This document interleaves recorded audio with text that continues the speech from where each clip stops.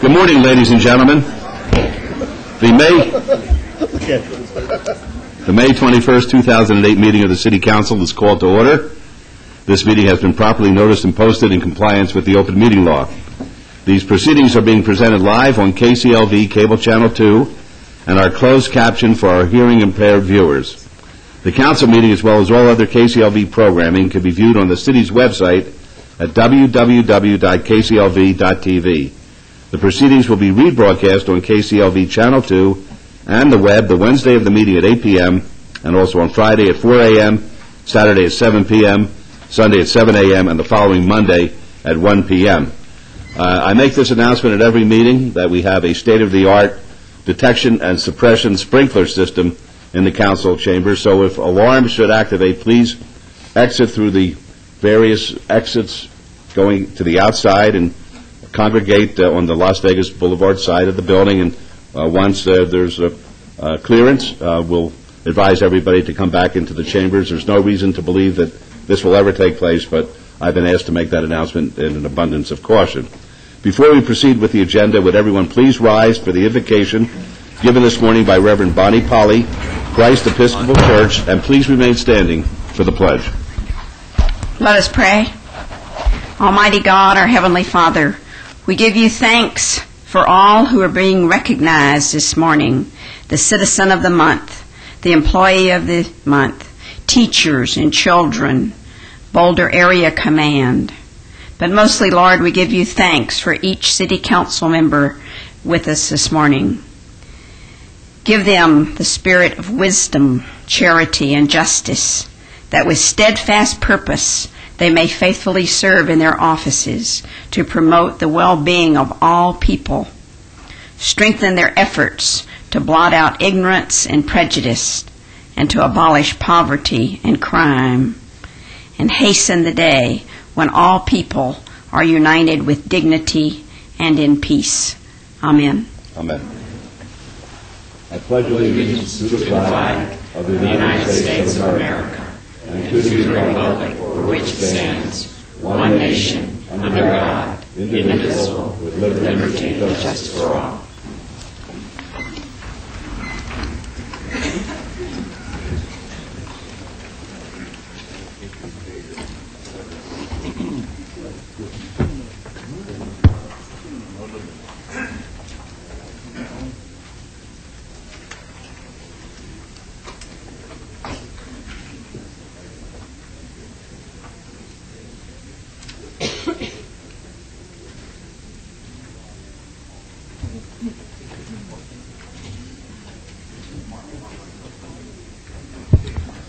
Good morning once again, ladies and gentlemen. This is the ceremonial portion of our agenda, and for our first item we're going to recognize the May Citizen of the Month.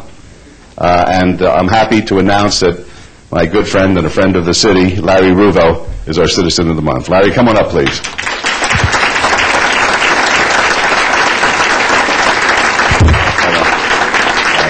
How are you? Larry is an amazing success story. I first met him when I came to town many years ago, and he was working at the pizzeria that his folks owned, and was doing all the menial chores that you would expect from a good son. And because of hard work and dedication and being educated and believing in the right things, he has attained a special status in our community as the person in charge of Southern Wine and Spirits, the largest distributor, I believe, of wine and spirits in the entire world. But he's not somebody who just sits back and enjoys the good life. He has bought into this community unlike any other person, in my opinion. He has just volunteered time and time again for activities such as the Nevada Ballet Dance Theater, the American Gaming Association. He's a trustee for the UNLV Foundation. He founded UNL Vino, a very popular annual event which provides scholarships to the students at the university in the School of Hotel Administration. He raises hundreds of thousands of dollars for various charities. He's been awarded the UNLV President's Medal, the Governor's Philanthropist of the Year Award, and the Man of the Year Award from UNLV, and the Food and Beverage Directors Associations, to name just a few. But his very special contribution is the one which will be his legacy. His dad passed away from Alzheimer's. And Larry brought his friends together and began to assemble the monies necessary to build what is now being called the Lou Ruvo Brain Institute. It's at Union Park, which is the 61 acres that the city had acquired. It's the keystone, the cornerstone of that entire project. He spared no expense by going to Frank Gehry, the world-class architect who designed the building, and I'm a betting man, as everybody knows. I'll bet which way a cockroach runs. And I will tell you that I guarantee that once this building is up, the whole world will look at it as a architectural icon. There was a story about 2 weeks ago in the New York Times which featured the building, and it's going to bring great credit to our entire community. But more important than the outside of the building is what Larry is doing in the inside of the building. He's brought Zyvan Khatchatorian, who is with us today, to head up the Keep Memory Alive Institute. And Zyvan brings in doctors from all over the world, scientists from Europe, from the great universities, to study and to share and collaborate with one another here in Las Vegas in order to address problems of neurodegenerative diseases such as Alzheimer's or Parkinson's or even ALS. And I believe that someday we'll all be proud to say we live in a city where one of these horrible diseases has been cured as a result of the efforts of Larry and his friends. At this time, because of your great contribution to the community, it's my pleasure to honor you as the Citizen of the Month. Larry. You want to have your wife come up?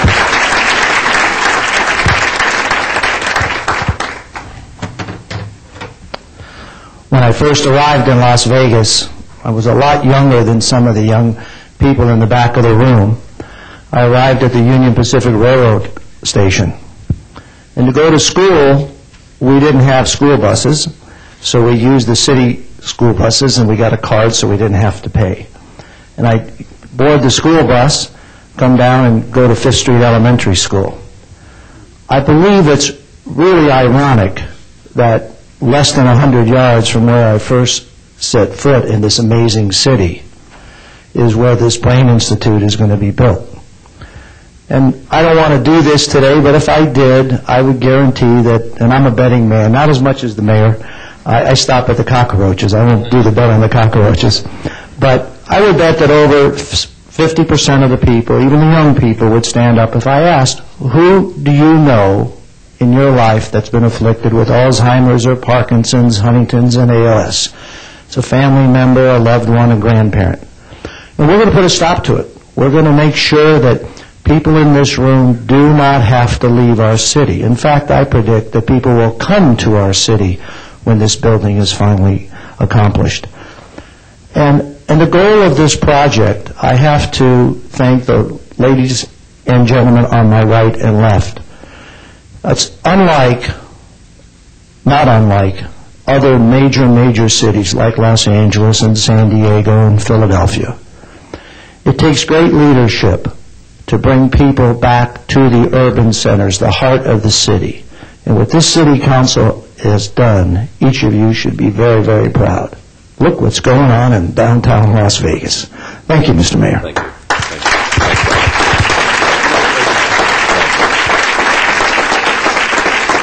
Thank you, Larry. All right, for our next item, we're recognizing the May Employee of the Month, and I'd ask Dr. Barbara Jackson to join us up here. Dr. Jackson is the Director of Leisure Services, and I'm proud to announce that the May Employee of the Month is Victoria Franklin. Victoria, would you please come up?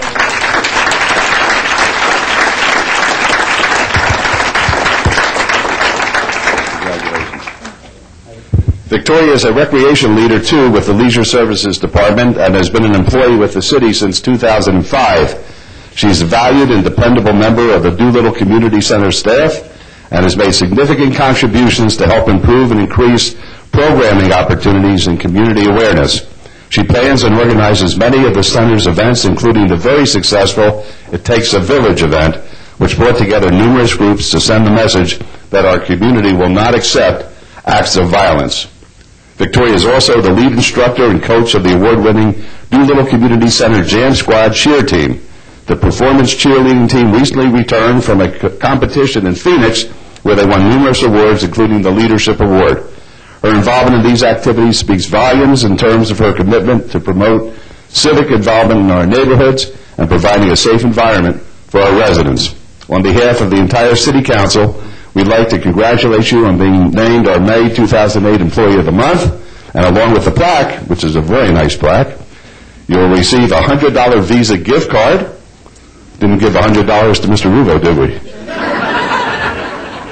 And which are compliments of the Nevada Federal Credit Union, and a 1-year membership to 24-Hour Fitness, which I don't think you need, courtesy of 24-Hour Fitness and the Mulaski Group. Congratulations.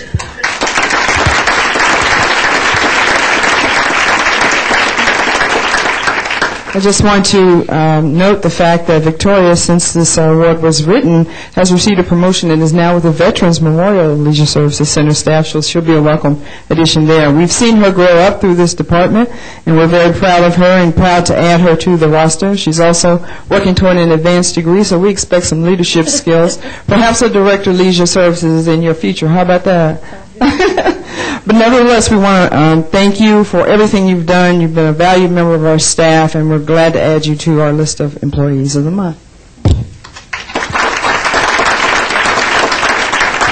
I always mess this part up when I have to talk. But I first thank the mayor and the council and Dr. Jackson and the Leisure Services Department for this award. But most especially, I'd like to thank Phil Thompson, who is the person that nominated me for this award.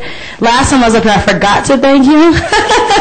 So I wanted to make sure I get that out there. But it's times like these that we remember when we put so much of ourselves into our jobs and our work and what we do that sometimes you forget why you're doing it, or you wonder if it really makes a difference. But it's times like these that help you to remember that you are making a difference and it does matter, and you are special to the department and everyone else. Even though you feel small sometimes, you are very important. And thank you so much, because that is exactly how I feel today.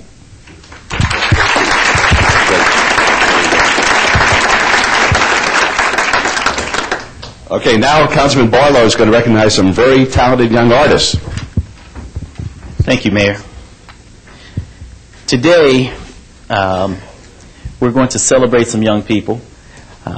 They have had an opportunity to work with the Safe Village Arts and Safety Contest, and today, coming before the Mayor and Council, will be those winners. The Las Vegas Metropolitan Police Department, Bolden Area Command, and the City of Las Vegas Neighborhood Services Department teamed up together as a part of the Safe Village Operation Lasting Peace initiative and asked students at 4 elementary schools within the targeted area to draw a picture about what peace and safety means to them. Operation Lasting Peace is the community mobilization component within the Safe Village area in West Las Vegas. The mission of Operation Lasting Peace is to build stronger communities by working with residents to reduce violence using unique methods. Operation Lasting Peace helps residents improve and strengthen the health, safety, livability of their community through partnerships with residents, community, and business groups, and other agencies, faith-based organizations as well. The contest was a great collaborative effort between the Clark County School District, the Las Vegas Metropolitan Police Department, and the City of Las Vegas to hear what young students feel about safety issues within their neighborhoods. Over 1,300 students from Matt Kelly Elementary School, Kit Carson Elementary School, Kermit R. Booker Elementary School, and Wendell P. Williams Elementary Schools participated by drawing a picture expressing their feelings and issues as it relates to violence and traffic safety in their community. Their messages of peace and safety range from anti-violence to traffic and safety. On April 1st, 2008, the finalists and their families were invited to the Bolden Area Command First Tuesday meeting, where a panel of judges chose the first place winner from the 4 finalists. At this time, before bringing up those finalists, I would like to recognize the principals and staff members from the various elementary schools within Ward 5. Representing Wendell P. Williams Elementary School is Mrs. McKinney, the principal. If you would please stand if you're here. Mrs. Neltzer, the assistant principal, and Miss Marshall, the art teacher. So we want to commend you, and please give them a well round of applause for the great job that you have done.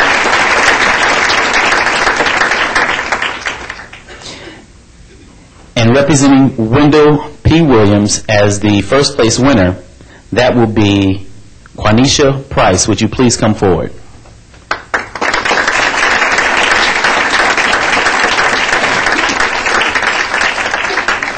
And representing Matt Kelly, the principal, Ms. Harris, if you will please stand. Ms. Hayes, assistant principal, and Ms. Moyer, the art teacher, if you're here. I have Mr. Lord. Okay. Mr. Lord, would you please stand? Let's give them a round of applause. Thank you so much for your support.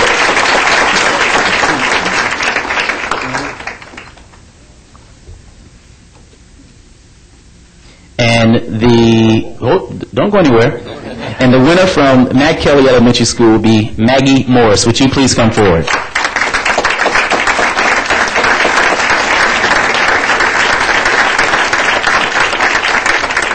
And the administrators from Kermit R. Booker, Dr. Mathis, Mr. Norman, and Mr. Adelijah. Thank you so much. If you would please stand and be recognized. Thank you.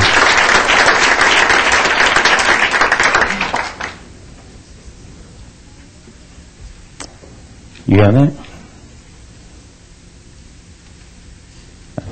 And the representative from Kermit R. Booker is Destiny King. Is that correct? All right, Destiny King, please come forward.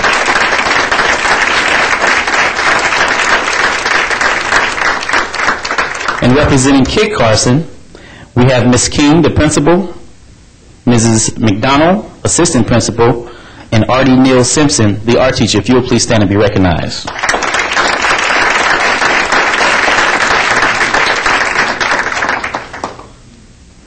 And the winner from Kit Carson is Ledowika Ramirez Campos. If you would please come forward.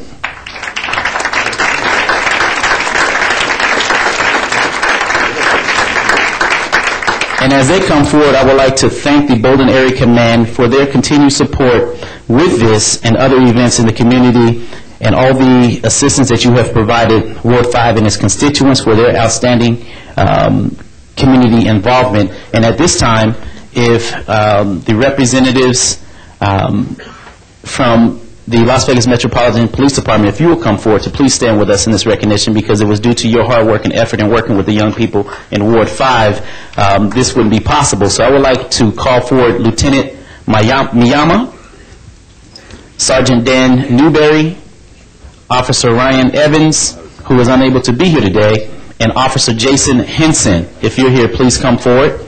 And also I would like to recognize Captain Patrick Neville of the Bolden Area Command for allowing the officers to really get involved in the community efforts as it relates to public safety. And I want to thank each and every one of you for your continued support, and look forward to continuing to working with you all. Thank you so very much. And I would be remiss if I didn't recognize Miss Lisa Campbell from our Neighborhood Services Department. Lisa, come forward, please, for assisting us and coordinating this, and also my executive assistant, Tanya Winter, and Idalina Iturralde. And I look forward to working with you all. Thank you so much. And I would like for, if you don't mind, the young people to say just a few words as to how they feel right now. I want to thank Matt Kelly and my principal, Ms. Carter, and Mr. Lord, and all the people in my class, and I want to give them a thank you, and I'm very happy to receive this award. Thank you.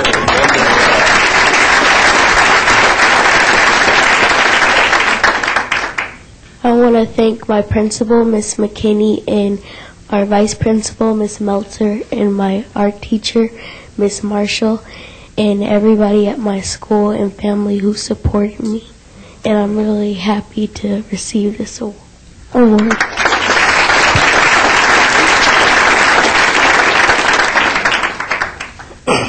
I want to thank everybody. I don't got nothing to say.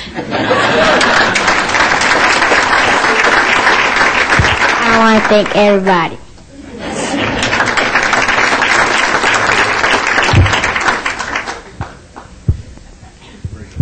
Thank you. And I will please come and share a few words. You have to forgive my voice today. We couldn't have done this without the City of Las Vegas, of course, the Clark County School District, and most importantly, these kids. We put that out there to say, tell us what peace and safety means to you, and these kids get exposed to far more than anybody else should when it comes to violence. Each one of their pictures depicted something of violence that occurs in that community, and my hat's off to them, because they live with far more than what I had to when I was a kid. and we're doing our best to try to prevent that violence in that neighborhood and bring it back up to where it's safe at night to walk down the street and go out and do activities. And just a couple of years ago, before the Safe Village Initiative, the Lasting Peace Initiative, you wouldn't see kids on the playground. But within the last year and a half, you can go down there now and you'll see kids playing. You'll see a great reduction in the crime and the violence that's going on. So thank you for everybody's support on it. That's great. And thank you all. Thank you, Mayor. Thank you. Can I shake your hand? There you go. Congratulations. Congratulations. Here we go. Got to shake your hand. Good job. Good job. Thank you very much for joining us here. Congratulations. Okay, you can stay here. You don't have to leave. Just stand here. It doesn't matter. You stand here as long as you'd like. Okay.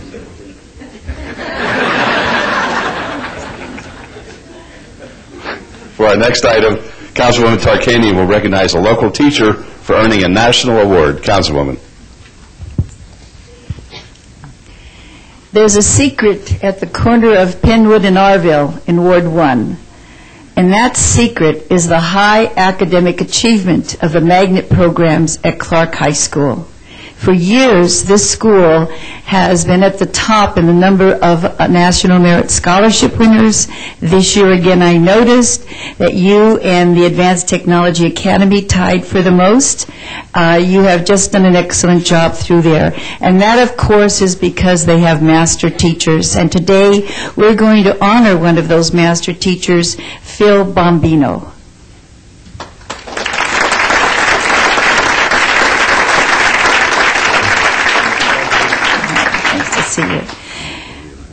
Mr. Bombino of Clark High School has been named one of 50 teachers in the United States to receive the 2007-2008 Siemens Award for Advanced Placement. This was established, this award system, in 1998, and it recognizes exemplary teaching and dedication to students in the Advanced Placement program, and was created to expand and strengthen the pool of math, science, and technology talent we will need for the continued growth of business and industry in the United States. And Mr. Bombino has taught calculus advanced placement for the past 13 years in Clark High School's Academy for Mathematics, Science, and Applied Technology. And his students consistently achieve high scores on the year and AP exam. And I might just tell you, that AP exam is not easy.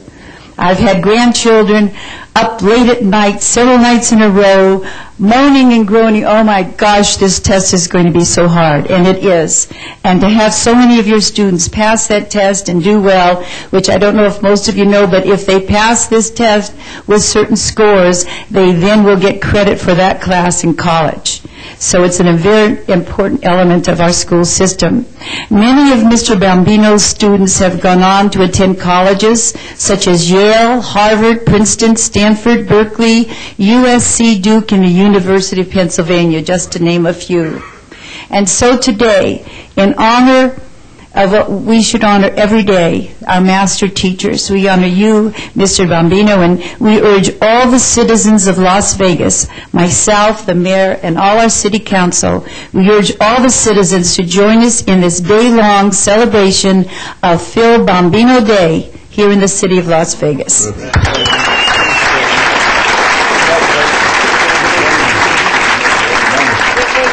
Wait. You can't get away that easy. We first would like you to say a few words. Well, it sounds a lot scarier than it really is. This award really is for my kids. It goes to them, not to me. They come every day ready to learn, and they're just wonderful kids. And you've already seen some of them up here today, and probably will see some more. These kids that just come to class and they're ready to work every day. As Ms. Tarkanian said, I have a wall in the back of my room, and there's a bunch of college pennants up on that wall. And I did not buy one of those pennants. They were all former students of mine. And as she said, on that wall is Yale, Harvard, Princeton, UCLA, Stanford. What were wonderful kids. Unfortunately, what grabs the headlines a lot of times of the bad things that teenagers do. And I'm here to tell you, and you already know, we have plenty of good students in Clark County School District, and you just don't hear about it enough. Thank you.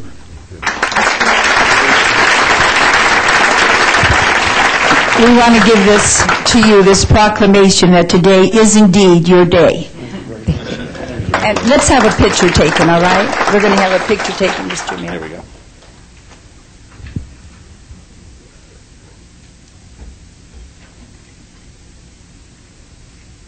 Thank you. Congratulations again.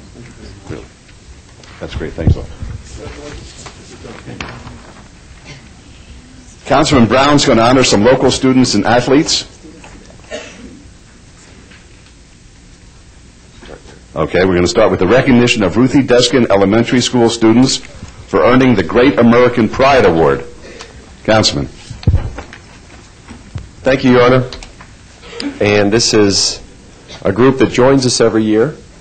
And first and foremost, for those of you that do not know the American Pride Award, it's spreading in the school district. The students are asked to learn the Pledge of Allegiance, the preamble of the Constitution, Star-Spangled Banner, all verses in their complete poem form, 50 states and capitals, presidents of the United States, and the Gettysburg Address. And we have consistently invited those American Pride Award winners down here. The Ruth Deskin Elementary School group has been, I think, here as long as the mayor has been here. And they're led by 76. By 17. They're led by Jeannie Johnson. Jeannie, I know you never like the credit, but please stand up. Jeannie is the great teacher.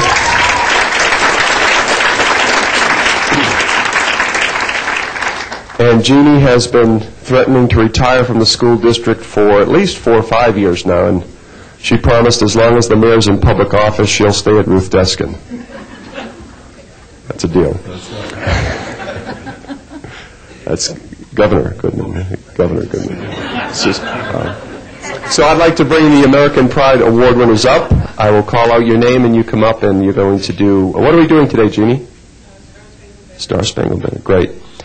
So we have Susan Carilli, Kaylin Sirio, David Dieterman, Madison May Guys, Sierra Fair, Gail Camille Guerrero, Emma Johnston, Megan Lorich, Kelsey Mao, Hannah Noel McDonald, Jason Ramula, Jeremy Ramula, and Joshua Wilson. Ladies and gentlemen, the American Pride Award winners from Ruth Deskin Elementary.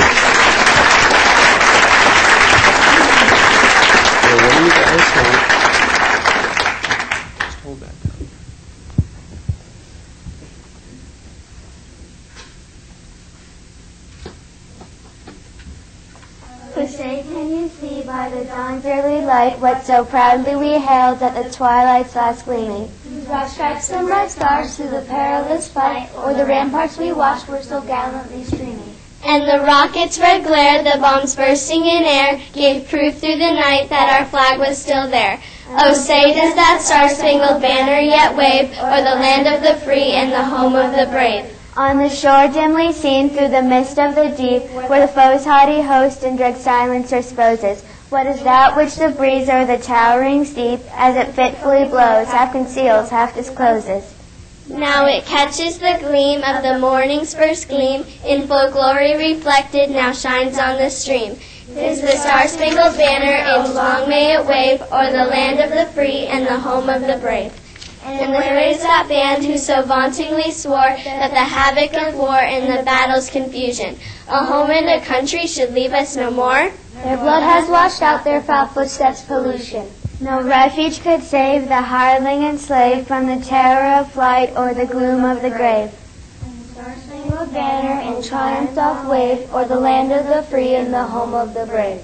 Oh, thus be it ever when free men shall stand between their loved home and a war's desolation. Blessed with victory and peace, may the heaven-rescued land praise the power that hath made and preserved us a nation. Then conquer we must when our cause it is just, and this be our motto, in God is our trust. And the star-spangled banner in triumph shall wave o'er the land of the free and the home of the brave. Wow. Wowee.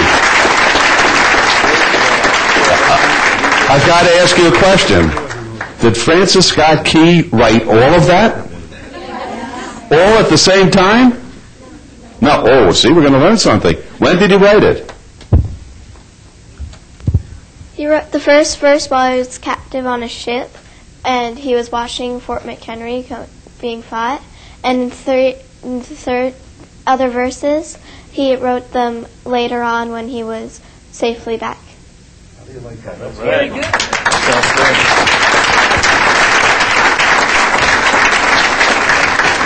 I'll show you how dumb the adults are, okay? How many knew there were 4 verses? Raise your hand. Oh, only the children are raising their hands. I got it better. How many didn't know there were 4 verses? Okay, we learn something every day. Now, I got one other question for you. This is my trick question. I always ask this question. Who was, I'm going to give you a hint, who was the 15th President of the United States and the only bachelor president? Yes.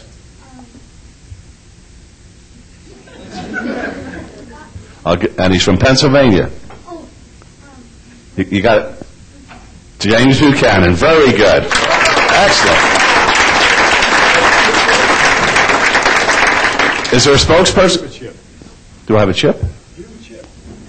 I'll get you a chip. Okay. I'm going to get you a Good Luck Mayor's chip before we're through, okay? Okay. Does anybody want to speak for the class? Yes, there you go. What was your name, please? Kaylin Syria. We've been practicing every day after lunch and being late for class. And we were really embarrassed to come up here, and Miss Johnson, we really want to thank her for all of her hard work helping us. And we love doing the program. And we really don't want to leave Ruthie Deskin. And we just really, really love this program. Great job. Thank you. All set. Congratulations. Good job. You can stay here as long as you want to.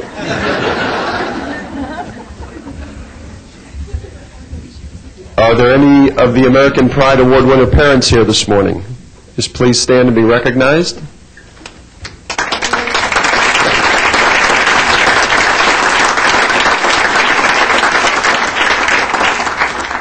Many of you know that I live right behind Ruth Deskin, so start that petition to keep Jeannie here for a couple more years. Your Honor, our next item is we're going to recognize Nevada Child Seekers, and we invite Sheriff Gillespie. Is the sheriff here this morning? Oh. Doug, please. And also Donna Smith, who is very active with the program, an honorary board member.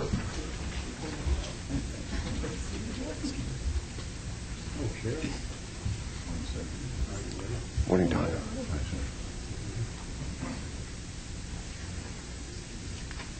And we are honoring Nevada Child Seekers this morning. The Nevada Child Seekers has been serving the Southern Nevada and now Northern Nevada community since 1985, and they are the only nonprofit missing children's organization in Nevada. And their mission is to advocate for and engage in prevention, identification, and location efforts on behalf of missing and exploited children. And whereas the staff and volunteers for Nevada Child Seekers work diligently to provide education to parents and their children to help keep them informed of child safety measures and protection, we, the undersigned mayor and city council, take great honor and pride in proclaiming today Nevada Child Seekers Day and ask all our citizens to join in celebration. Sheriff?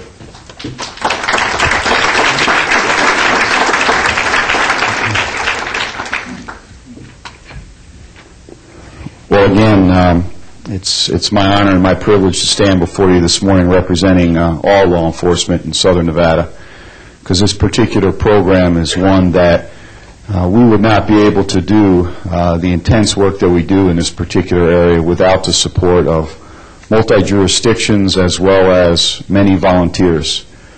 This program in and of itself is not necessarily law enforcement driven. In fact, a significant part of what occurs, not only from when someone is missing, but the prevention aspect of it, we rely heavily upon members of our community to support us and to work with us. And one of those is here with us today, and I'd like Donna to take a few moments to talk about the program and also, I believe, introduce some of our folks that are here today. Donna? Nevada Child Seekers' mission is to advocate for and engage in the prevention, identification, and location of missing and exploited children. It was created in 1985 to address the plight of missing children. Nevada Child Seekers acts as a catalyst for the community to protect our children and provide opportunities to participate in the search for missing children and abduction prevention education. According to the Nevada Office of the Attorney General, there are over 8,000 children reported missing each year, and a report from Captain Canedo of the Las Vegas Metro Police Department reveals that from April 1st through May 8th of this year, there were 8 attempted abductions. The continued support from Mayor Goodman, Mayor Pro Tem Reese, and Councilman Brown is greatly appreciated by the children and the families that we serve. So at this point, we want to thank our volunteers, and as I call your name, please come forward to be recognized. Bob Boucher.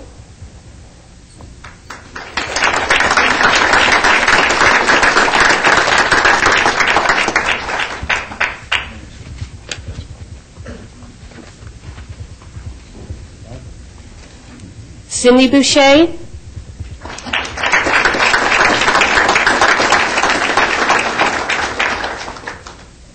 Kevin McCabe Sr.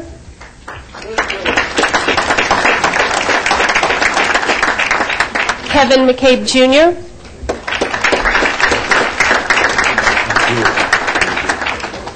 Sharon Harding.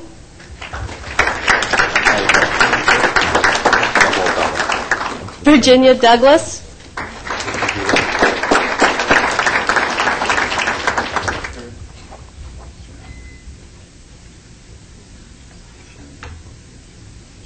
David Nichter.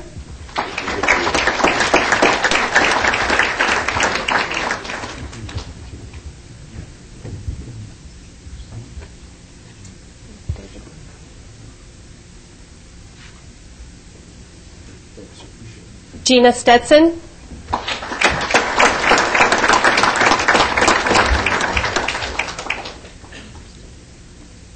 Oh, Christian McCabe, sorry.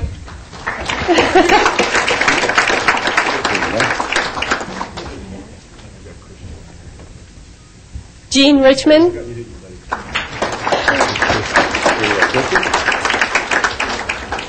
Jim McGinnis.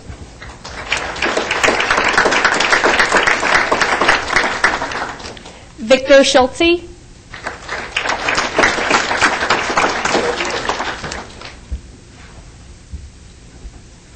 John Haddad.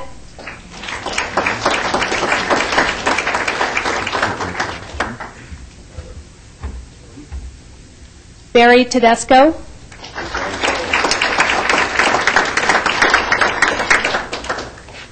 And Susie Martinez.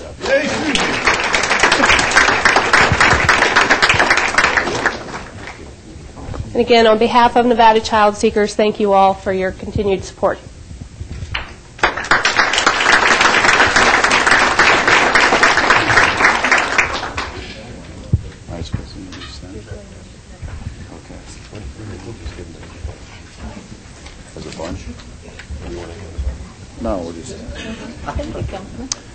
Okay, I've got some employees at Metro that are very active in this program, and I'd like for them to, as I read off their names, if they would come up as well, and we'll work through the certificate process here. Sergeant Tom Wagner, Pat Cabral, Lisa Salavesa, Todd Hendricks, Ronnie Jolliffe, Roberto Juarez, Tom Marin,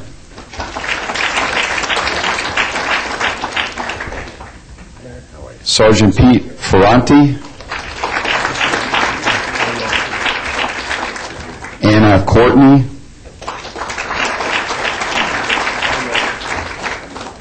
Patrick Denny, Dan Holly, Kevin Morgenstern, Sandy Southwell, and Paul Solenica.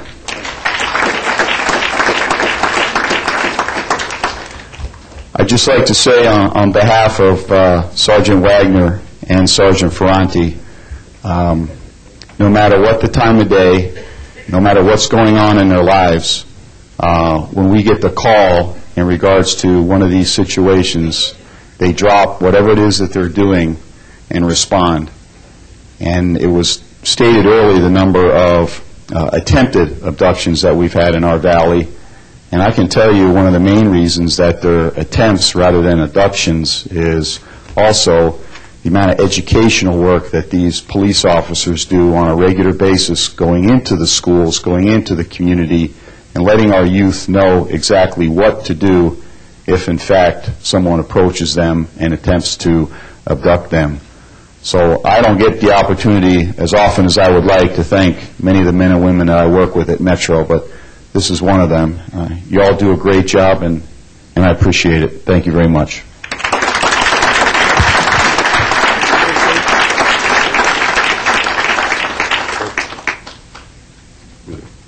You can stand here as long as you want to.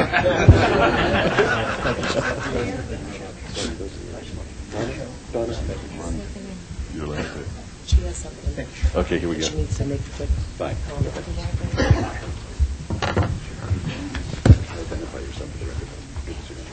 Good morning. My name is Robin Haddad. I am the Education Coordinator at Nevada Child Seekers.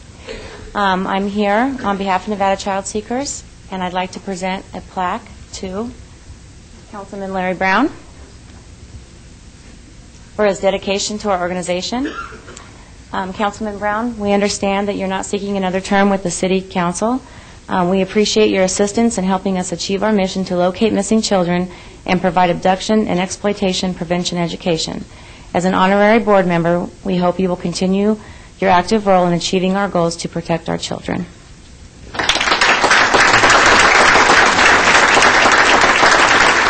Thank you very much.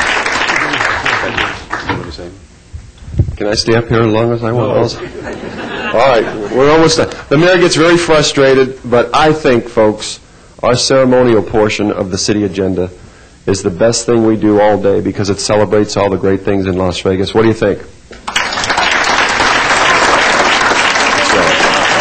That's right. Ever since he learned public policy, he just wants to get behind that podium and start talking. But this is great. And we've heard a lot about our kids and our volunteer groups and our benefactors in the community, Mr. Ruvo. But this is special today. We have two middle school basketball teams from the city of Las Vegas, both from Ward 4, but we'll share, the council will share. And I think for the first time in my memory, that has happened, that both the boys and the girls won the middle school basketball championship citywide. So we're honoring some people that accomplished some tremendous feats this year. And first, I'd like to start with the Erwin and Susan Mulaski Middle School Boys City Championship basketball team. And Erwin, if you would stand, I'm glad you could join us this morning. The school's namesake, Mr. Mulaski, joined us this morning.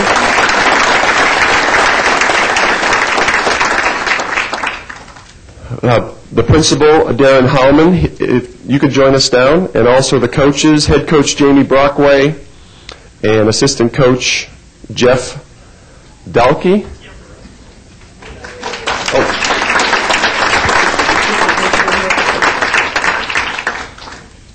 I'm going to have the coaches talk a little bit about the game, but from what I understand, because the girls won the championship first, they were the first in line, then the boys came on and upset a heavily favored, I should back up a little bit. As Erwin indicated, former Governor Bob Miller, his namesake school, middle school, somewhere, Henderson, somewhere out there. Well, both the Miller girls and boys team were in the city championship, so not only did we beat them once, we beat them twice. He flew down special from Reno for the day, and he walked in, Erwin got to talk to him, and he was kind of bragging about how good the boys were, and they were going to beat up Mulaski. Mulaski shouldn't be in the same gym. Well, it turns out, as you'll hear, not only did they prove the ex-governor wrong, but how they won it was pretty dramatic. So I'd like to introduce the kids. We have Raekwon Stewart,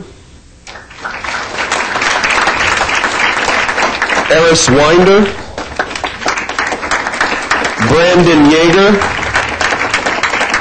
Weston Kaindeck, Eddie McKissick, Chris Caldwell, Matt Kane, Aaron Henderson, Tyler Jones, Ian Ogwick, Brian Bonnell, and Kentrell Washington. Ladies and gentlemen, your city championship boys middle school basketball team from Mulaski.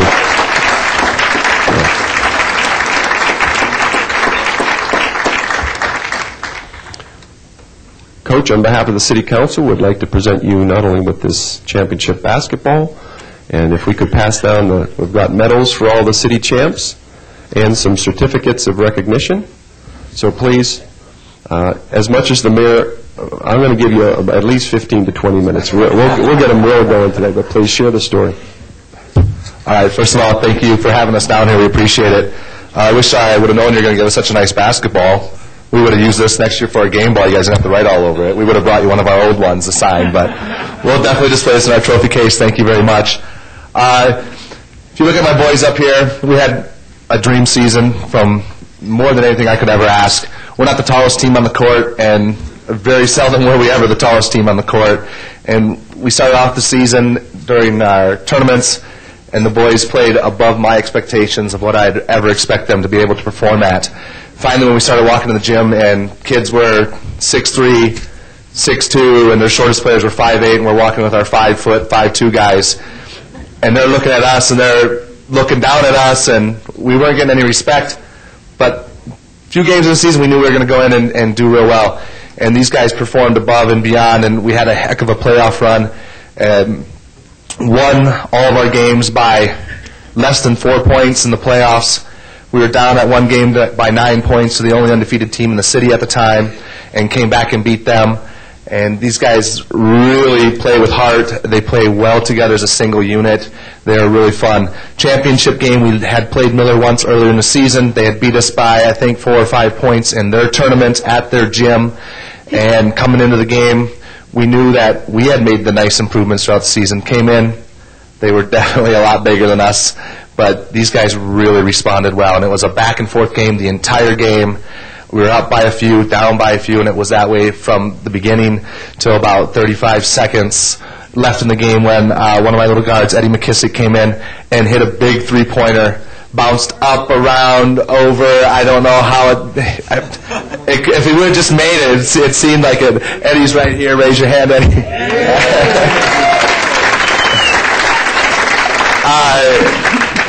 It was one of those balls that just bounced around for about 15 seconds, and it finally dropped through. And at that point, I mean, the kids responded on defense, and we got a huge block out of Kentrell Washington, and the game was over. And boy, I'm too old to go through that stuff. I'm not that old, but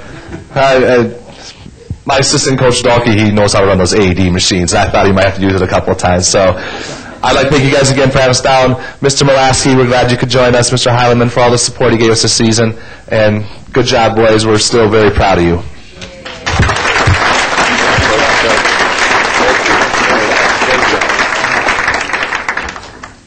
And these guys probably will stay all day if you don't kick them out of here because they want to go back to school. So you have to duck, though. And for those Molaski parents that were able to come down this morning, could you stand to be recognized? Any of the Molaski parents here? Great. Thank you.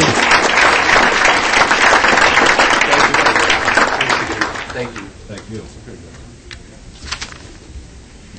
And now the Justice Myron Levitt Middle School Girls City Championship team. And Mayor Pro Tem pointed out, although it's called the City Championship, it truly is Southern Nevada. Everybody's involved. And we have, let me introduce the sixth graders first. Join us up here. We have Carly Corrales,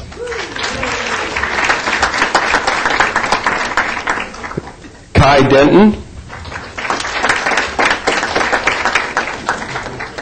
Brianna Wood, is Kelsey here? Did she come down? Kelsey, come on down. Oh, there you are. Did Shelby make it? No. All right. Our seventh graders, Kylie Ballou, Sarah Boyd, Shannon Henson, Janae Johnson,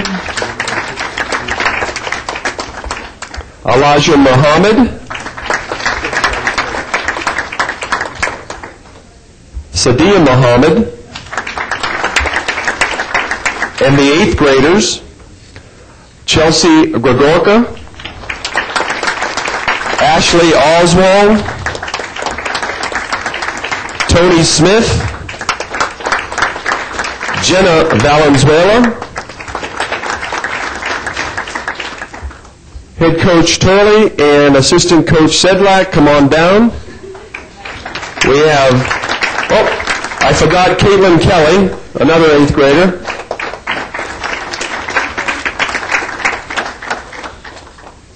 Is that everybody?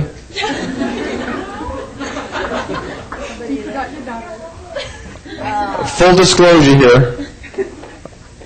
The next and the last, certainly not least, is my youngest, Miss Shannon Brown.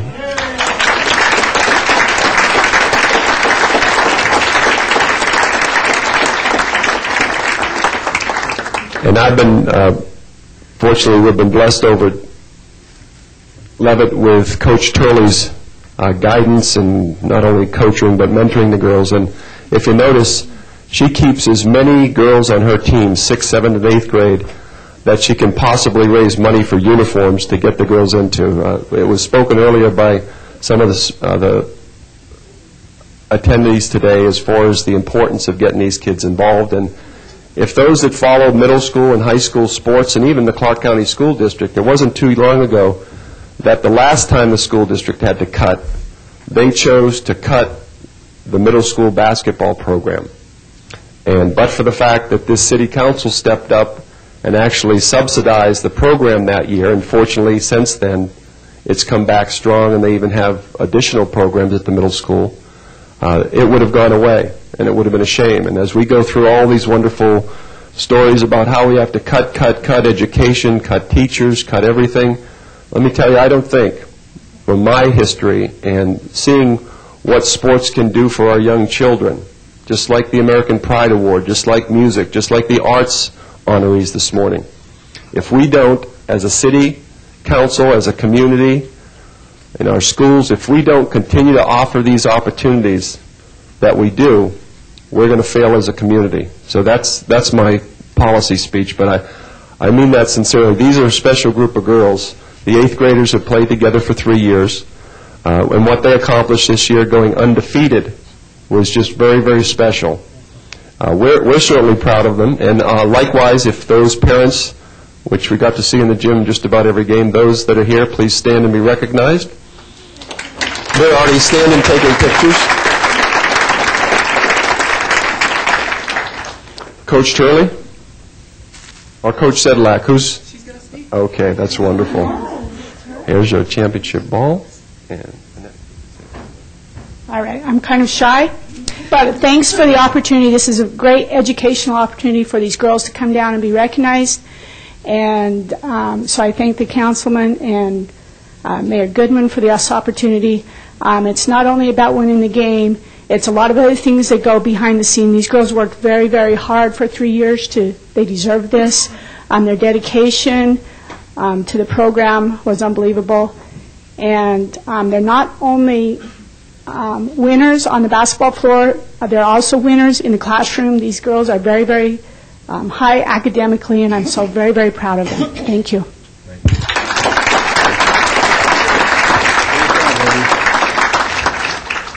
thank you. Shannon, I'm going to call you out. I am so proud of you, young lady. You know how much I love you. I'm so proud of you, and I'm proud of the team and what they've accomplished. This is a great group of girls and athletes and student scholars, and just wonderful. A great reflection of our community in the Northwest. Congratulations. Back to the bus. Let's go. I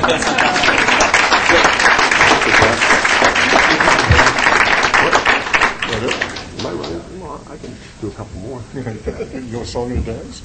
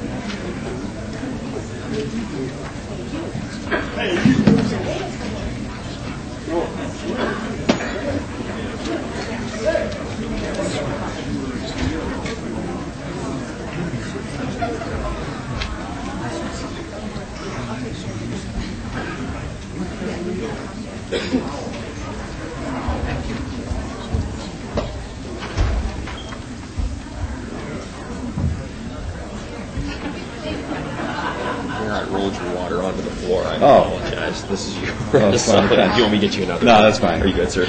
Thank you.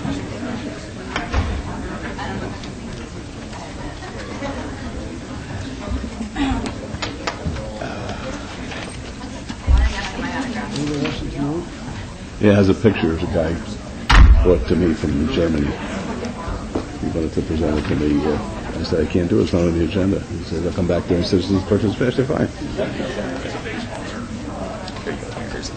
Okay, thanks. I know. You stood there the whole thing. What could I tell you? What could I tell you?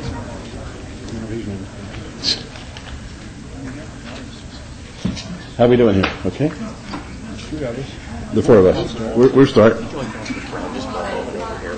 Please.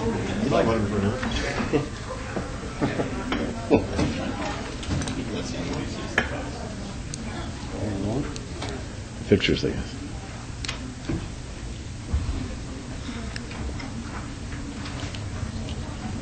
Unless you need one.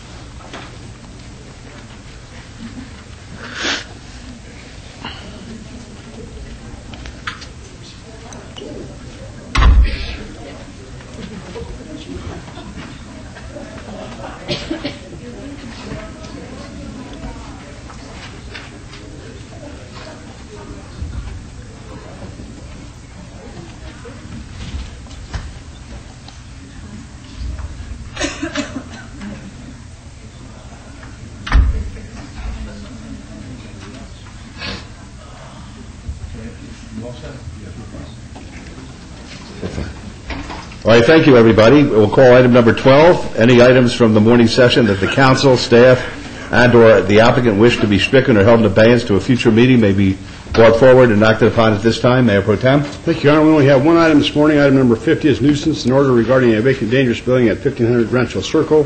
The applicant wants that held in abeyance until our June 4, 2008 meeting. Are there any other items that need to be forward at this time? Hearing none, Your Honor, I make a motion to bring this item forward, take the appropriate action, please. All right, thank you. Let's vote on that, please. Opposed?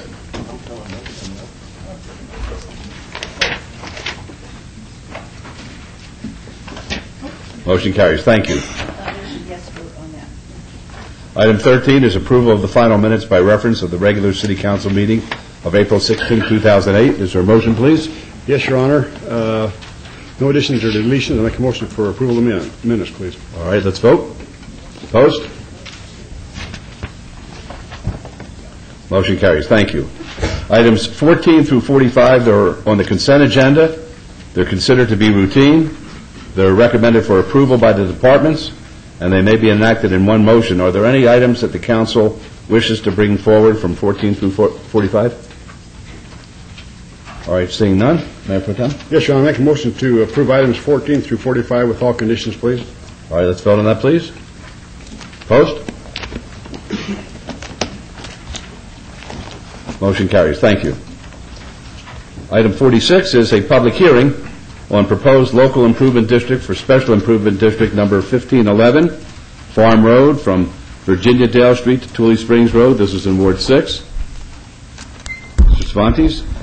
Good morning, Mayor and Council. Jorge Cervantes, Department of Public Works. This item is a public hearing to initiate Special Improvement District 1511 for improvements on Farm Road between Virginia Dale Street and Tule Springs. The improvements to be provided with this Special Improvement District include pavement, curb and gutter, sidewalk, street light, and residential driveways. The assessed value of the improvements will be approximately $8,600,000 and will be assessed over a 20-year period. All right, are there any questions of Mr. Cervantes? Folks, it's a public hearing. Anybody like to be heard? I know that I received a very substantive email from a constituent, Patrick Bergsrud. Is he here? Yep. All right, would you like to be heard, sir? I would like to be. Good. This is your opportunity. Great. Actually, what I'd like to request of Patrick Bergsrud at 8311 Farm Road, we're the only home being asked to pay for the $86,000 Special Improvement District. What I'd like to do is I have retained the McFarland Law Group to help represent me on this and some other issues. I'd just like to hold this in advance so that I can discuss it with them and bring our issues. All right, this is in Ward 6. Councilman, do you have an issue with that? I certainly do, Your Honor. If you don't mind, Mr. Bergstrom has had several opportunities to take care of the issues that are before us today. A brief history. In July of 2005, the home was issued several. The final building inspection was rejected due to issues with drainage. Mr. Bergstrom waited till American Homes there did their improvements to see what kind of improvements he would have to his property. And you see the overhead right there. In January of 2006, the owner was informed that off-site improvements are required and that no further inspections would take place. His inspections were put on hold. In March of 2006, he was issued a swimming pool permit. As you can see in the overhead there's a swimming pool. In April of 2006, the pre-gunite inspection failed because still the off-sites had not been done. In April of 2006, there was a meeting there with our then Director of Building and Safety, Paul Wilkins, Deputy Director Earl Russell, Mike Hazard, and Dennis Moyer from our Building and Safety Department, with Mr. Bergstrom about the issues and his off-site improvements. The pool was completed, Mayor and Council, without inspections by the property owner, and you can see there's water in it. The property owner filed a complaint with the State Contractors Board against the pool company, which was dismissed. The home has been occupied sometime between 1995 and 2005. 2004, Mr. Bergstrom bought the property. Again, as I said before, issued several certificates, temporary certificates of occupancy. Again, waiting for Richmond American to complete their work. The City Building and Safety Department has been quite patient and lenient with him. In regards to his obtaining legal counsel, I'm not sure if I make a motion to follow staff's recommendation here with this SID, if that's going to have any effect on it whatsoever. Well, basically, this is a hearing today only. There'll be no vote. This is the time for the public to be heard, and based on the councilman's remarks, we'd be happy to hear from you. Oh, there are several things Councilman Ross mentioned that definitely are not correct. You know, that's when the drainage study came out, Richmond American did full topographical surveys of everything you can see there, including more where they built the homes. We allowed them access to our property. The only reason we failed on our drainage is because City Building and Safety said that we weren't allowed to have AB drainage, and that they didn't believe, although Richmond had put in a 10-foot wide drainage easement that you can see right back here. Richmond had put that on their plans but hadn't built the wall or the drainage easement yet, and I was told by the city that as soon as that drainage easement was physically there, we would have our certificate of occupancy. All right. You know. Would you like me to put your email that you wrote me into the record? Sure. All right. Madam Clerk, if you put this into the record, please. In fact, what I'd like to do is possibly be on the agenda for the next City Council meeting and present everything. Well, is that possible? We've been advised by the city attorney that this will be coming back before us for a vote in 2 weeks, so you'll be able to have an opportunity to be heard at that time. Great.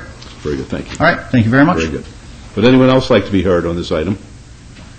All right. Seeing none, then we'll close the public hearing, and since it's a public hearing only and no motion is required, we'll move on to the next item, which is item number 47.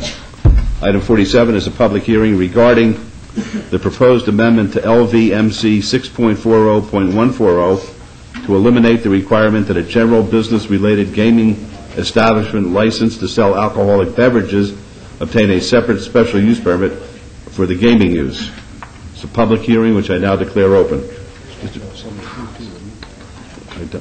I don't have that.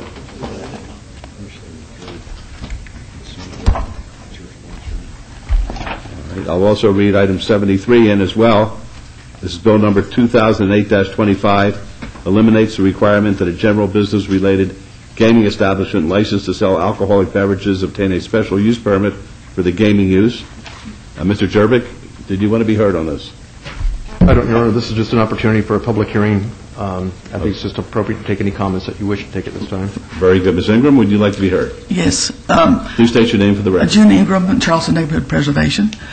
We feel this should not happen. This doesn't state if it's 4 slot machines or 40 or 1,000 or whatever, but that would cut the Gaming Commission out, wouldn't it, on this type thing? Is the Gaming Commission needed to stay in the picture? Mr. Jerbick, there's a question, and I don't know the answer. Would gaming from the state require approval, notwithstanding our action? Mr. Steed, for the record, all this is a zoning item. Everyone will still have to come before the council for licensing and come before state gaming for licensing. Okay. Okay, so there's... The answer is that the state will have the licensing responsibilities. Okay. And two, that you skipped over 21. We were concerned about 21. I know it's passed, but I want to make a comment about it.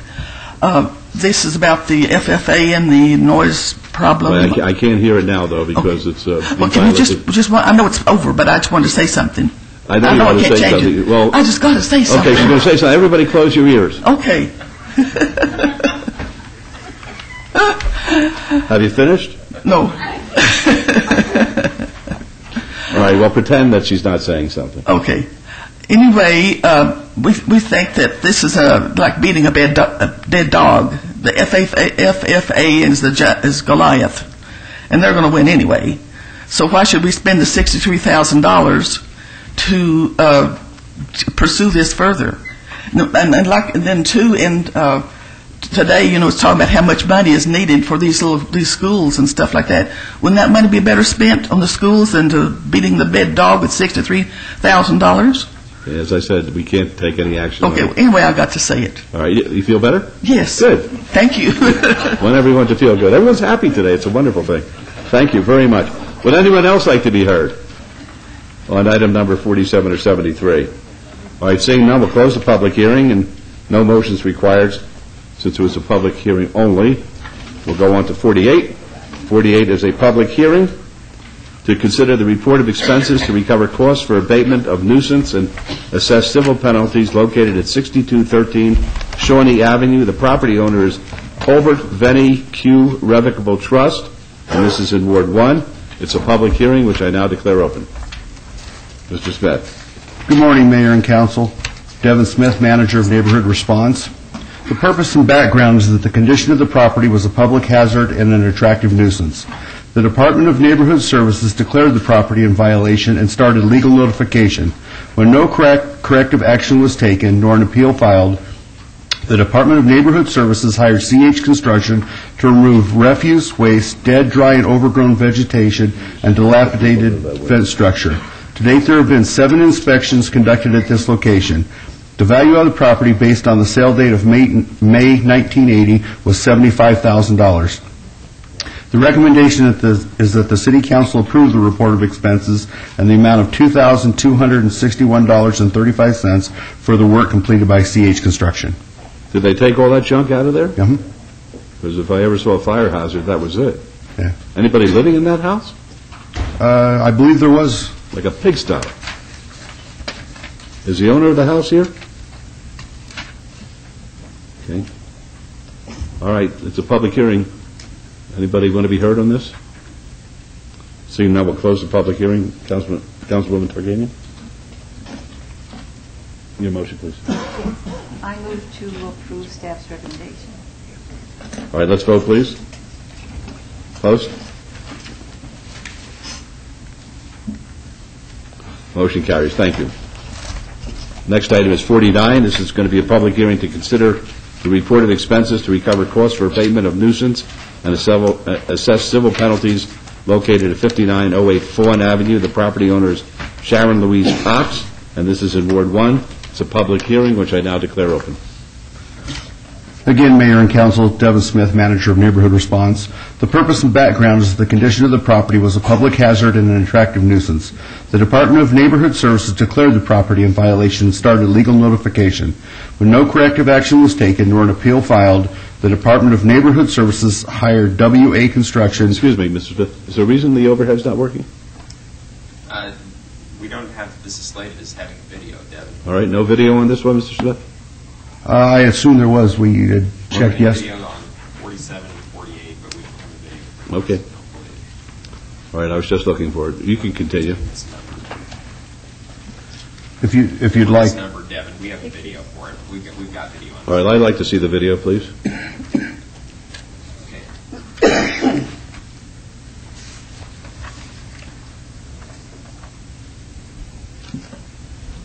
believe we're going to see what we saw previously, Mayor. I think these were out of order. I think this is what we saw earlier. Yeah, we'll have to change the public record then. This is the first one that we saw. Does this pertain to item number 49? This is for 48, Jim, the one we're on now, or 47. 49. This is 49, Mayor. We'll go back and show you 48 then. Yes, this should be Fawn. This was owner-occupied property. So this is the pigsty? This is yes. 49, Mayor. Good. When no corrective action was taken or an appeal filed, the Department of Neighborhood Services hired WA Construction to remove all sheds from property, all illegal structures from front and property, refuse, waste, and stored items from all areas, front and side and rear. To date, there have been 9 inspections conducted at this location. The value of the property based on the sale date of June 2001 was $100,000. The recommendation is that the City Council approve the report of expenses and the amount of $8,086.35 for work completed by WA Construction. All right, any questions of Mr. Smith? Is the property owner here, Ms. Cox? All right, would anybody like to be heard? It's a public hearing. Seeing none, I'll close the public hearing. Councilwoman Tarkanian? Move to support staff's recommendation. All right, let's vote on 49 then. Opposed? Motion carries. I think we have to recall. Yes. Got to make a motion to recall item number 48, please. Yes. Move to, you're making. That's fine. Councilwoman, move to recall for 48? Yes, I didn't know if Very good. Councilman Reese did, but if he didn't, I do. Very good. Let's vote on that, please. Opposed? Motion carries. I don't think you have to make a presentation on this as much as we should have the accurate video in the record. We'll go ahead and roll. Go ahead, Jim, and roll 48 then. There it is, Mayor. All right, thank you.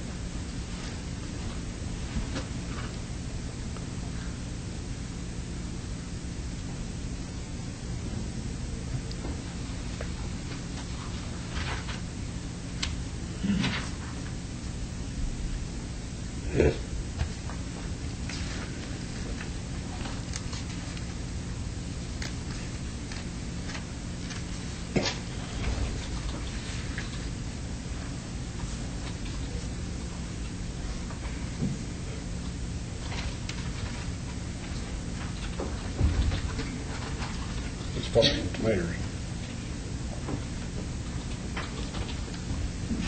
Okay, thank you. Councilwoman, your motion again, please. Move to accept staff's recommendation. All right, let's vote on that, please. Opposed? And Mr. Mayor, Yes. I'd just like to Motion carries. Yes. say how much I appreciate, and I know the other council people do too, the work you've been doing in this type of abatement and helping us with homes that have been run down. I know particularly representing an older ward that we have many of these, and people seem to think just because it's older we can do whatever we want, and we have citizens who have lived there for decades who have kept up their properties, and they feel this isn't fair to them, and it isn't, and you're helping us take care of it. So thank you and your staff very much. Thank you. Have a great day. Thank you very much. Thank you. Item 51 is a discussion and possible action regarding a master development agreement by and between City Parkway, Roman numeral 4A, Inc., Office District Parking 1, Inc., FC Vegas 20, LLC, FC Vegas 39, LLC, and Live Work, LLC, for contemplating transactions involving Union Park parcels P and Q, the Queen of Hearts block, and real property owned by Live Work, LLC, located near Main Street and Bonneville Avenue. This is in Wards 3 and 5. And this item is related to Council Item 64. I think I'll read 64. We can handle them both at the same time, can we not? Yeah, I think we probably should. All right, then I'm going to read 64 into the record. 64 is discussion and possible action regarding a resolution finding that the proposed sale of parcels P and Q located in Union Park near City Parkway and Ogden Avenue underpass from City Parkway 4A, Inc. and Office District Parking 1, Inc.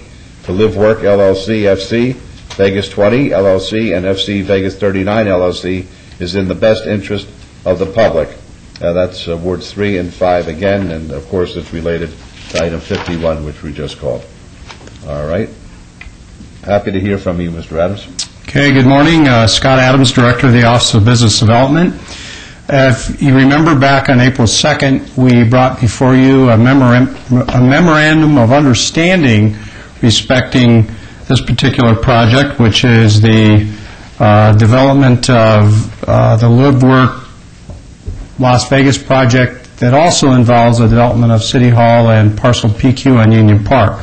What we'd like to do is, because again, this is a fairly complicated agreement, work you through as quickly as we can a PowerPoint presentation that gives you an overview of this master development agreement. I'm going to have Bill Arndt assist me in this regard. Bill is our redevelopment manager and been the prime negotiator on this project. What I want to do is give you a quick one-pager on the development strategy for City Hall and how this project fits into that. Quick overview again to remind you what the scope of these three projects are. Then I'll turn it over to Bill, who will walk you through the deal terms on City Hall, the financing and approval process for City Hall, the parcel PQ sale and development terms, the block project development terms. Then it'll come back to me where I'll read into the record all of the information that's necessary to make the findings of public purpose, the economic impact and those kinds of issues that some of which I've given to you previously. I wouldn't feel that you have to rush this. I think this is an important enough project that the public should understand exactly what's happening here, because it's a complex transaction, but it's a transaction that could revolutionize the entire downtown. Sure. And that last point, the public purpose section, is why I think it's important that we consider both this item and item number 64. Item 64 is the AB 312 resolution that's now required under state law anytime we dispose of real estate.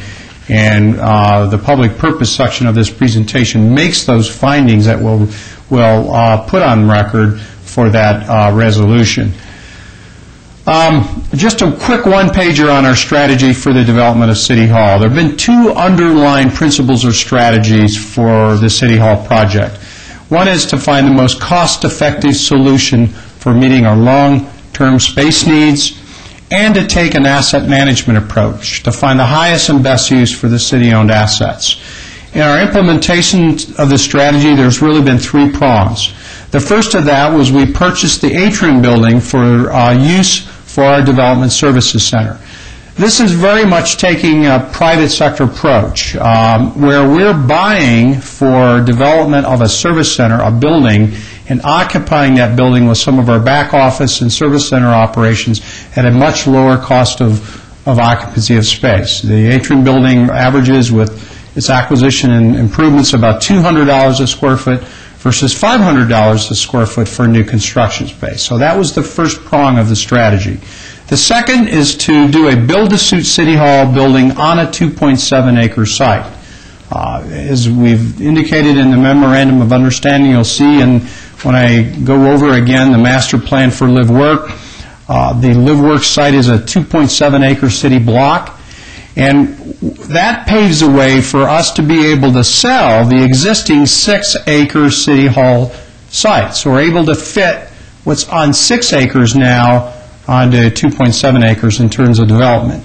And it also opens the way for us to be able to sell the 12-acre site across from City Hall, which, going back, we originally were planning to build a second phase or tower expansion of City Hall on. That makes that available. So we really take 18 acres and fit that into 2.7 in terms of the development program. So that gets back to the asset management approach, finding the highest and best use of our city-owned assets. So I wanted to insert this part into the presentation that we didn't make at the last one to really show the overall big picture of how this project fits into a total strategy for meeting our space needs and managing most effectively all of our real estate assets that we're currently using for our City Hall public spaces. This is a quick overview of, we showed you previously, of the master plan for the Live Work 5-block campus. In the foreground, you see 5 blocks that represented in sort of pink, light blue, yellow, and gray, and in the background you'll see green. That's the PQ site. The foreground are the 5 blocks of Live Work. To remind you again, the Live Work program consists of a Regional Transportation Commission developed intermodal terminal and City Hall. At the lower end of the development, with the gray roof structure, that's the intermodal terminal. At the upper end of the 5 blocks in the yellow building is where City Hall would go. All the development in between would be the private development that will be developed by Live Work. Initially, in their first phase, that would be an office building that would be the same size as our City Hall development, around 250,000 square feet in that vicinity. 42,000 square feet of retail, 31,000 square feet of gaming space. Over time, they would build out the blue spaces on the other 2 blocks, which would be the rest of 1 million square feet of office space and the balance of the 300,000 square feet of office development. That would transform these 5 blocks in the core of downtown from what are currently fairly dilapidated and blighted 5 blocks into a totally different environment with office space, ground floor retail, upper floor big box retail, a City Hall, and an intermodal terminal. A very exciting new development to re-energize our urban core. At the other end of the transaction is a developer interested in developing a proposed hotel casino on parcel PQ. This is the uppermost or northernmost site on Union Park. This development program would consist of a 1,000-room casino hotel, 65,000 square feet of casino space, and 250,000 square feet of retail space, all built in a total mixed-use development as part of that specialty entertainment end of Union Park District, directly across from the site where the World Jewelry Center will be developed. Now let me go over what really is contained in the master development agreement that you have before you at a very high level before we drop into the details of it. The master development agreement is an umbrella agreement for 3 projects, for the development of City Hall, for the PQ development, and the block project. It accomplishes 3 tasks. It establishes a 6-month period for the feasibility during which City Hall design starts. Really, both parties have a period where we both look at the feasibility of our projects. We've been doing this, but we start a very formal, agreed-to process. And in that process, we start the design of City Hall. In this agreement, there is a very specific binding site control option for us to purchase the Queen of Hearts block. And as you'll see in the deal terms, this is a very, very important component of the transaction. It's sort of a safety valve that if for some reason during any point in this transaction we're unable to reach agreement on the development of a City Hall or any of the terms, we have the ability to take down a site and preserve our investment in the design process. And then it sets deadlines and a process for completing the other transaction documents for all 3 projects. There's, as mentioned, a City Hall development, a PQ development, and the development of the 5-block live-work development project. This really shows in an overall diagram how that works. At the top is a master development agreement, which you're approving today. During the next 6 months, we'll be working diligently to work out the terms of the City Hall Development Agreement, the Block Project Development Agreement. Under each of those, there will be a lease purchase agreement for the city to lease space in a new City Hall. It will be on land, this Queen of Hearts block, that would consist of a sub-ground lease between the city and Forest City Enterprises, an entity of Forest City. And then also as part of that, there will be an exchange and PQ development agreement. What we're doing is using the equity in land we own on Union Park to acquire a site in their development at no cash outlay of the city. We're using equity to acquire a site.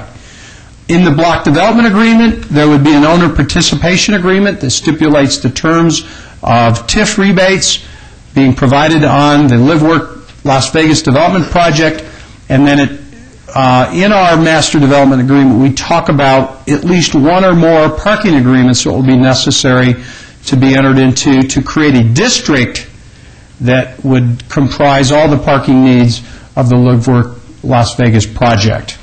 So this is how it all lays out. What you're approving today is at the very top of this hierarchy of agreements, which is the master development agreement, that does have certain binding provisions in it. The one binding provision is an option agreement, and another is a process for reimbursing the design and development during this feasibility phase for the design of a City Hall. At this point, I'm going to turn it over to Bill Arndt, who will walk you through the terms of the development agreements. Bill? Oops.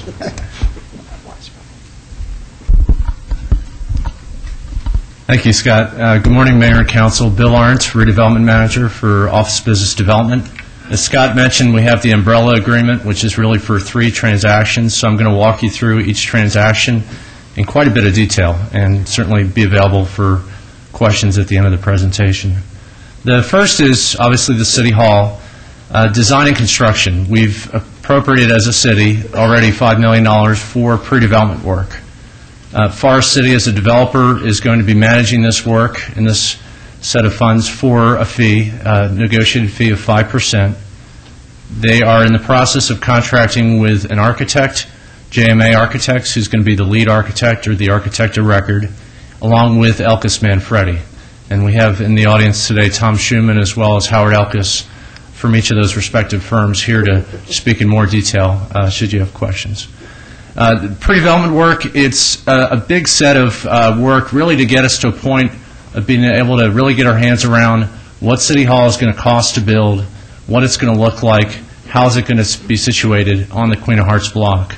So encompassed in this is the design through partial design development drawings, utility studies. We're going to be looking at the existing utilities in the block, as well as what utilities are needed to service City Hall in the new project. We're going to study the site to make sure that the soils and the condition of the site works for City Hall, and we're going to come up with a construction cost estimate. FAR City is going to be completing all this work on behalf of the city within a 6-month feasibility period. I'd mentioned we have a sort of a precedent for this. The Smith Center for the Performing Arts is in a way being done in a similar way, where we have a project manager in Vicki Dickerson with the projects group managing that for the city. It's such a complicated project. So we've kind of cut our teeth on that process, and it's been working quite smoothly. The balance of design is going to be funded by capital funding, and I'll talk a little bit more about that in greater detail. The second point for City Hall, and Scott touched on this, I'll go in a little bit more detail, is site control. And this is important because on day one, should you approve this master development agreement, we will be continuing to move forward with the design and construction of City Hall on the Queen of Hearts block. So to accomplish this, we have a long-term ground lease with the developer, a 99-year lease. And then we're really entering this deal starting out as a lease where we're going to be leasing the land. So because of that, the first 3 years after City Hall would be finished, between June in 2011, which is our target finish date, and June 2014, the developer has agreed to lease us the land at $1 per year. And this is a great contribution from the developer in consideration for some of the other benefits of the deal. At the end of these 3 years, the city can acquire the site one of 3 ways. We can complete the property exchange for PQ, and I'll go in a little bit of detail in that. We can purchase the property for a negotiated price, which is $33,170,000, or we can enter into a long-term ground lease at market rent. And so that when City Hall's finished, we have those 3 options, which provides us a lot of flexibility.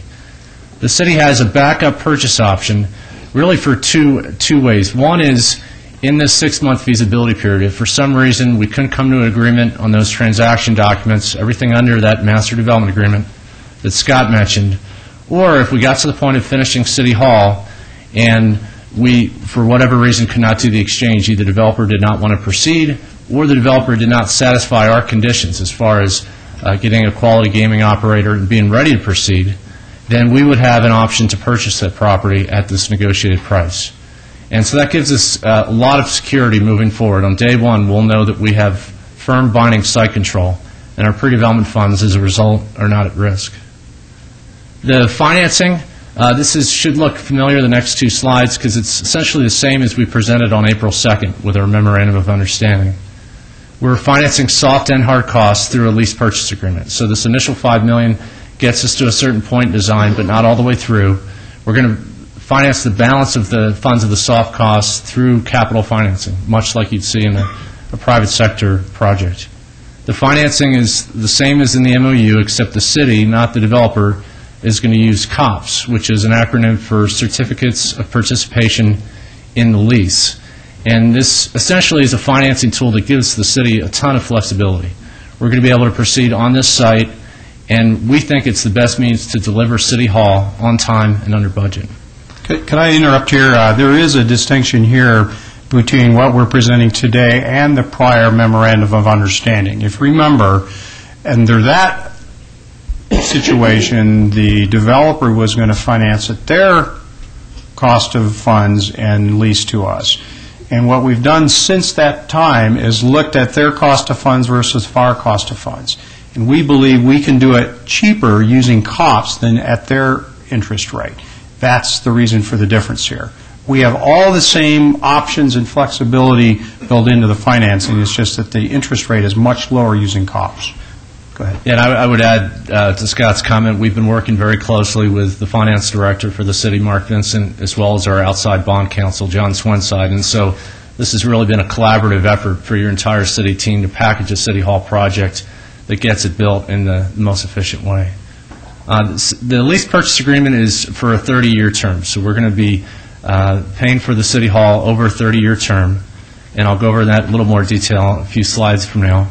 We can use the COPS or an alternate funding source for parking, and that gives us a lot of flexibility. We're looking at scenarios for on-site and off-site parking, but the funding source gives us a lot of flexibility with that. The lease purchase approval does require some other approvals other than approval by this body. It requires, in addition to the City Council, the Debt Management Commission, and the Nevada Department of Taxation. And in working with the City Attorney's Office, the lease purchase agreement is a pretty new vehicle for funding a project in Nevada. To date, we know of only one other project in Washoe County that's been funded successfully with this funding source and this process. So the City Attorney, Brad Jerbick, has agreed, and the developer agrees to go the avenue of seeking an Attorney General opinion to make sure that this lease purchase agreement meets the requirements of Nevada law. The financing, this slide should look very familiar. It's essentially identical to what you saw on April 2nd. We're trying to structure a City Hall that gives us a lot of flexibility to take into account the capital budget that you approved as a council at yesterday's budget hearing. The estimated payment for a full payment for City Hall, a conservative estimate, is about $10 million if we finance that in even payments over the 30-year term. What we're proposing to give us a lot of flexibility is to reduce that payment for the first 5 years to $2 million and to accrue the balance of the portion of the rent between what would be a full payment and the reduced payment to accrue that over 5 years. At the end of the 5-year period, we have really a lot of flexibility, the same as you saw on April 2nd. We can continue this lease purchase agreement and amortize that accrual, or that $40 million, over the balance of the term. We can pay off that accrual using land sale proceeds that might be available from selling the existing City Hall asset or other assets that the city owns. And then we could use a tax increment generated from parcel PQ and the development on PQ to cover roughly half of the lease payment. We're projecting that on average over the life of the project, during which the agency would receive tax increment for the hotel casino, we'd be getting in roughly $5 million on average. Yes. Justin. Thank you. Just on that point, when you say, as a scenario, the PQ, the TIF financing on the parcel PQ, would that be done by a separate city resolution? So we are going to indicate that at a future date, that particular parcel will be dedicated to City Hall. That's correct. You'll see in the backup documentation that the redevelopment agency, which is the recipient of tax increment, is not a party to this transaction. So it would require separate actions by probably the City Council and the redevelopment agency to provide and receive funding to go from the agency into the project to defray that lease cost. And have we done that at all with the RDA as past practice, or would this be something new where we take a future dedication to a specific project? We do that on a lot of our bonds. I mean, there's been a great deal of fungibility of RDA revenues to make debt repayment on a number of bonds that have been used in the past for parking garages and other issues. So I think there's a precedent there. We believe it's legal, that we've looked at the statute, the RDA statute. It's very broadly defines what we can do and how we can use those funds. This is clearly a redevelopment project. It's within the redevelopment area. We think we're on pretty solid ground on this issue. But again, we've got this, one of the reasons for that feasibility period is to drill down on some of these issues and give us all comfort. For example, the AG opinion is something that's being driven by the Forest City Group, and they're going to have lenders that want to make sure that this is an airtight transaction. And they want opinions. They don't just take our word for it. They want an opinion that it's an airtight transaction. And the reason I ask, because as part of the presentation, I think we need to clearly indicate the city's role and our general fund role in a new city hall versus the actual and potential RDA financing component. I think that's been confusing, at least to me. So as part of the presentation, even though we haven't drilled down to specifics, the ability to separate where the RDA comes in to support this project versus our general fund. We'll do that. Thank you. Yeah, and to the last bullet, and this may address part of your question, Councilman Brown. I think the importance of this option is really one of timing. We're not going to be having this full payment if you look at that 5-year schedule, if we do hit that June 2011 completion until 2016. So as we saw yesterday, it's really tough to forecast general fund and even our own redevelopment agency fund out that far, but it's really a safety net, a second source of funds should we need it. We have the flexibility from those funds to help offset that capital cost. The approval process, I mentioned there's an approval needed other than the city, and it's really a sequential process. If upon approval of the Master Development Agreement today, we're going to be entering into this feasibility review where we essentially package City Hall to get ready for that capital financing commitment through the COPS. And that involves, as I mentioned earlier, design, site investigation, utility studies, and a cost estimate. After that 6-month approval, we sit down with the developer and we try to get joint approval on the feasibility of building City Hall, using Forest City as a developer, and the transaction documents, everything under that umbrella Master Development Agreement. If we need it, we've structured the flexibility in giving us a 60-day feasibility period if it's mutually agreeable to the city and the developer. So if we do that, we'll have an extra 60 days if we can't quite get there, because it's a very complex transaction. Once we pass through that process, if we get approval, then we would go through the City Council, as well as the Debt Management Commission, and Nevada Taxation. Because these are third-party approvals, and there's no guarantee, but it does meet the requirements as set out in the statute, as we best understand at this point, then if for whatever reason we can't get an approval at any level, which takes you over to the right side of that chart, we have that binding purchase option, which again stresses the importance of that. If we get through the 6-month approval process and then go to get the COPS funding, and there's a hiccup anywhere along the process, our pre-development funds that we're spending for City Hall are not at risk in any way. The PQ development agreement, I'll go over some of the terms in that. The sale terms, developer is going to have an option to do this exchange. And it's going to start at City Hall completion and ends after a 3-year period. And this really is a win-win. It really serves as an incentive for the developer to perform on the front-end performance of both City Hall and a portion of the block project, as I'll mention later. To execute the exchange, the developer must procure a gaming partner and basically show the ability to proceed. Just like in all of our development agreements, there are going to be benchmarks that the developer has to meet in order to effectuate the exchange. The purchase price for PQ is set at $40,250,747, and then the Queen of Hearts again at the $33 million price I mentioned earlier.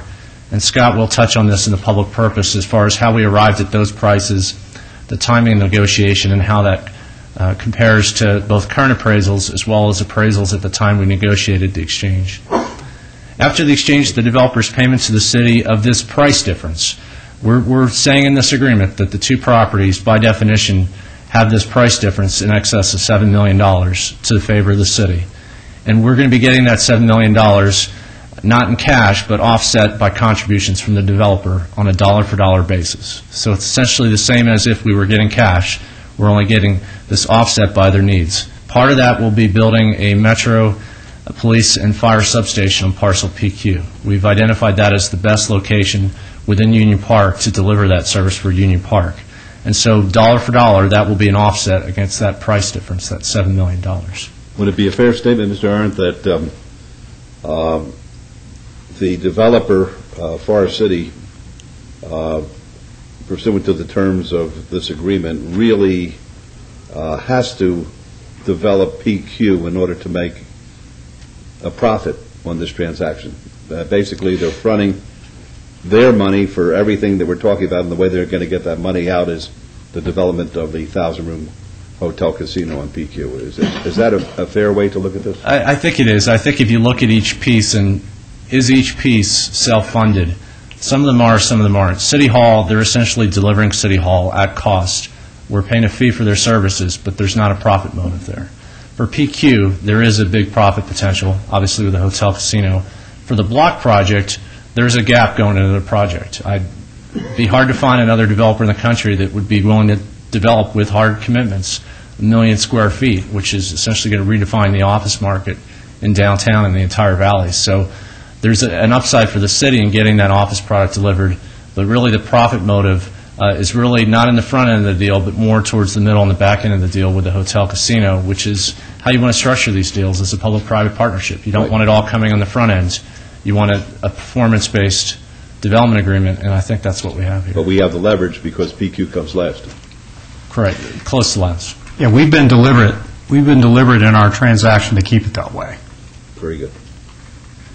Sorry to interrupt you. So you saw the sale terms, the development terms, this exchange and PQ development agreement. Again, that's one of the transaction documents, one of those 7 that we're going to be working on over the next few months to specify the final terms. But we have a general understanding that we must get a 1,000-room hotel casino on that site or another program that's acceptable to the city. The city expects the developer to start construction within 5 years of when we get our capital funding commitment for City Hall, the COPS approval. We're projecting that in spring '09, which would put us at spring 2014. Again, the timing works very well with that option. But again, it's going to happen not on the front end, but on the back end. But we are going to get a hard and binding construction date for PQ along with that development agreement. The city is in the process of limiting non-restricted gaming rights within Union Park to PQ. This is part of our Union Park strategy where the only non-restricted gaming site in Union Park we're going to be limiting to PQ, and that really enables this project to get done. Without it, there could be competition within Union Park, and we might be competing against ourselves. The agreement also has a right of first negotiation for the parcels in Union Park which are north of Symphony Park, so on the same end as the hotel casino in PQ. Should any of the existing agreements be terminated, the developer in Forest City has a right of first negotiation. And we think this is a great thing because it really shows their desire to build within Union Park. They want to be there, but should one of the other major projects fall out, which might negatively impact PQ, they're willing to step up to the table and try to deliver that product for us. So that's a backup right that's going to be part of the development agreement and go alongside with parcel PQ. So we've talked about the first 2 projects. The final one, the block project, again, this is in that 5-block campus on the east side of the rail line near Main and Bonneville. Scott had mentioned the program, 1 million square feet of office, in addition to about 300,000 feet of retail over several phases. Phase 1, the office building, must match the amount of office space in the City Hall project, square foot for square foot. And this is a really good commitment. It's putting us in the 250 to 260,000 square foot range for that first office product, which is on the high end of the existing office product in downtown. We do have a commitment in the development agreement, the master development agreement, where that first office building, Phase 1, which would be on the southern ends of their 5-block campus, must start within a year after City Hall starts.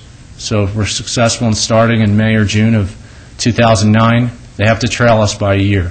Again, we're getting another commitment from the developer ahead of effectuating that exchange where the profit center is in the hotel casino. So not only are we getting City Hall delivered at cost, but we're getting the initial performance on their block project. The developer and the city have agreed to a Bonneville-Clark couplet alignment. As you know, the city's been working on trying to get an alignment to have Bonneville and Clark go ahead one way to enhance traffic downtown. We have an agreement on how that would work. There's a lot of details to be ironed out on the timing of how we get the property we need for the alignment, and they get the property they need for air rights development to get that ambitious development program off and running. And the developer will be seeking a tax increment rebate of 82%, the full rebate after the 18% set aside for the block project. This is subject to coming back before the City Council with an owner participation agreement. Again, one of those 7 transaction documents that we'll be working on the next few months. So it's not a guarantee, but we state in good faith that we acknowledge the developer will be seeking that tax increment rebate to make the block project work. Again, the profit motive isn't on the block project. It's really on the gaming project in the back end of the development, which helps everything else piece together to work really well. And the real property that's being used for the block project, that was purchased by the developer and their partner, Live Work. The city did not contribute any land to that, nor did the city give them any benefit as far as what they paid on the land. No, and as you know, they've gone at considerable risk over several years to assemble that, put their own funds into that, and really get to the point where we have an opportunity to do this. And that probably is the biggest motive for the developer to make the block project work, that vested interest in the ownership of the property. It comes at a price tag of over $130 million, so it's it's a bigger incentive than we could ever structure. And those properties will be on our tax rolls. Those are on our tax rolls now. Right. $130 million. That's correct. So I walked you through the three projects in phases and how they overlap together. Scott's going to finish the presentation with the public purpose. Okay, this is a very important part of the presentation because this sets for the record the findings that we need to make for that AB 312 resolution, which is agenda item number 64. I'm going to go back through again the map, the aerial view that shows how these sites all connect. In the lower hand portion of the screen, in the very light yellow, I think it's yellow on your screen, is the 5 blocks of Live Work Las Vegas. By going forward with that, we're accommodating 2 pieces of public development that pave the way for other redevelopment downtown. By putting the RTC's intermodal terminal in that project, it makes the red site, which wraps around the post office, available for redevelopment by the CIM group. We are putting, as we speak, finishing touches on our development agreement with the CIM group. We'll be bringing that to you probably at the June 18th City Council meeting, and so that makes that available for redevelopment. By moving City Hall off the blue site into the 5 blocks of Live Work, we're making available the blue site for redevelopment of City Hall. We have been assembling the green site initially for the expansion of City Hall, then for the development of an arena. By doing that, we can combine that with the blue site to form an 18-acre redevelopment site that straddles Las Vegas Boulevard, which is on an interstate interchange. So we believe there's incredible redevelopment value of that site to contribute to downtown. And then, as you know, as we've already stated, this is an equity swap. We are accessing our right to build the City Hall site in the Live Work development by providing the site that's inside the dotted line on the gold site on Union Park, parcel PQ. So there's an interconnection among 5 sites downtown and 5 sites that represent 45 acres for redevelopment potential. On those projects, I think I previously stated that Union Park's parcel PQ would have a 1,000-room hotel casino. The Live Work Las Vegas project would be 1 million square feet of office, 300,000 square feet of retail, and a multi-phase mixed-use development. The CIM Lady Luck Group would develop and rehab the Lady Luck, all the land around the post office.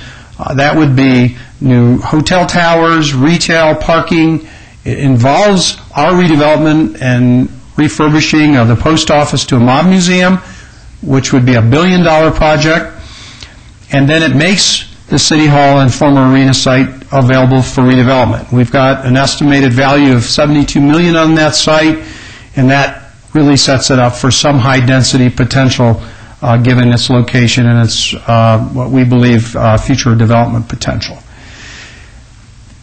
If you look at each of these projects, they each on their own generate substantial private investment. Parcel PQ, we look at an investment potential of $1.2 billion, generating somewhere between $5 and $6 million in TIF. We think conservatively 5 on average over the life of that project, creating about 1,000 jobs. On the Live Work Las Vegas project, that's just shy of $1 billion investment, generating annual TIF of $3 to $4 million and somewhere in the vicinity of 5,000, just over 5,000 jobs. The CIM Lady Luck development would be $1.2 billion between the rehabbing of their existing room towers and the redevelopment around the post office. That would generate somewhere between $5 to $6 million and just over 4,000 jobs. And then we're being very conservative in our view on the City Hall Arena site that probably would generate investment between those 2 properties of $0.8 billion or $800 million, generating TIF of $3 to $4 million a year, generating 3,360 jobs, which is really the average of the other 3, because until you get a development program, it's hard to really nail that down. But in total, there would be about $4 billion of investment between these 4 projects that would if you remember from the budget presentation, we're generating year-end this year about $20 million this year in TIF in the redevelopment agency. These projects collectively, just these four, would virtually double that by generating another $16 to $20 million in tax increment financing. Now, getting at the issue that Councilman Brown raised earlier, there is an opportunity for you acting as the redevelopment agency and as the city council to direct those funds into whatever you decide. And there's an opportunity to, you can see, generate enough funding out of these different projects, even after the rebates we're granting, to virtually pay for the development of City Hall, should you elect to do so. That's your own policy decision you make, but that opportunity is available to you. So we're showing that inside the connection of these four projects, we are generating the funding outside of the general fund to be able to support the development of a new City Hall. And then create 13,441 jobs. And this is important to read into the record, because this is a substantial fiscal and economic impact that far overshadows any difference in appraised values, which I'll get into here in a moment, between what we're agreeing to swap PQ for the Queen of Hearts site for and what the appraised value on those properties are. Let's get into that. These are some very specific things that I want to read into the record that are important for AB 312. We proposed a sale price on PQ of $40 million. That was set a year ago. We started, as you know, we've been in negotiation on this for over a year now. This is negotiating three very large projects simultaneously. We set the price based on appraisals we made at that time. And so we locked in a value, got agreement on that value then, and that flowed into our documents, which became the MOU that was approved in April. We are obligated under law to have appraisals that are within 6 months of whatever the transaction is we enter into for making this finding. We just appraised these 45 days ago, and those appraisals came in at 48.8 and 62.5 million respectively. So we're making the finding that our sale to the private party is below the appraised value, and we are in this resolution declaring an exemption to AB 312 to the requirement under AB 312 that we sell at appraised value. We've done this on almost every project that we've done. We've negotiated a value against then appraised value at the time we locked that in during our negotiations. And the fiscal and economic impact far exceeds the contribution from the city. We've taken the tax impact of the generation of taxes at net present value on the hotel casino on PQ. It's $48 million. That one tax increment stream alone at net present value.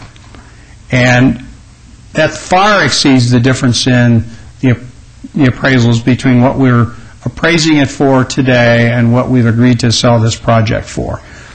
We believe that using a property exchange is a win-win for both parties.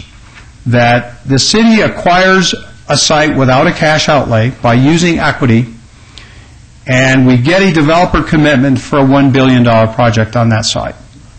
Actually, we're getting a $2 billion project commitment because we get a commitment to a 5-block mixed-use development on the 5 blocks of Live Work Las Vegas, and we get a $1.2 billion commitment on the other end on the development of the parcel PQ.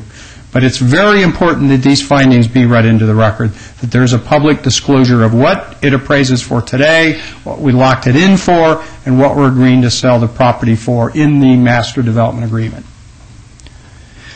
Why now? We've said this before. We're capitalizing on the private development of 45 acres as a way to finance City Hall. We've shown you that fiscal economic impact, and we've shown you that it will generate enough excess tax increment revenue even after the commitments we're making to pay for City Hall should you wish to do so. We're projecting a City Hall opening in 2011, but not actually making full rent payments until 2016.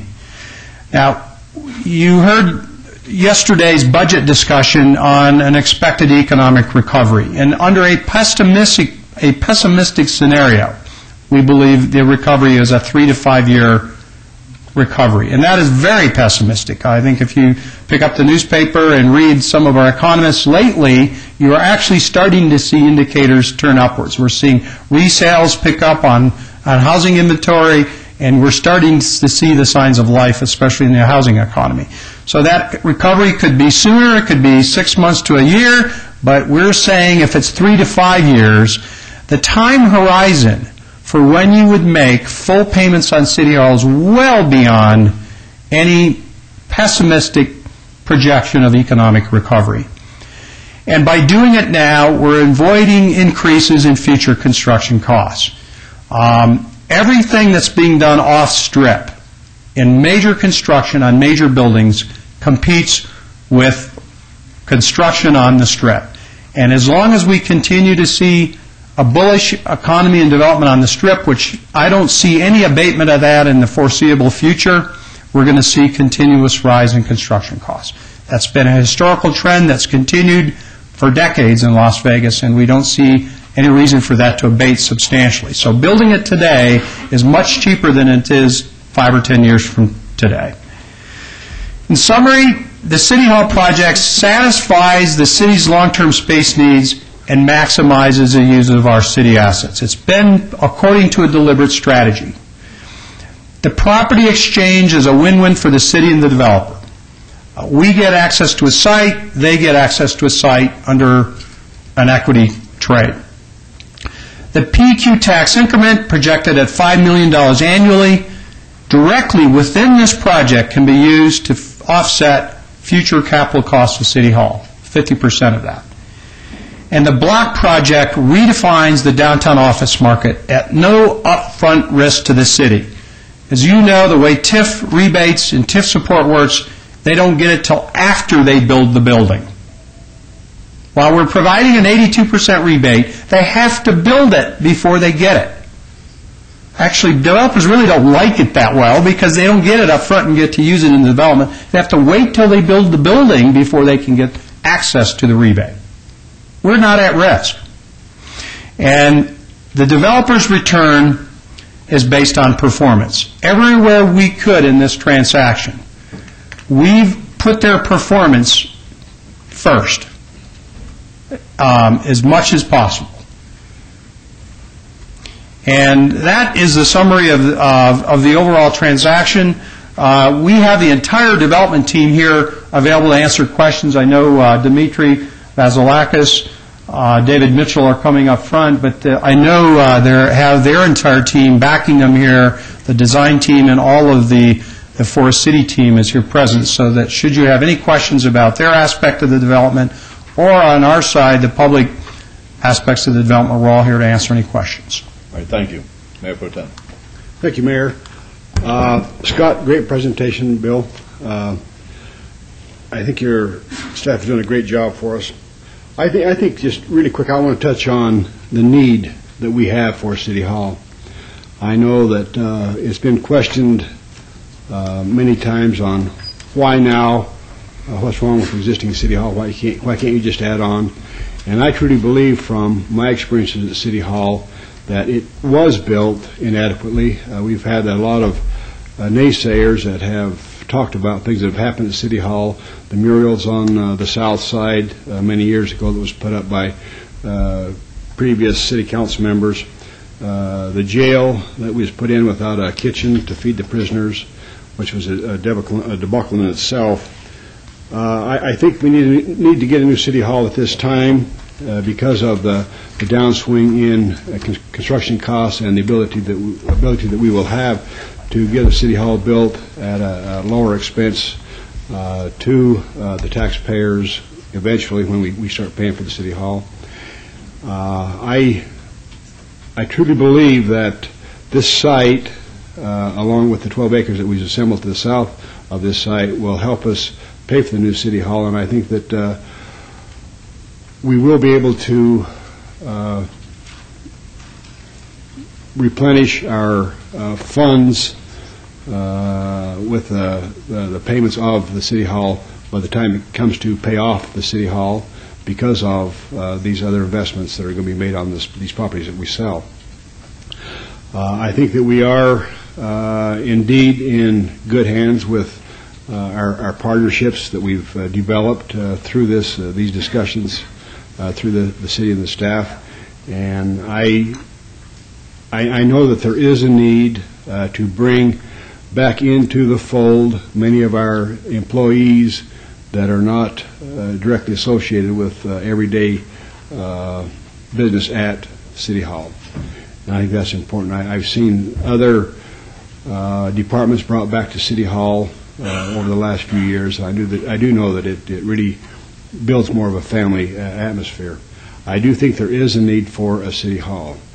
I think that City Hall, through the leadership of our mayor, he needs to be really commended, I think, for his leadership in the redevelopment of our downtown area. It was like Mr. Ruvo said earlier this morning about how our downtown skyline has changed in the last 8 years under the mayor and the city council.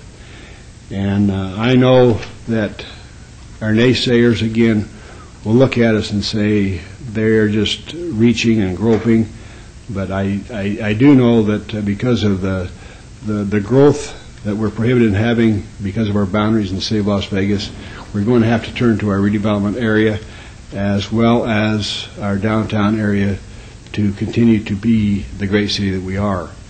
And I know that these high-rises are being built. I think that we do have some of them that are opening and people are moving into them. It's not quite as fast as we'd like to see, but people are still interested in coming to downtown and building. I think the 61 acres is a jewel in the desert, but I also think that on the east side of the tracks can be part of that jewel also. I know later today we're going to have another project that's going to be in the vicinity that's going to really define what's going on in our downtown area. And Mayor, I really believe that this is the way to go. And I've had, in the last couple of weeks, I've had people tell me that they came down to the Fremont experience for the first time and how excited he was. I had a gentleman tell me this morning that is from Phoenix, and he couldn't believe the amount of people that was downtown last night under the canopy. He thought the show was great.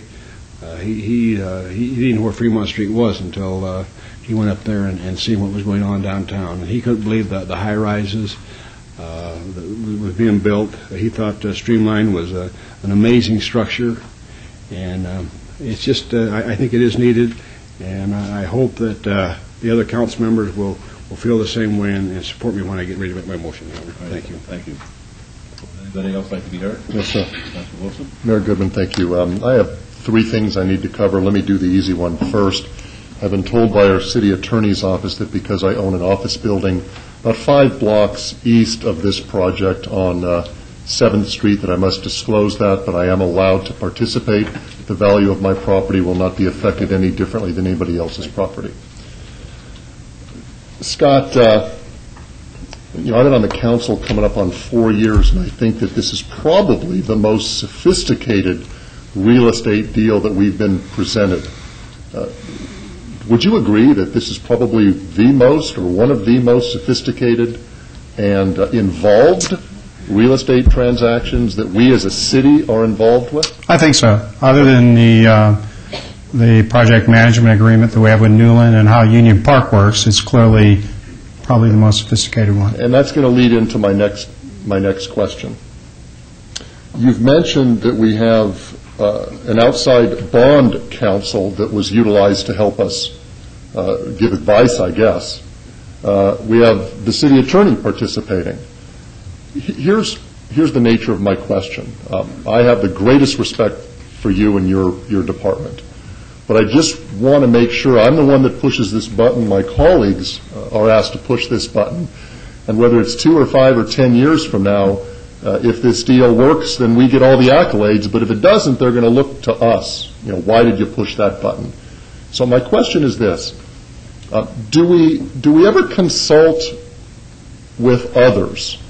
Do we ever tap into people that have the experience at these kinds of sophisticated deals to just basically get that second opinion? Once again, Scott, you and your staff are great, and the city attorney's office is weighing in, and outside bond counsel. But is there anybody else that we look to make sure that we're doing the best deal we can for the city? Well, we did not hire in this particular project what would be referred to as a deal structuring consultant, but we have had the advantage and availability of an outside counsel. We've been represented by Nick Niarchos as our outside counsel, in addition to our own city attorney's office. Is that the bond counsel you're No. In this case, we have a transaction attorney. Okay. And Nick was the general counsel for Howard Hughes Corporation when Summerlin was in its heyday. So, we believe we have one of the best outside real estate counsels in the Valley. So, when we were forming and getting into this transaction, we really looked to build a team that goes toe-to-toe with the team we know we're going to be negotiating with. That's how we do it. In specific places along the way, we've sought the advice of bond counsel, because there are very specific places along the way where it involves aspects of bond law, long-term debt, and issues that we believe he needed to weigh in on. And we will have, as we go through this feasibility period, a full team of representatives to represent us all the way. So I am not... I'm not shy about recommending to our manager when I believe we need that representation. Actually, we are represented by one on the CIM project, because quite frankly, that was, believe it or not, more sophisticated than this one in very specific parts of it, and we believe, that representation. So I think we've been very well represented.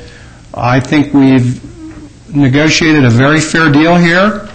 I know that Dimitri has felt the pain at various points along the way, and that is always a measure of, I believe, how, whether we're doing a good job. I know when they start to squeal uncle that we believe that we're negotiating on the best interests of the city, and I think we've negotiated a very good deal for the city here. This is a public-private partnership. And in a public-private partnership, you really have to look at the big picture. You can pull out. I can guarantee you'll pull out very specific aspects of this deal and say, well, that doesn't look quite right.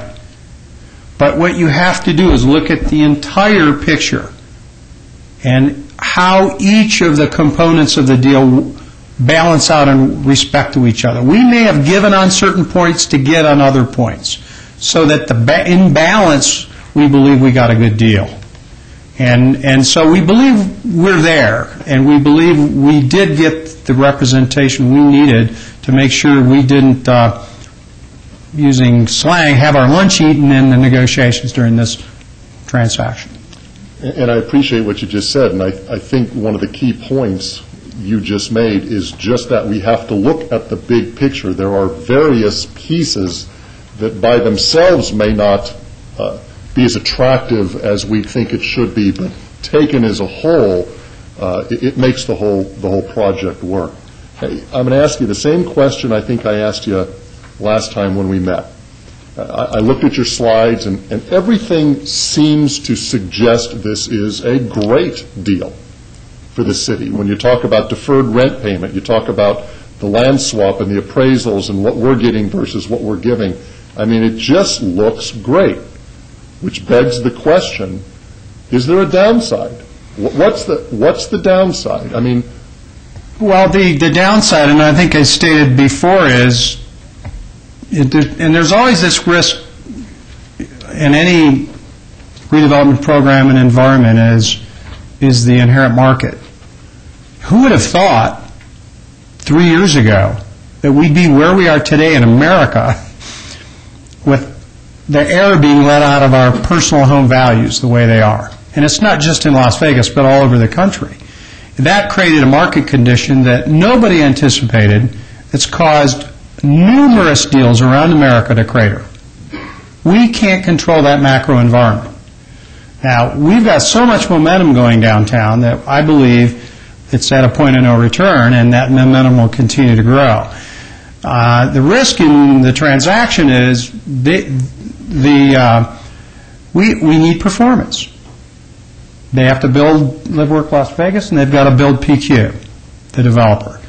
Now, one of the things we've done is we're very excited that we have Forest City Enterprises as that group that we're betting on.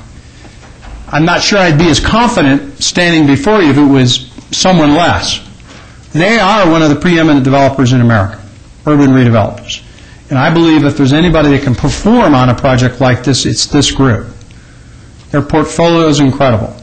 And they went through a little bit of it. That's why I wanted you to understand their background when you approved the memorandum of understanding, to get our arms around just how capable this group is. They're building buildings in New York City and other places that are far exceed what we're doing here. So they know what they're doing, they can do it, and I believe I think we got the winning horse in this race, but that horse has to come in and win. And so if there's a risk, that's it. I think the transaction has covered our major risk points adequately.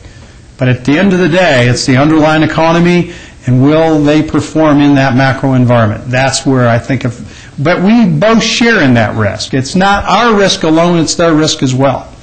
David Mitchell and Barnett Lieberman bet the farm on that by putting their money into downtown before anybody else really was a believer. And this is now falling through where Live Work bought into that partnership, and they're now wanting to do a major project on that property. So that says a lot about that risk, too, that they believe that it'll come through or they wouldn't be here. So I think that's where our risk is. The transaction itself, I think, is pretty good. It's just the environment that we exist in. And what a better place to do it than Las Vegas. I'd much rather be here than most other 2 million population cities in America doing this project. Anybody else like to be heard? Yes, Mayor. Councilman. I too want to commend Mr. Adams and Mr. Arndt for your great presentation today, very detailed presentation today. And for that, the opportunity we have before us today has the ability not only to stimulate the development in the downtown community, but also set the stage for bringing in thousands of jobs into this area of downtown, which is greatly needed. And with that, looking at it from a macro perspective, having the ability to also increase the tourists that come into our downtown, giving them an opportunity to come into the downtown area, not only to visit, but a reason to stay in our downtown area. So for that, we have an ability to do a lot as it relates to this potential move. The projected opening of the new City Hall is slated for 2011, and I must say that that is very aggressive, but doable. I support our efforts to have the deferred rent payment of a new City Hall until 2016, because it will allow the council an opportunity to restructure and capture funding in other areas to assist in the repayment of that loan. In closing, I believe the time is now to take advantage of the slump market for the benefit of our redevelopment in downtown. One of the key factors for me in supporting this is the fact that we have Forest City on board assisting us in this process, because I've had an opportunity to do some extensive research on who they are and the things that they have done around the country. And I'm very impressed, and I believe that we are on the right horse. And I'm putting my money, although I'm not a betting man, Mayor, I am putting my money on Forest City to get this done. And if in fact they can't get it done, I believe that we still were on the right horse. And so for that, I'm very optimistic and standing behind our effort and our push to revitalize and redevelop and put our money where our mouth is to be a part of the redevelopment of the downtown community. So with that, Councilman Wolfson asked a very good question, and that is risk, Mr. Adams. At the end of the day, if our horse doesn't win this race, where does that leave us currently as this City Hall at 400 Stewart Avenue? Well, that's, I think I said at the outset, and I'll say to finish it, having the option agreement was critical. If for some reason, under any worst-case scenario, they couldn't perform, we have access to take down and build City Hall on the Queen of Hearts site, and we still own PQ, which we can sell. And we can still make the concept of what we're doing work, but in a different way. We would purchase the Queen of Hearts block, roll it into our financing, sell PQ down the road, use the proceeds of sale to cover the cost of acquisition of the Queen of Hearts block. We believe that under any scenario, that value is going to cover our cost of acquisition. That's the worst case scenario. Worst case scenario is they leave town, we're left with a site to build a City Hall on, and we develop PQ. The assembly will still be there, will be developed at some point, and so will Union Park, and so will PQ. Again, that is not Forest City's MO. They're a very patient, follow-through developer, and PQ is the key to you may probably ask them that question. We believe PQ is the way they make their money in this transaction. And so we think it's put together very well to minimize that risk. Okay, and so with that being said, Mayor, if you don't mind, I would actually like to speak to the gentleman. If you all would please come forward and please share with us as to what risk you have on the line as to your reasons or your pace to get this done as soon as possible. Councilman Barlow, good morning. Good morning. Please identify yourself. My name is Dimitri Vasilakis from Forest City. As Scott Adams and Bill mentioned before, this is a fairly complicated exercise of a various series of developments across a number of blocks. But at the end of the day, the key factor for us is to get to parcel PQ, because the development of that will render us the benefits of the various developments across the way. The risks that we run here are market risks more than anything else. The cost of construction, it's a function of what's happening in the market, of the Las Vegas market. Those are the normal risks.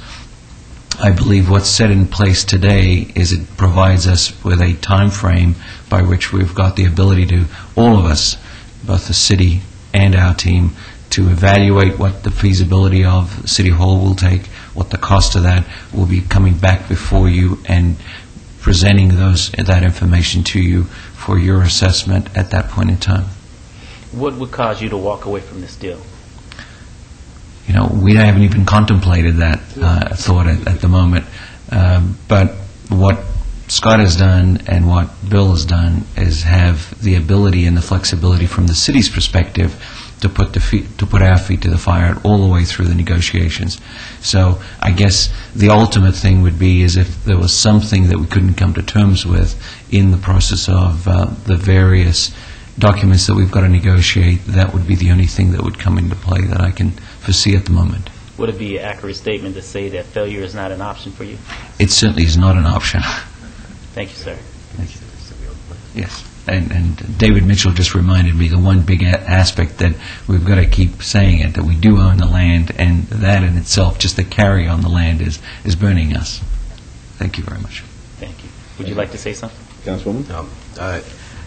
I only reiterate what Dimitri said. My name is David Mitchell from Live Work Las Vegas. Our incentive, besides owning the land, is the PQ site and making it viable, finding the correct hotel operator, and creating the value on the PQ site, but also creating the value along First Street where we plan a retail esplanade. I would just be reiterating what you said. Councilwoman. Okay. I wanted to say a little bit to the people who watch these meetings that are at home. And many of them, the last time I made my vote concerning approval, I voted approval on this last City Hall item. Many of them called me and told me strongly they couldn't understand why I had voted approval. And they also seemed, it was obvious that they were very disappointed in my vote. So I'd like to say a few words now about that and why I am voting the way I am. This item is one of the most difficult votes I've had to make as a member of the City Council. Initially, I felt it was inappropriate to enter into an agreement to build a new City Hall at this time. The plan presented is very complex, as all of you have mentioned. It's really sort of a cutting-edge plan, as we've discussed here, and it's somewhat difficult to understand. So I went back to staff, and they were so wonderful in answering all my questions whenever I needed them answered. I received a great amount of additional information.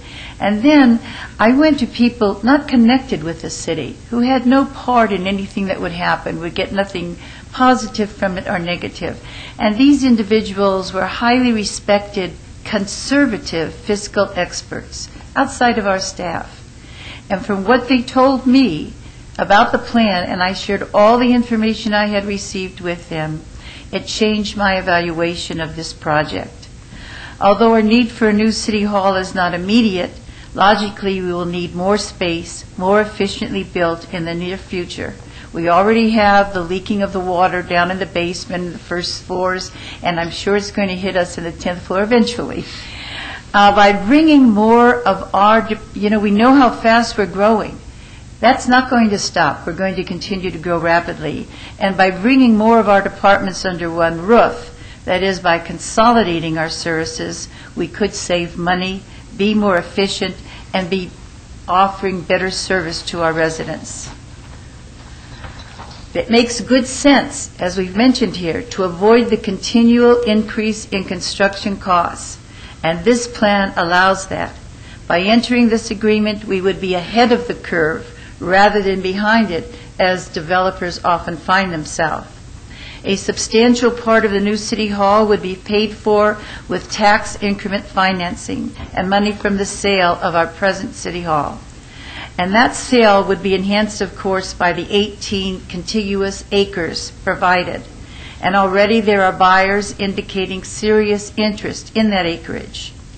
The deferred payment plan makes sense because it buys more time as the country's economy settles. If the economy takes longer to turn around, the city can take longer with its lease payments. And this is important because it allows us to wait and see what happens and to move accordingly and not to have to seek other tax revenues. The sales room tax revenue for the projected casino in the PQ Park project added another plus to this agreement. And by all of this being part of the redevelopment area, the tax increment financing is available to the city for our costs, including the lease. And these TIF payments are expected to cover over half of the lease cost, which is rather important. It is obvious from what's been presented today by all of the individuals from our staff that due diligence has been done, and the skills of our staff have been excellent as they put it all together. I do feel, however, it is imperative that Council receives quarterly reports relative to the progress of these proposed developments, and I ask Councilman Reese in his motion if he would please include that so that we can be aware all of the time and we can report back to citizens who might have questions. And lastly, I think it's important that we all of us, enthusiastically offer our own hard work to ensure that we can accomplish all that can be done for this city. And if anything this complex can be done in a vibrant, magnificent way, this is a city where it can be done. So I feel very strongly in support of what we're considering today. Thank you. Councilman Brown? Thank you, Your Honor. And I appreciate all the comments that have been brought forth today. I guess if it came down to just the need for new City Hall, traditionally it would just be on a piece of property and justify as far as the growth of the city. And the easy thing to do with the market the way it is probably just defer a traditional decision on building a new City Hall. But I think this is, as everyone has spoken, this is not the traditional way to evaluate a new building. It's more so, from my perspective, part of the renaissance that's happening downtown. It is certainly perhaps the most complex project that we've dealt with, but it absolutely fits into the vision of downtown. And I think if we don't move forward, it's a lost opportunity. We may not have this type opportunity where you're talking multiple billions of dollars of development and the impact on jobs. And I certainly will support this, because I think if we look at what's happening downtown, and as an aside, if those remember the front page New York Times article where this scraggly bearded man was standing in the middle of the desert talking about the jewel of Las Vegas. What's scraggly man? How scraggly? Scraggly. Did I say scraggly beard or did I say scraggly man? But a lot of people found that article to be, I think, humorous more than serious. Not I, of course. But if you look at that, just that short window, and what's happened, not only with the 61 acres, which to this day I think we don't tout that real estate transaction as much as we should, because although the number of $33 million was thrown out, we're looking at two parcels upwards of $40, $50, $60 million, just two parcels. And also what we got up at the high-tech park, I think it was a $2 million cash transaction, but then we had the private sector come in, develop and entitle that park, which is, I think, one of the finest business parks in the valley. But this has all happened incrementally. We sometimes have to take a pause and just look back not only the last year, but maybe the last 3, 5, 7 years of what's been happening downtown. And all these pockets of success that are building not only the RDA, but building the whole image of downtown. Mayor Pro Tem talked about El Dorado. There were thousands of people just crammed downtown saying wonderful things and talking about a downtown Las Vegas that many of the native Las Vegans used to speak of, the Fremont Street. And it's beyond just the tourism now. It's the private sector, it's the development, it's the residential, it's the office. So I think and I've been asked, Councilwoman, the same question by some constituents as far as, why are you doing this? What impact is it going to have on me? Well, I think under the scenario that you've laid out, we may have no impact on that taxpayer that lives in our city. We may be able to do this entire project and beyond with all the synergy and the redevelopment money that's being constantly moved upwards. And as importantly, I think the impact on some of these residents that are concerned about this project, I think we're creating a downtown that not only will bring people back down here, but as a taxpayer or a citizen of Las Vegas, I think this project, perhaps more than anything, is the tipping point where we start looking at downtown and the RDA as the long-term financial stability for our city. We're based on growth. There's not a lot of growth opportunity out in our residential corridors, out in the northwest and western part of the valley. Downtown becomes the place for these type projects to take place to secure our financial stability, our future job growth, our tax base, all these things, our bond ratings. This is far more than a city hall. It's just a small component. It's a big picture. It's the Renaissance. It's the incremental success that we're built on. The foundation, it has been laid, either by the mayor on that 61 acres or what you have accomplished with the economic development. Now we're starting to see that foundation be built on. And this project, I personally think this project, there'd be cities all over this country dying, falling on the sword to get the quality of people before us today ready to invest billions of dollars. And it's a complicated issue to communicate to a citizen because of the unique nature of the deal. But the message that you've given today, and I think that my colleagues have spoken well on it, is simply that this project is a project we need. It's a perfect fit. Timing-wise, it's great. We have all these wonderful arguments as far as minimizing our risk, doing things creatively, and ultimately securing the financial future of the city. Because we're not going to be able to generate the revenue in traditional ways. The RDA in downtown Las Vegas become that lightning rod today to secure the future of our city. And Mayor, certainly you've had all the accolades you probably need, although... You never have enough. You never have enough. I want to say that your leadership has brought the caliber of developers into the downtown area. We can't compete with City Center. We can't compete with Echelon. But now downtown Las Vegas has become a place that people want to develop in. They want to build. They want to invest. They want to be a part of the future. So I certainly applaud your efforts, Your Honor. Scott, Bill, all the wonderful things. Live, work, Forest City, great partners. So I certainly will be supporting what's before us today.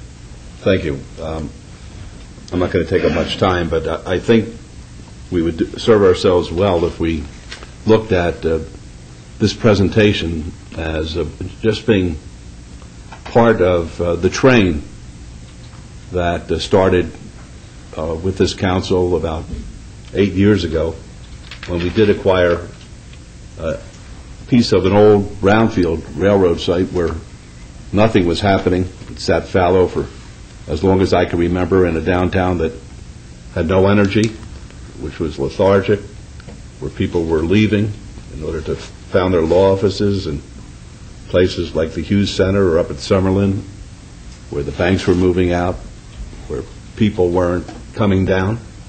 And that's when the train started. And people jumped on that train when we acquired the 61 acres, and the World Market Center jumped on the train, and Discount Mall jumped on the train, and Mulaski jumped on the train, and train started to accelerate in good economic times, and we had Allure being built, we had Soho, we had Newport, we had Streamline, we had Jewel. All of those were jumping on the train. The entertainment district jumped on the train. The Fifth Street Elementary School jumped on the train, and sometimes the train was a speed train, and sometimes it was a little engine that could. But the train keeps on moving on, and now this is another leap onto the train. And at the end of the day, the train, I believe, is going to reach its ultimate destination, and that is a burgeoning real city, a place where, as we saw this morning, we're going to have great medicine, where we're going to have great art and great culture and a thriving business community. And this is all part of that giant jigsaw puzzle that the train keeps on moving on. So I really want to thank everybody. I want to thank the council. They've been phenomenal. They do their homework. They answer their constituents' concerns. They reach out to experts to get advice. They ask probing questions. I want to thank the staff. They are dogged in the way they approach the negotiations. They negotiate as though they're part of a private sector type transaction. When they need the help, they get the help. And they spend inordinate amounts of time in trying to put these things together. I don't know whether any other cities really, I think David Mitchell said, early on in your contact with the city that you've never seen a city where the staff is so committed to seeing a project succeed. And at that point in time, we were talking about a 5-block acquisition for you, not talking about regional transportation centers, city halls, giant office buildings, trades for land. We're a beautiful new casino, the first one in, geez, what has it got to be, 30, 35, 40 years in downtown that's going to be built over there. And I thank the staff for that. You've approached this, there are no guarantees in life. No guarantees. But you do the best you can, and you look at yourself in the mirror in the morning, and I think you can all look at yourself in the mirror and be proud of yourselves, and hopefully the economic times will get better, and then we'll even feel better about this deal. But this is the future, as Councilman Brown says. This is the future of Las Vegas as a city.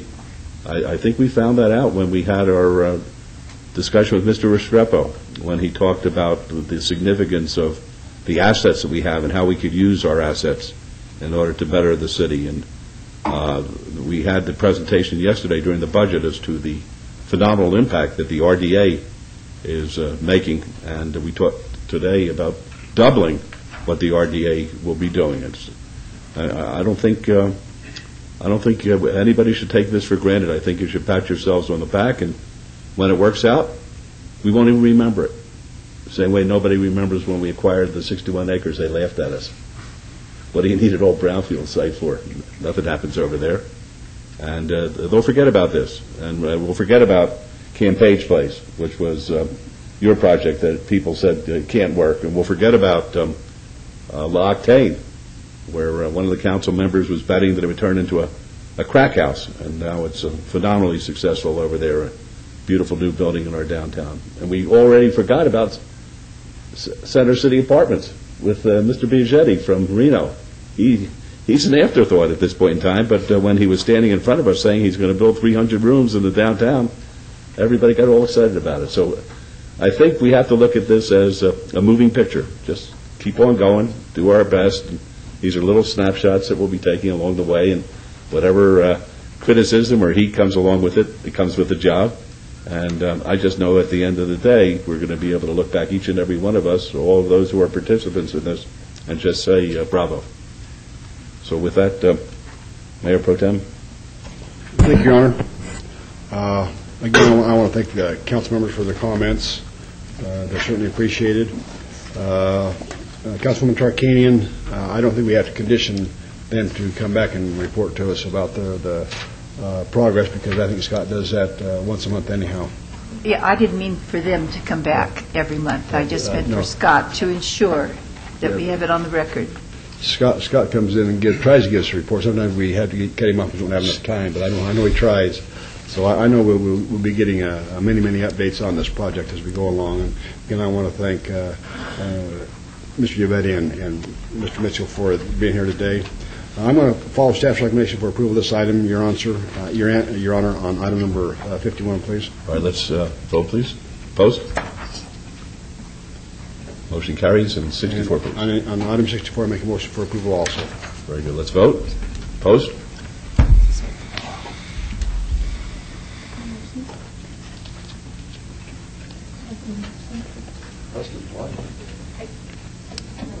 Motion carries. Good luck, gentlemen. And thank you very much. Okay. Item 52, discussion and possible action on the ratification of Jorge Cervantes as Director of Public Works. Dr. Selby. Good morning, Mayor and Council. As you're aware, Charlie Kukowski, our former Director of Public Works, retired last week after 35 years of serving the city, and it's my pleasure to ask you to ratify my appointment of Jorge Cervantes as the new Director of Public Works. Thank you. Are there any questions of Dr. Selby or any comments before we ask Mr. Cervantes to join us? Mr. Cervantes, before we vote, maybe you'd like to say a few words, or would you rather see whether or not we're going to vote? I'll take my chance and talk first, Mayor. In the 10 years that I've been working here with the city, this organization has afforded me a lot of opportunities to learn and grow, and I'm very appreciative of those opportunities. And of this latest opportunity to potentially lead this department, the department and I stand ready and look forward to being out there to serve you all, be in the community, serve the community, and do what's in the best interest of the community and the city. All right, thank you. I think we're very lucky to have you. You're a true professional, and you responded, I think, to all of our requests immediately in the best of ways. So I'm very supportive of your appointment. And Mayor Pro Tem, you want to make the motion, please? You just did, Your Honor. All right, let's vote on it then. Thank you. Opposed? Motion carries. Good luck.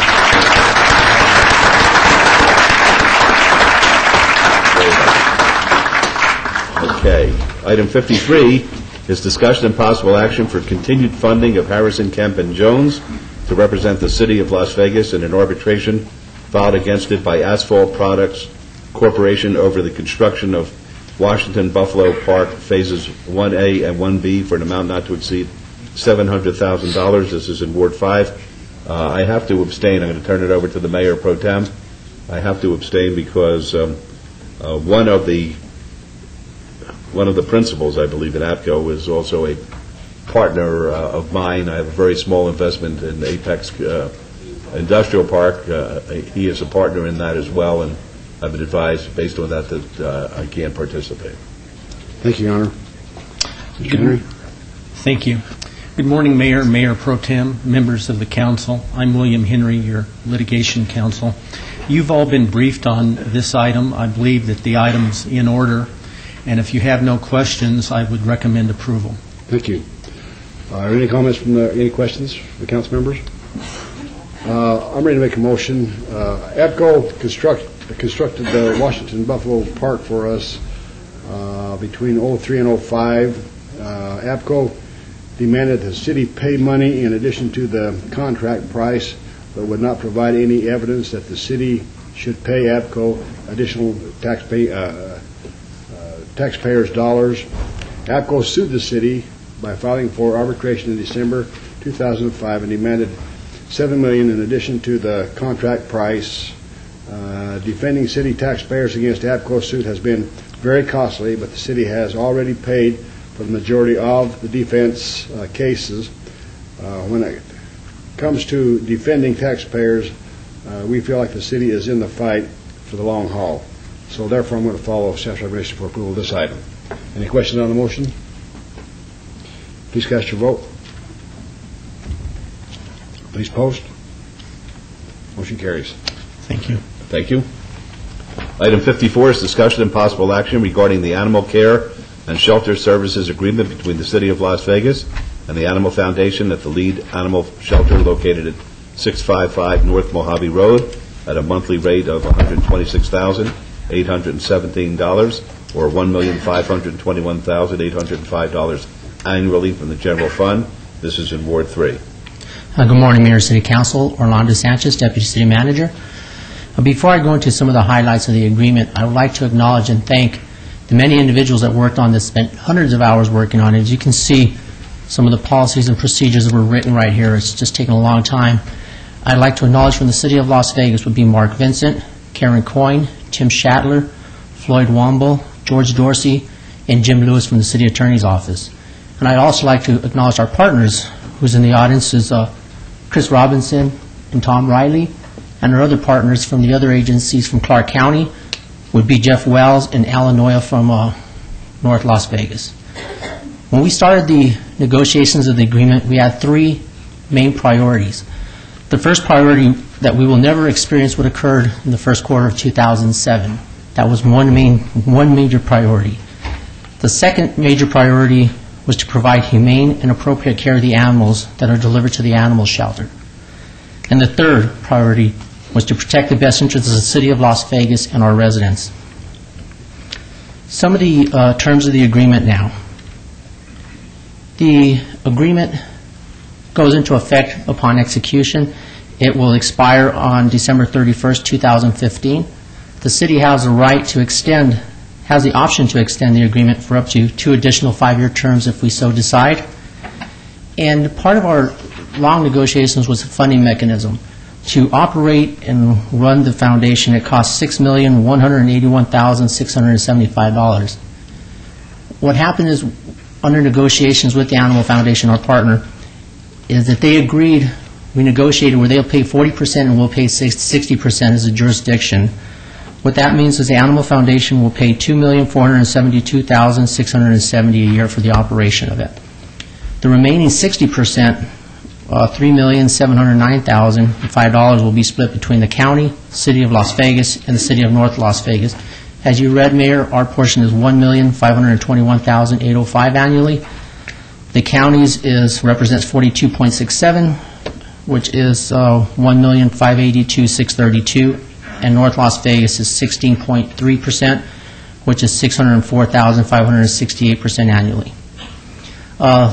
This agreement has an adjustment in there every year, January 1st, where it will adjust to CPI, Consumer Price Index, and with a maximum of 5% increase in any given year.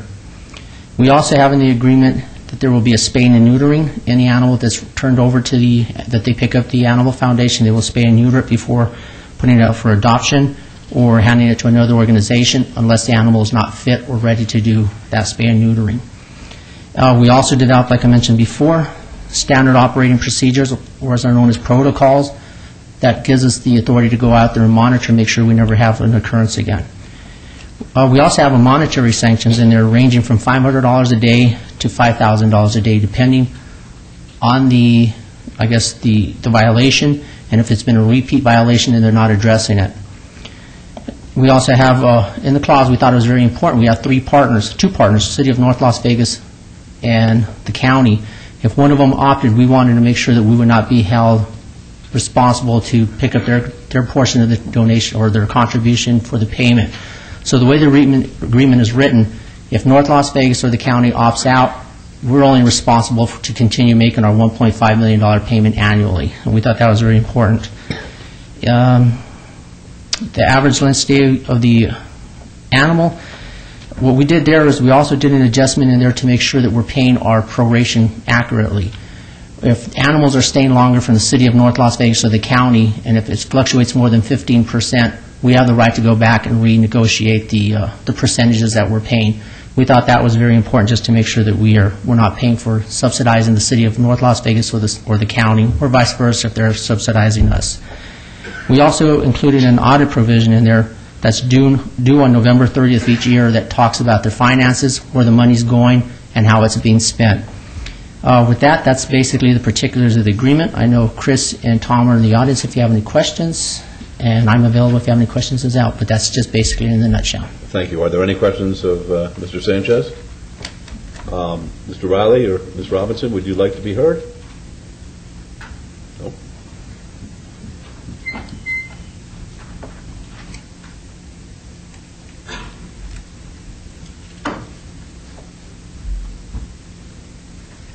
Chris Robinson. I'm the Executive Director of the Animal Foundation. Thank you, Mayor, members of the Council, and thank you, Orlando, for that presentation. I think Mr. Sanchez summed up the agreement very well. We have spent the last 9 or so months working closely with our partners here at the City of Las Vegas, the County in North Las Vegas. One thing I would like to add to Orlando's comments is I think this is the first time that we've had all of the parties in a room at once putting together a uniform agreement. So all 3 agreements, while there are 3 separate agreements, they are very much the same in terms of operations and how the business will be run, which I think is going to serve us all well.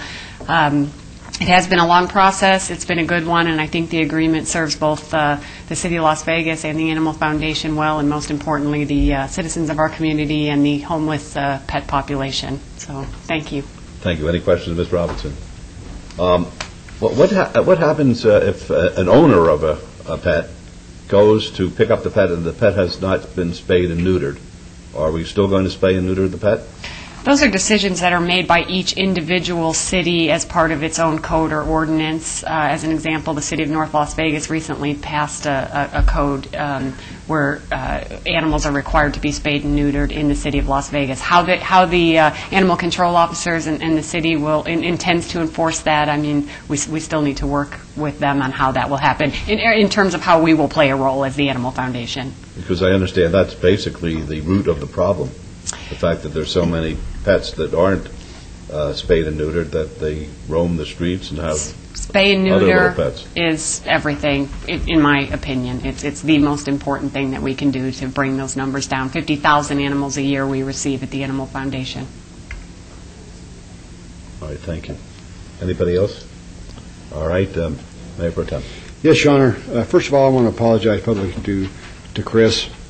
Back when she was appointed the head of this Animal Foundation, I worked with Chris through the Health District when we were working with air quality, and I thought she was crazy. I didn't know why we was appointing her while she was even taking the job. I didn't know if she knew a cat from a dog or a rabbit from a dove. But you really surprised me, Chris. You've done a fantastic job down there. My hat's off to you, and I do apologize for even doubting your ability to take care of these problems we've had. I don't live too far from the animal shelter. I know that I have had some issues that you've taken care of for me. I want to publicly thank you for that. And with that, Your Honor, I make a motion to follow staff's recommendation for approval of this item. Thank you. Let's vote, please. Opposed? Motion carries. What is the difference between a rabbit and a dove? I already see the yes votes. Oh, boy. It's a bad question, not a good answer. Okay. 55 is discussion and possible action regarding temporary approval of change of ownership for a tavern license subject to provisions of the Planning and Fire Codes and Health Department regulations from H&B Enterprises, Inc. to Hotspot Enterprises, LLC, doing business as Bailey's at 4341 North Rancho Drive. This is in Ward 6. And Mr. DiFiore. Mayor, members of the council, I would like to see if we could take item 55, which has a companion item of 57, at the same time. Sure, we'll read 57 into the record. 57 is discussion and possible action regarding temporary approval of a new restricted gaming license for 51 slots, subject to confirmation of approval by the Nevada Gaming Commission, Hotspot Enterprises, LLC, doing business as Bailey's at 4341 North Rancho Drive. And I would like to add that the applicants do meet criteria for consideration of a temporary approval of these licenses today. An inspection was conducted of the facility, and they are in compliance, and my recommendation would be to have them approved for temporary licenses on both items 55 and 57. Very good. Any questions of Mr. DiFiore? Gentlemen, would you like to be heard? Everything was fine. Thank you. Same here. All right, very good. Would you identify yourselves for the record? My name is Robert Opp, Hotspot Enterprises. Donald Opp. All right, thank you, gentlemen. Okay, no questions. Councilman Ross. Your Honor, I would, on agenda item 55, would move to follow staff's recommendations for approval. All right, let's vote, please. Post. Motion carries. And on agenda item 57, Your Honor, I would also move to follow staff's recommendation for approval. Thank you. Let's vote. Post.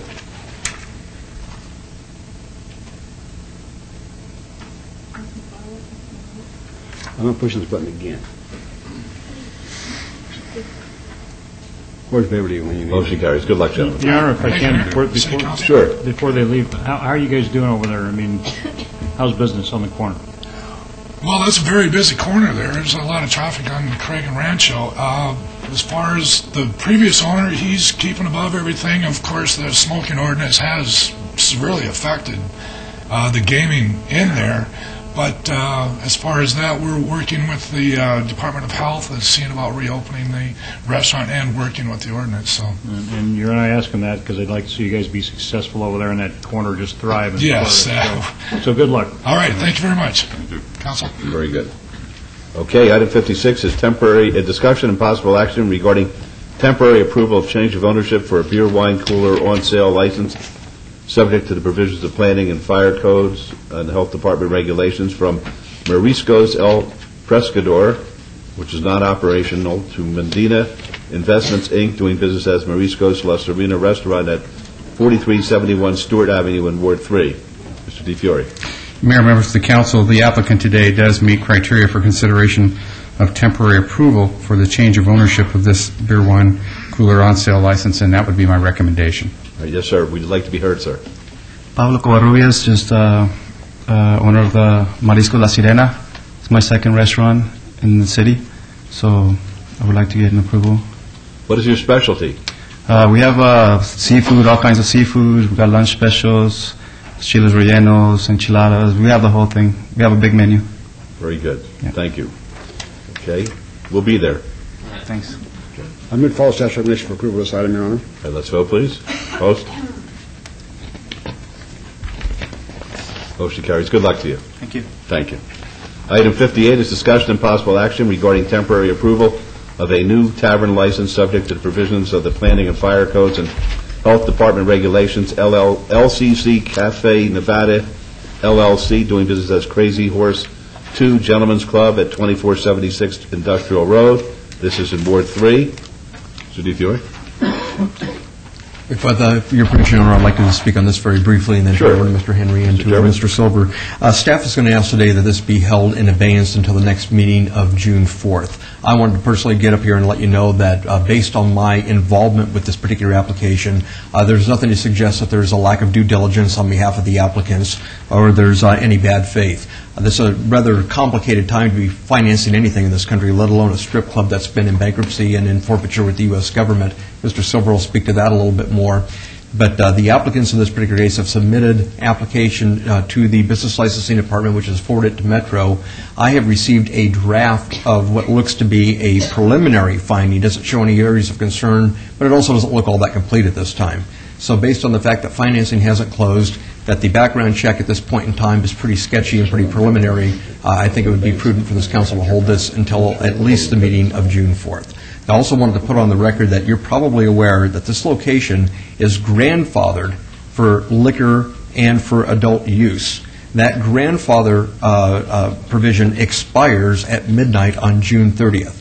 This will give the council 2 more opportunities at regularly scheduled meetings, both June 4th or if it's not ready then at June 18th, to consider these particular applicants for suitability for licensing. With that, I'll turn it over to Mr. Henry and Mr. Silver. Mr. Henry? Good morning once again, Mayor Pro Tem, members of the council. This is a matter that you will recall came before this council some years ago, and the council revoked the liquor license. This was attendant to a federal prosecution where there was a plea agreement that provided for Rick Rizzolo and the Power Company, Inc. to do certain things.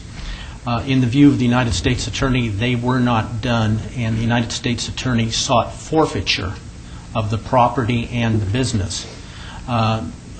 Judge Pro of the United States District Court entered an order of forfeiture. So Crazy Horse 2, as we know it, is now owned by the United States Marshal's Office. There were a number of attempts for the Marshal to sell this to buyers, none of whom performed. I think a couple times it went into escrow. It is in escrow now with a purchase and sale agreement, which in the first instance I reviewed. That purchase and sale agreement has recently been amended. I have been given to understand that the purchase and sale agreement as amended, if it's approved by the Department of Justice in Washington, D.C., will have these main points. And I certainly hope that Mr. Silver will correct me if I misspeak. The purchase price is $32 million. The purchasers have a letter of commitment from a hard money lender for $16 million. The federal government, if there is approval at the higher levels outside of Nevada, will agree for some period of time to carry back, in essence, $16 million.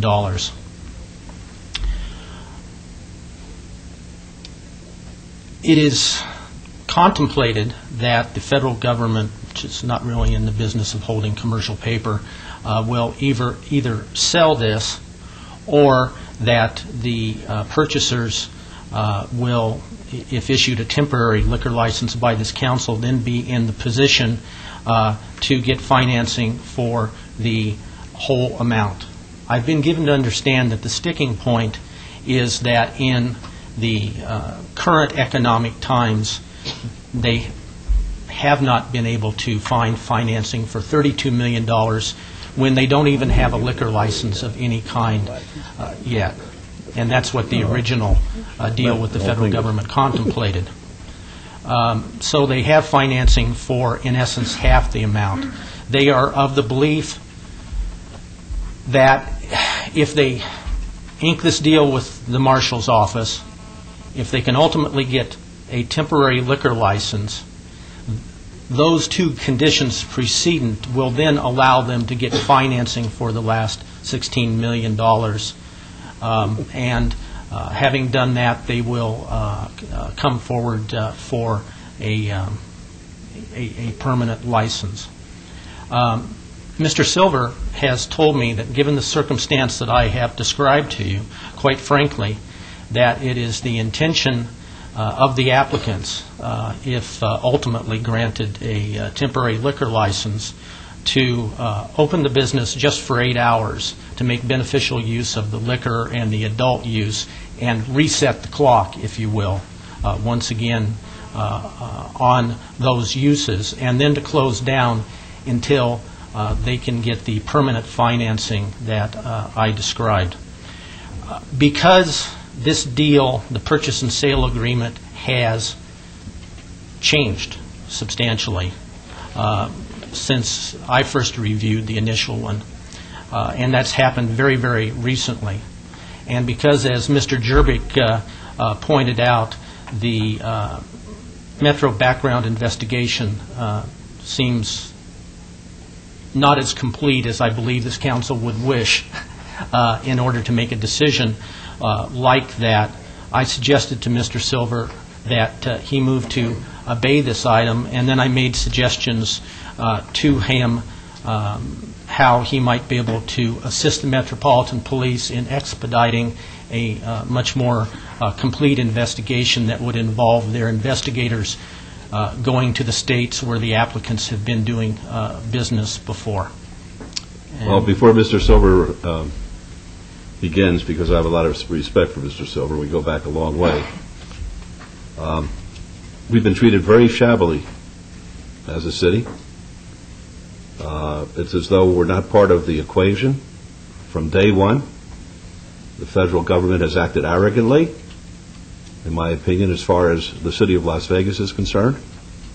I don't believe any of my colleagues nor myself have heard from any representatives of the federal government as to what they wanted us to do from the beginning, when they entered into the plea bargain, up until this very moment.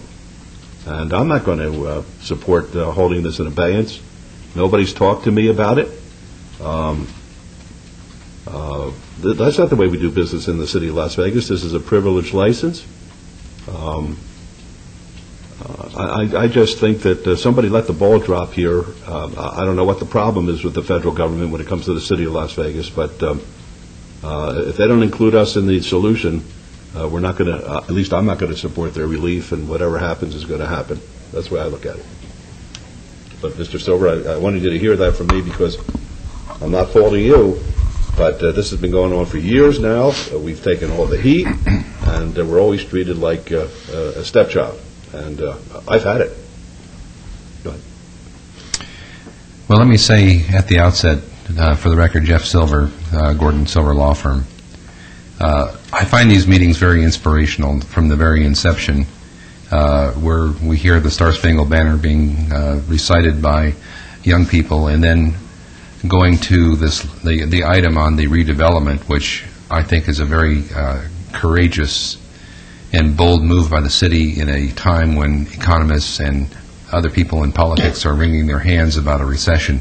The idea of going forward and doing something positive is a refreshing change from what we've normally seen in government. And I can't defend the government of the United States and the Marshal Service in this instance for the lack of communication. I can only say that there are a lot of people that are depending upon an approval of this application in some form down the road. And I'm talking about the people who have sustained horrible injuries that need to be taken care of for the rest of their lives. There are other agencies that have a stake in the outcome of these proceedings, not the least of which is the City of Las Vegas.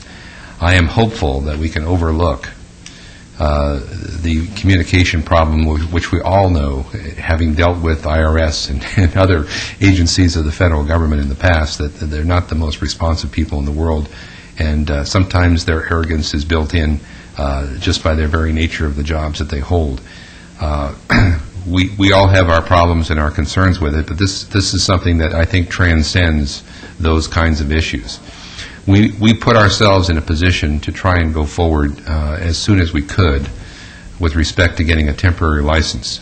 We have submitted applications, and I would note for the record that Mahesh Patel and David DuPont, the applicants, are in the audience today, but since we are moving for an abeyance in this matter to allow the application to be deemed more complete, they did not come forward, but they are here. If you have questions of them, they certainly would be responsive to you. But just to give you a little brief background, back in the end of 2007, CBRE, the real estate company, put out a circular relative to this particular location. And later, toward the end of the year, my clients made an offer which was not immediately accepted, but the Marshal Service pursued other potential suitors for this particular bid. As it turned out, the selected item, the selected bidder, could not perform. And Jeff, if I could interrupt, please. This council has been over these hearings many times, and you asked for an abeyance. I don't think my mayor is going to support the abeyance. I want it on the record that I am not in favor of a temporary liquor license at this location. I don't feel like that if somebody wants to buy it, they can come in and buy it, and we'll work that out. We'll work that out. But at this time, I'm not in favor of a temporary license. But I will go forward with a motion to hold this in abeyance for 2 weeks, so the staff can prepare their, I guess, their briefings with the City Council, because I don't think that the rest of the City Council has any idea what we're talking about here either, on what you're proposing. So my motion, Your Honor, is going to be to hold this in abeyance for 2 weeks. All right, let's vote. Mayor Goodman, I'm sorry. Yes. Before we vote on the motion, may I ask a couple of questions? Absolutely. Go ahead. Mr. Silver, you brought up the subject of a lot of people are relying. I guess this is what I'm going to be looking for, answers to these questions when we come back. You mentioned that there's a lot of people that are relying on this deal to go through, and somebody suffered great injuries, and he's waiting for this. And as the mayor and Mayor Pro Tem brought up, we've had hearings relative to the last licensee, and we've had attorneys show up for injured parties begging us to do deals because if we don't do this deal, their client won't get their money. What I'd like to see is some assurance that if this license is approved and this transaction goes down and money changes hands, that Mr. Kirk Henry is going to get his money. Because that's what you're talking about, I imagine. Well, Councilman, that assurance comes from an order from the federal district judge that has indicated a priority of payment relative to the proceeds from any sale of this particular. Let me see that order, please, with all due respect to the federal district court judge, and I hope he doesn't watch the show this time and hold me in contempt, but I'd like to see that order, because like the mayor brought up, the last time around, they kept us in the dark. You got it? Well, I don't need to see it now. I trust it if you've got an order. But I will want to see it, because representations were made before. We had Don Campbell and Stan Hunderton and all sorts of people grabbing at this money come in. They're not here today. Well, here's I think what the essential point to make in response to that question, and that is, we are not Rick Rizzolo. We are not Mr. Ceccarelli. We are not anyone other than a person who is a bona fide purchaser for value who has come to the Marshal Service to acquire a piece of property in a bidding process. Ordinarily, we would look at this application, we would ask Mr. DiFiore whether or not we've submitted the scope information and someone is just on its face suitable to get a temporary license, and it would be granted. But because of all the baggage that this property has, and because it's an adult use as well, we thought it would be prudent to come forward with the entire financing package, put to bed, The suitability, we have no qualms about whatsoever. We're comfortable that our applicants are going to be found suitable. They have been vetted by a number of people. So that's not the issue. We want to make sure that when we do come in and when we can talk to you about this thing, everything is tied together, and that's what we're hoping for that can happen in the next 2 weeks. And I appreciate your comments, but you're the one that brought up injured parties are relying on this transaction, or somebody did. I did. Okay. So I did in the context of the fact that the Marshal Service was not being as responsive as they could be relative to communicating with staff, and I'm just saying that we cannot let our personal feelings regarding how we were treated by some other agency of government to interfere with the fact that this has a much larger consequence to it. Okay. The second question I have is when we do this background check, Mr. DiFiore, and Metro does it, that is done internally. We pay for that investigation to take place, correct?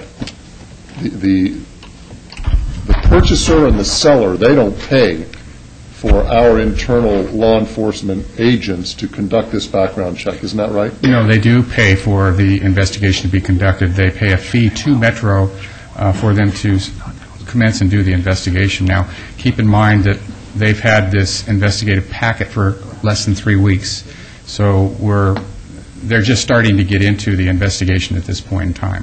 How is that fee determined? The fee is actually in code. It's $200 for the application license itself, and it's $150 for suitability investigation on each principal of the entity. Does that include, because I thought I heard somebody talk about flying back to visit sites where these potential purchasers have other businesses? Does that include that? There's another provision in the code that does allow Metro to keep an inventory of costs and to be able to seek approval to travel in circumstances where the information that is being provided to them is not accessible by ordinary means. On occasion, they have traveled out of state to the state where the individuals reside to be able to confer with the investigation in the judicial arena there to get the information that they're seeking to complete their investigation. I believe that may be what's happening here, or will be happening. I don't want to get too far astray from the issue at hand, but I would like to have some discussions with you another day about that, because I think that the city shouldn't bear any of these costs in a transaction like this. Okay, thank you. Councilman, if I might, as part of my discussions with Mr. Silver, I've given him some history of how these matters have been handled in the past, and I've suggested to him that it might be wise for the applicants to either come to Metro Special Investigations or to Mr. DiFiore and say, our checkbook is open and we will fund the cost of investigators going back east to the jurisdictions where we've actually done business. You're a smart man, Mr. Henry. That's good advice. Mayor? Did you make it, Councilman? Yes, a couple questions. Mr. Jervik, what are the conditions as to why this license is non-conforming? If you can shed some background on that. And secondly, what would happen if, in fact, this item is not brought back before this council? Right. Typically, I'll be happy to answer that, Councilman. Typically, special use permits are granted in conjunction with tavern licenses, that is, people who serve alcoholic beverages, and for adult erotic dance establishments. And this establishment existed before special use permits were required. Under the law, if you exist at the time that the law changes, you get to continue your use. And in this particular case, if you cease the use, you can't use it again if you cease the use for more than 6 months. About 4 or 5 months ago, this council changed the law, actually I think it was back in December, and you extended that period from 6 months to 1 year. So what that meant was a non-conforming use like Crazy Horse 2, which would normally require use permits, which they're not eligible for because they don't meet distance separations and things like that, could continue to enjoy the uses that would otherwise not be legal if they restarted those uses within a 1 year period. That 1 year period began when the license was removed from Crazy Horse 2 by Mr. DiFiore at midnight on June 30th of last year. That means that if licenses are not issued and not made beneficial use of by midnight of June 30th this year, the use cannot be restarted under our existing law. Your Honor, if I might, Mayor Pro Tem, with your permission. Counsel. Because this location has given us such grief, Mr. Silver, I would make a suggestion to you, and it's nice to know that your clients, the applicants, are actually here in the audience today, but I would suggest that you make arrangements to visit with both the Mayor Pro Tem and the Mayor regarding this with your clients. I know I'd certainly like to be done should this be in my area of the city. So just a recommendation. Thank you, Mayor. Thank you. Yes. All right, thank you very much. All right, is there a motion? Yes, Your Honor. I've already made the motion. Okay, you made a motion to obey it till when? June 4th. June 4th? All right, let's vote. Opposed? Okay, motion carries. Thank you very much. Let me tell you this. From my perspective, if your clients are unable to get their act in order by the June 4th date, you may make a suggestion to our friends over in the Federal Building that they better run the place. They have experience doing that. Thank you. Well, I'll put a little asterisk. They ran the Mustang Ranch. Okay, I guess it's pretty similar. Crazy Horse, Mustang, what's the difference? Okay, thank you, gentlemen. Thank you. No more horsing around for us. Now you're talking.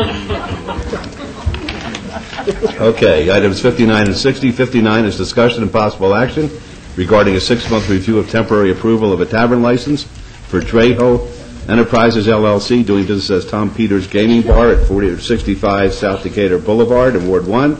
And 60 is discussion and possible action regarding a 6-month review of temporary approval of a restricted gaming license for 15 slots, Trejo Enterprises, LLC, doing business as Tom Peters Gaming Bar at 465 South Decatur Boulevard. Mr. DiFiore. Mayor, members of the council, this review comes out of concern of the operation of this business going back to when it was originally licensed back in 2007. I can say this, the calls for service over this last period have only been 3, and they are of no concern to staff and myself, and the inspections conducted on the business have found them to be in compliance. Staff and myself do not have any area of concern. I'm ready to go forward with a recommendation of approving this on a permanent basis today, as well as the gaming item that follows. Thank you. Any questions, Mr. DiFiore? Ma'am, would you like to be heard? My name is Jocelyn Nixon. I'm here representing Tom Peters Gaming Bar. I am only here for questions, if you should have any this morning. All right. Are there any questions of Ms. Nixon? All right. There are none. Councilwoman Tarkanian? We've had nobody contact us with any concerns whatsoever about this, so I move to follow staff's recommendation. All right. That's on 59. Let's vote on that, please. Opposed?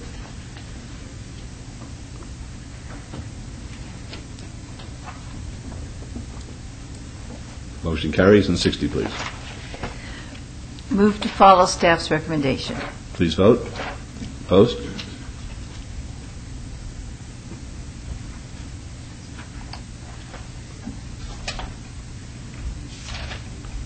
Motion carries. Good luck to you, ma'am. Thank you so much. You're welcome. Item 61 is discussion and possible action regarding temporary approval of a new massage establishment license for Saatchi Enterprises, Inc., doing business as Tsunami Massage of Las Vegas at 7871 West Charleston Boulevard, Suite 150. This is an ancillary license to Tsunami Day Spa of Las Vegas. This is in Ward 2. And Mr. DiFiore. Mayor, members of the council, the Tsunami Massage of Las Vegas, this license that's being considered today is an ancillary license to the existing beauty salon license, and I believe the business has been open for about 2 years. Staff and myself have no area of concern preliminarily on the approval of this as a temporary license, and that would be my recommendation today. Thank you. Any questions of Mr. DiFiore? Ma'am, would you like to be heard? Yes, my name is Alisa Shoti Sashi from Tsunami Day Spa. All right. Would you like to tell us anything? Or Yes, I want to add this business from my client. Okay, very good. Thank you. All right. Are there any questions of the young lady? All right. Hearing none. Councilman Wilson. Thank you, Your Honor. Jim, where is 7871 West Charleston? I believe it's between Cimarron and Durango on West Charleston on the north side. Okay, that's what I thought. Is that right, ma'am? Yes, Cimarron and Buffalo. Okay. Yeah, on West Charleston. When you do your check, Jim, what do you do? I mean, you said there's no areas of concern. What did you do to determine that? First of all, preliminarily, the applicant has no criminal record. That's part of our discovery on suitability. Secondly, when we do go out and we do an inspection prior to the city council meeting, we verify that the rooms that they have put in their application that they will be utilizing for massage are actually there, and they're not going to be doing anything more than that. We verify, obviously, that the business is open and operating as a beauty salon. So when we consider it as an ancillary part of the business, we don't walk in and it's full-blown massage.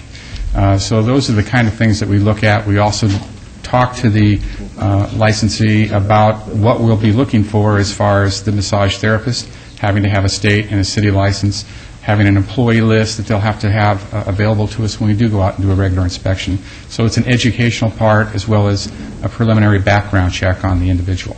And you did all this with this application? Yes. Okay. You or your staff actually went out to the site, verified it is a beauty salon? Correct. How large of a beauty salon is it? Do you remember? I wasn't out there personally myself, but I believe, well, maybe the applicant can tell you how many rooms and how what the large square is your salon, It's ma'am? 1,300 square foot. 1,300 square feet? Yeah, the The beauty salon? Yeah. Okay. And I believe her 2 rooms that she's going to be using are less than 150 square feet combined. And that was going to be my question. The applicant is seeking 2 massage rooms. I believe Is that right? Yes. Correct. Okay, and you understand what Mr. DiFiore Yes, said, understand. that the masseuse, is that how it's Masseuses or massage therapists? Massage therapists Yeah. have to be licensed? Yes. And you understand that? Yes. Okay. Okay, thank you. My motion is for, your recommendation, Jim, is for temporary approval, subject to what? Subject to a completed investigation. If there are no areas of concerns in the completed investigation, then council, by virtue of the backup, would grant me the authority to issue a permanent license. If there are problems in the suitability, then I bring it back to the council at that time. Thank you, thank you. That is my motion, please. All right, let's vote, please. Opposed? Motion carries. Good luck. Thank you. You're welcome. Item 62 is discussion and possible action regarding temporary approval of a new psychic art and science license for Clarence Sherrick, doing business as Zarin. Zarin. 6848 West Charleston Boulevard. Yes. This is in Ward 1, and the license is located in an existing business, which is the Psychic Eye Bookshop. Mr. Yes. DiFiore. I'm Clarence Sherrick. Wait. Oh, okay. We got to listen to Mr. DiFiore Okay. first, and then I have a couple of serious questions for you. God bless you. Thank you, sir. Thank you for God blessing you. Yes. Mayor and members of the council, this application comes before us with a note here that it is a part of a business that is already existing and licensed called the Psychic Eye Bookshop. We have been out to do an inspection on the Psychic Eye Bookshop in regards to his application, and what we did find in this case was that he was already commencing business. Warning notices were issued to not only Mr. Zarin on behalf of the owner of the business, but also to the owner of the business as well. Sometimes these things do happen, where they feel that they can start business and without the city council approval. I believe Mr. Zarin does now. I'm sorry. Yes, I quit immediately. So I was getting mail there, and I thought my license had come, and that's why. And having said that, my recommendation is going to be for approval of a temporary license with a 90-day review, so we can see that during this 90 days that he is complying with all business license codes at that location. Yes. Right. And you're Mr. Zarin, is that correct? I am, sir. I have only 2 questions for you. What happened to the other half of your tie? Actually, this is a very, very, very old dated tie, and I'm so out of touch with fashion today that I wear something about 30 years old. Okay. And the second question is, who do you like tonight, Lakers or the Spurs? The Lakers. Shoot. The Lakers. The Lakers. Yes, sir. Covering the spread, 7. Yes, sir. Okay. But the last 10 minutes are going to be real funky, so be prepared. I'll be prepared to reconsider my vote, too. Okay, any other questions of Mr. DiFiore or Mr. Zarin? All right, Councilwoman. Mr. Zarin, could you tell me how many days a week do you work there? I'm planning to just do 3 days a week, ma'am. I bring this up so that people who are watching this who have concern about how many psychic licenses, that yours is just a license to work in an already established licensed location, psychic location. Yes, ma'am. And is not adding anything more as far as locations, and that's a few hours a week. Thank you very much. I move to approve staff's recommendation. Okay, let's vote on that. Opposed, please. Motion carries. Good luck to you, sir. Thank you, sir. Thank you. All right, we get to item number 63, which is discussion and possible action on the 90-day update of Bill number 2007-68, which updates the zoning regulations that govern off-premise signs. This pertains to all wards. Mr. Scott here? That's me. Very good. Mayor and Council. No, I said we have Mr. Scott here. Sorry, Mayor. This is actually my first time down here. I don't think I've ever been down here before. Mayor and Council, Brian Scott, Assistant City Attorney. As you know, this is the 90-day abeyance that you had placed on the billboard item to see if there were any additional additions that you wanted to make to your already modified billboard code. As you know, in January of 2008, the City Council approved Bill number 2007-68, and that ordinance provided for a number of changes that you made to your billboard code. Essentially, it provided for 5 changes to the billboard code. The first was that it changed the definition of embellishments. Second, it allowed lettering, text, logos, and numbers within an embellishment. It also allowed, the third thing it did was allowed for the increasing of the height of a billboard, which was obscured by sound walls or some other public works project by means of a site plan review. The fourth thing it did was change the periodic review period and made it a standard minimum of 3 years that you would actually see billboards back once you approve them. And the fifth thing it did was permitted the changing of a static billboard near a freeway to a digital billboard by means of a minor site plan review. So the ordinance that you changed in January of 2008 did those 5 things. There was a discussion at your April 16th meeting with regard to whether or not you wanted to allow certain non-conforming outdoor advertising structures to be reconstructed and rebuilt on the same site. We have I put together with the help of the planning director a chart which I've given all of you. I hope you still have them. If you don't, I have copies if you'd like to have them again. Yeah. They're in our back. Yes, we have. Okay. Yes. There are 6 options that we came up with regard to the, if you desire to have non-conforming outdoor advertising structures to be rebuilt and reconstructed on their site, there are 6 options we came up with. One was to maintain the existing code. As I said in January when we changed the code, there were 5 things that were changed that were fairly significant changes to our code. The second option we proposed was, or the industry or you proposed, were to allow the reconstruction of a billboard with an SUP. The third option was to allow reconstruction without an SUP, but by means of what's called a minor site plan review. Option 4 was to allow reconstruction without an SUP by means of a major site plan review. The fifth option was to demolish the existing billboard prior to seeking the SUP. Then the applicant would come in, seek an SUP, and then you would have discretion as to whether or not to grant that SUP.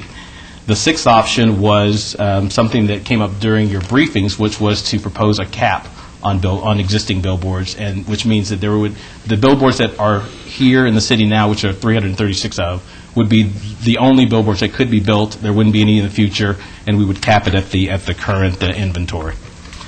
The chart that I put together also contains some pros and cons that we believed were essential to having you make an informed decision. Depending on your point of view and who you are, some of the cons are pros, some of the pros are cons, and some of the pros and cons overlap. So it's going to be essential that when whoever comes up and speaks about the particular issue, their point of view may be different, what they deem to be a con and what they deem to be a pro. I took it from my point of view, what I deemed and what I thought was best for the city to determine what were pros and cons in this instance. Just to let you know, and I've told you this during your briefings, that there are approximately 336 billboards within the city's jurisdiction. The information that I received from the planning department indicates that 180 of those are what we consider to be non-conforming and would be subject to a change of the billboard code. If you decided today to make a change to allow non-conforming outdoor advertising structures, or signs, under our code to be reconstructed, that would affect 180 billboards. If you can look down at the monitor, I've had planning create a chart which contains all 336 billboards within the city's jurisdiction. I can't tell you from this chart which 180 of these billboards are non-conforming signs. We would have to have planning go and review each and every one of those green dots on this plan in order for me to tell you which of those green dots is non-conforming, which would be affected if you made a change today. Some of the billboards that would be affected are within, close to residential areas. Some are close to the freeway. Some are close to commercial areas. So it really can't be determined from this map, or I couldn't tell you today exactly how many or which billboards would be affected by a change. There would be 156 that would not be affected because those billboards are conforming within the city. Another thing I have to tell you is that this type of a change to allow a non-conforming use to exist or to perpetually exist is kind of contrary to what our current city policy with regard to the perpetuation of non-conforming uses. If you look at our code, and I put it on the table, at LVMC 19.16.010, which talks about the intent, it talks about the fact that the code, there's nothing in the code which talks about the perpetuation of non-conforming uses. They're not meant to survive forever, and ever and ever. And this essentially would do that by allowing these things to be rebuilt and torn down and rebuilt at the same site. So I can go through the pros and cons of each of the options, Mayor, if you'd like to see that. Basically, you did that at our briefings ad nauseum, to be honest with you. Okay. I mean, we've had these billboards coming out of our ears, and we've been briefed and rebriefed and rebriefed. I think we're ready to act, but I see there are representatives from the industry here. They've sat around for almost 4 hours, so I'm going to give them an opportunity if they want to speak. We'll certainly listen to them. How many speeches are we going to hear? Oh, well, just 2? Then 3, 4, 5? All right, how about 2 minutes apiece, okay? Good. How about a minute?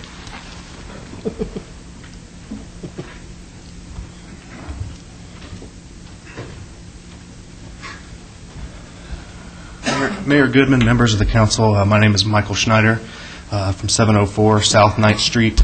I'm an attorney here on behalf of Kermit Waters. He owns a signboard at 438 East Sahara. He regrets that he cannot be here in person today. Excuse me, I'm a little winded. What, from walking up 3 rows? Well, I've been sitting here for 4 hours. It took a little while to get up. Well, there's a reason. Mr. Waters' main concern, he believes this is a property right issue, and his situation may be different than many others. He owns his board outright. I believe that it is in existence before any special use permits were required. His main concern is he doesn't want to lose a vested property right. As any landowner would probably attest, having a billboard on their site is a lucrative venture. If nothing else, it allows them to have a continuous stream of income for their property. So therefore, he would not support, as an owner of a billboard, any ordinance or amendment to an ordinance that if he were to take his down for any reason, he would have to reapply brand de novo for a special use permit. He would like, in reading the ordinance, it seems like safety and aesthetics are 2 primary purposes of the billboard ordinance currently, and he would like to be able to bring his down to put up a safer or newer structure without having to come to the city and asking for permission from the council to do so. So basically, and I'll be short, he would support an ordinance that would allow him to replace his board in kind without a stringent review. And I appreciate the opportunity to be heard. Yes, Mayor. Question, please. Is his a non-conforming sign? I don't know the status of it at this time. I believe it is sitting there for a long time. It's probably non-conforming. It is. It's probably a non-conforming sign, but I can't support that. Thank you. Thank you very much. Thank you. Bailey? Good morning, Mayor, Mayor Pro Tem, members of the council. My name is John Bailey.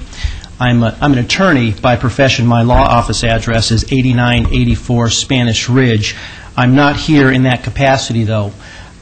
First, I want to thank each of you, and particularly Mr. Scott as well, for allowing Randy Black Jr. and myself to play a part in this process on behalf of landowners. We think it's vital that landowners, their interests are protected as well. in addition to that of the city and of the industry itself. We have had an opportunity to review the various options that Mr. Scott has spoken about. Some of the options I can fairly tell you are very favorable to landowners.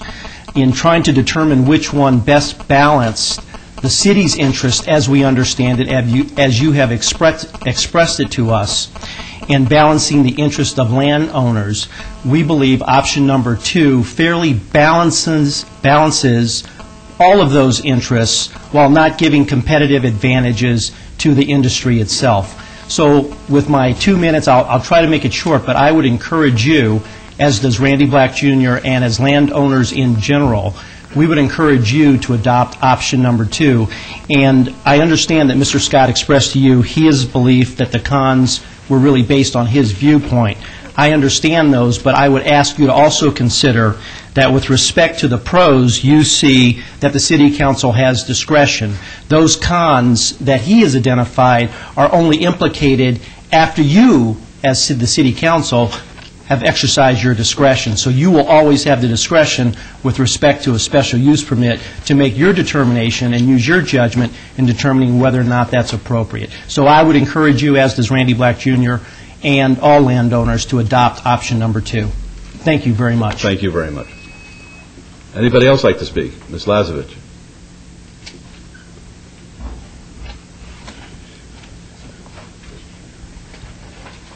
That's because we get paid by the hour. Good morning, Jennifer Lazovich, 38. Good morning, Jennifer Lazovich, 3800 Howard Hughes Parkway, here this morning representing Lamar. First, I'd like to just start by thanking this council and your staff for working, in particular with me, for quite a long time on the ordinance that was ultimately passed in January by this council. We do appreciate all the hard work that went into that ordinance by not only your staff, but also this council, and listening to Lamar convey their thoughts and opinions on that ordinance and the ordinance that's before you today. I will keep this very brief. On behalf of Lamar, we would respectfully request that this council entertain option number 1, which is to not make any changes to the existing code that was approved in January, and stay with what really has been the practice of the city for quite some time as it pertains to nonconforming structures. Thank you. Any questions, Ms. Lazovich? All right, thank you very much. Thank you. Mr. Larson. Thank you, Mayor. Paul Larson, 300 South 4th Street, representing Clear Channel. I'd like to echo the thanks mentioned by Mr. Bailey and Ms. Lazovich with regard to the staff working with us and the council working with us. I know we've spoken to you all on a number of occasions. I don't think that we could explain the situation and the issue any better than Mr. Scott just did, that right now you're looking at 180 non-conforming boards versus 156 conforming boards. If you were to do anything other than leave the existing code as you've amended it in January in place, you would be expressing a preference for boards, 180 boards that you've already made a policy determination are inappropriate and are located at inappropriate locations, and allowing them simply by attrition to eventually disappear. And you'd be treating those preferentially to the 156 boards that are in locations that you've designated as appropriate. So we simply urge you to leave the code alone as you've amended it in January. We think those have addressed all the issues that were the concern to the legislature, to the industry, and to this council. And as Mr. Scott said, any amendment would be a significant departure from your existing policy regarding nonconforming structures. Thank you very much. Would anybody else like to be heard? Yes. Mr. Brown.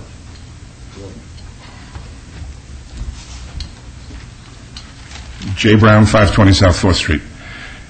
First, I'd like to say that if you do nothing and you just follow option 1, you are giving a preference. If you do nothing, 2 things happen. The Kermit Waters of the world and the Randy Blacks of the world, who own their own billboard, don't have a billboard company, you're basically telling them, look, we don't care if they get dilapidated. We don't care what those boards look like. And you just cannot take that board down and put up a new one. And to have a blight on the city, it's just silly. if someone's got their own billboard, they should have the opportunity and the right to go ahead and put a nice billboard there and come to you for a special use permit and ask you for your permission and to review it. If you don't want to do it, you don't do it. But to tell them categorically that never will that billboard ever come down simply doesn't mean any sense of fairness, in my opinion. As far as the John Baileys of the world, who do work with a billboard company, you're basically telling Mr. Bailey, we don't care whether you have a month-to-month lease, we don't care whether you have a 5-year lease, we don't even care if you have a 10-year lease. We're telling you this, Mr. Bailey. You, your children, your grandchildren, your great-grandchildren will use that billboard company that you have today in perpetuity until you sell the property. That billboard company will always be there, and you must accept the price that they pay you. Because if you don't, that billboard is going down. So you're going to keep those billboards, okay? You're going to keep the billboards because Mr. Bailey has no choice. And that frankly, is not fair. Last year, the recommending committee had a meeting. Councilman Tarkanian, Councilman Barlow. Extensive meetings. Let staff speak. Let the industry speak. Let anybody who wanted to speak. Most of the billboards are in their 2 areas. Granted, Councilman Reese has a lot, and his as well. But the bulk of the billboards, 2/3 of the billboards, are probably, I can stand corrected from Mrs. Scott, are in Councilman Tarkanian and Councilman Barlow. After hearing everything, they came to the conclusion, and frankly, I think the only reasonable conclusion one can come to, and that is it's simply not fair to the property owners, and they recommended to the City Council that in essence, I'll call it option 2 be passed. And therefore, I just don't know what's happened since that meeting, since the mayor saw Mr. Waters walk out and couldn't believe that he couldn't change his billboard. He said, I want this back within 30 days.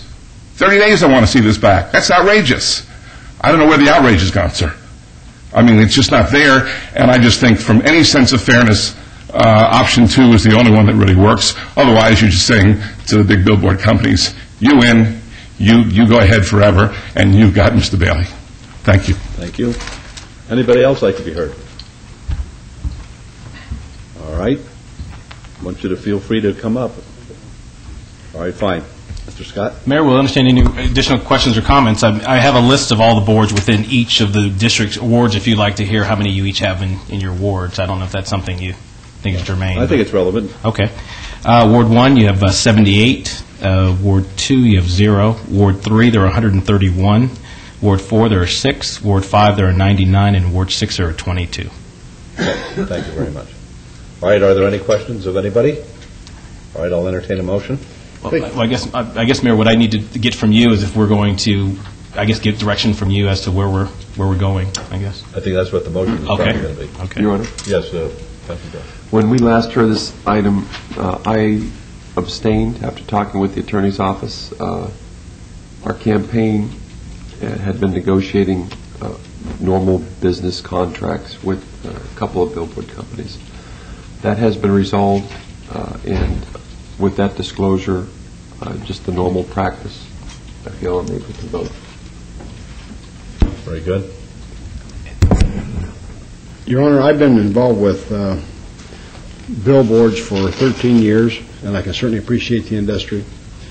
I can certainly appreciate homeowners' rights. I've tried to protect them as much as I can. I think that by the intent of the legislature, I think we met their requirements, and I'm going to just make my motion that I go along with option number 1 on this today. All right, that's leaving it as is. That's it. All right, let's vote. Opposed? Motion carries. Thank you, Mayor and Council. Okay.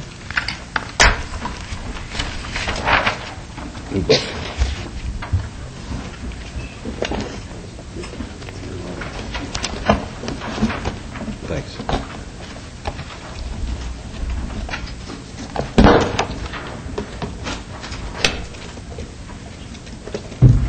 The outrage is still here.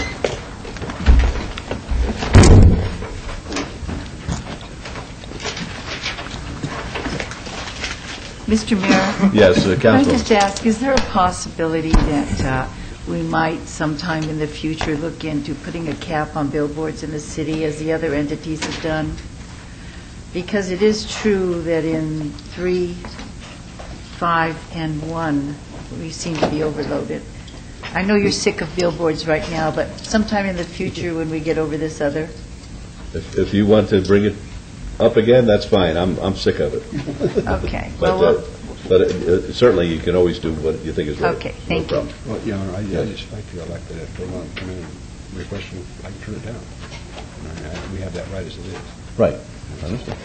All right, item 65 is R28-2008, discussion and possible action regarding resolution in support of the project Global Green Connection Center to be located within the city of Las Vegas and authorizing the city to determine the city's participation in the project. Mr. Houchins. Mayor and members of council, this is an exciting concept, and I get the privilege of introducing these gentlemen. Just a few words of introduction. You're aware that the city has made a commitment to sustainability as one of its major initiatives. And that's sustainability within the community, within the environment, in everything we do.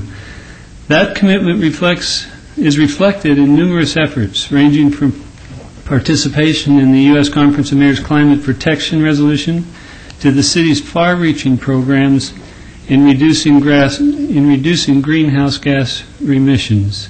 In many ways, the city is recognized as a leader in sustainability efforts, not only on a local scale, but on a national scale.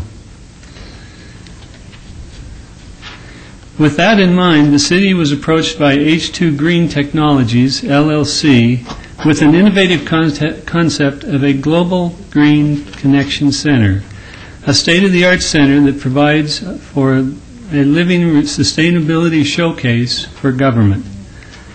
The resolution before you produces an opportunity for the city to participate with H2 Green Technologies in pursuing the Global Green Communication Center, therefore providing an opportunity to become a civic center for existing businesses and stimulating further business in the community.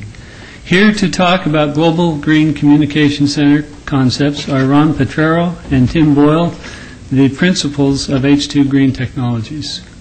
All right, thank you, Mr. Houchins. Recognizing the time here, make it as brief as you can, please. We will do that. Thank you, Your Honor. Your Honor, members of council, my name is Ron Portero, 7958 Lookout Rock Circle, and with me today is my colleague and friend, Mr. Timothy Boyle, and we are H2 Green Technologies, LLC. We are here today to jump on your train, Your Honor, that you talked about the other day, or in previous with LiveWorks and Forest City. We believe we've got a concept that is viable, feasible, and exciting, and will change the nature of what happens in this valley relative to green. This past Sunday, very briefly, I attended my daughter's graduation from Carnegie Mellon University, and it was a quite extraordinary experience for me. There was a gentleman who spoke at the commencement exercise, and he said, I quote, "Solar energy, wind energy, and distributed power and geothermal energy and a series of other innovations have reached the stage where we can replace every electron and every BTU fossil fuel source without missing a beat. But we need one ingredient that you, the parents, the faculty, and students that we're graduating, we need one ingredient. We need your political will, your dedication, and we need your hearts." This was a statement made by former Vice President and Nobel winner Al Gore just 3 days ago, and I happen to have the pleasure of being in that audience. It's clear that green is the wave of everything that's happening. We see what we want to do in the area of green as a new paradigm, a new way of thought. And while the world has not witnessed this level of activity, we know that the concept of green products, technologies, research, buildings, landscapes, architecture is the wave of the future. Yet, with all of that activity, and we've seen the green, there's no one focal point for the exploration and exchange of green ideas, concepts, knowledge, research, and sustainable products and services. Therefore, we are proposing that we become in the city of Las Vegas with the Global Green Connection Center, that focal point where everything green comes to Las Vegas, where basically vision connects with reality. Hundreds of green trade shows exist all over the country and throughout the world. There are meetings, conferences, hosted every year at various cities and jurisdictions. Our goal, our concept, very similar to the World Market Center, would be that everything green becomes right here in Las Vegas as the epicenter for this activity. There's no permanent national or international facility, exposition or exhibition, trade shows or centers to host green. It deserves a permanent residence here in the city of Las Vegas, and that is our proposal to you today. Each year we would plan, as part of the Global Green Connection Center activities, to host more than 300 conferences, trade shows, and meetings for participants throughout North America and the world. The success of the Global Green Connection Center is dependent on the success of showrooms, exhibitors, and business and industry, so that these platforms on which the clients of the center, they can build on these events, and it would be a revenue-generating source. We see the Global Green Connection Center, quite frankly, as a public-private partnership, and we anticipate that during the course of the next 3 years, and we've got a chart that's in your backup, I won't take all the time to explain exactly what that process looks like. In the next 3 to 6 months, we'll have our formation. We intend to be in temporary facilities, and also then to eventually build between 1 million and 3 million square feet of showroom and exhibition space to house the Connection Center. And I was very keenly interested in Mr. Adams' presentation this morning, where the city's freed up 12 acres nearby, and kind of had my eye on that presentation as he took 18 to 20 acres and put it into 2.7.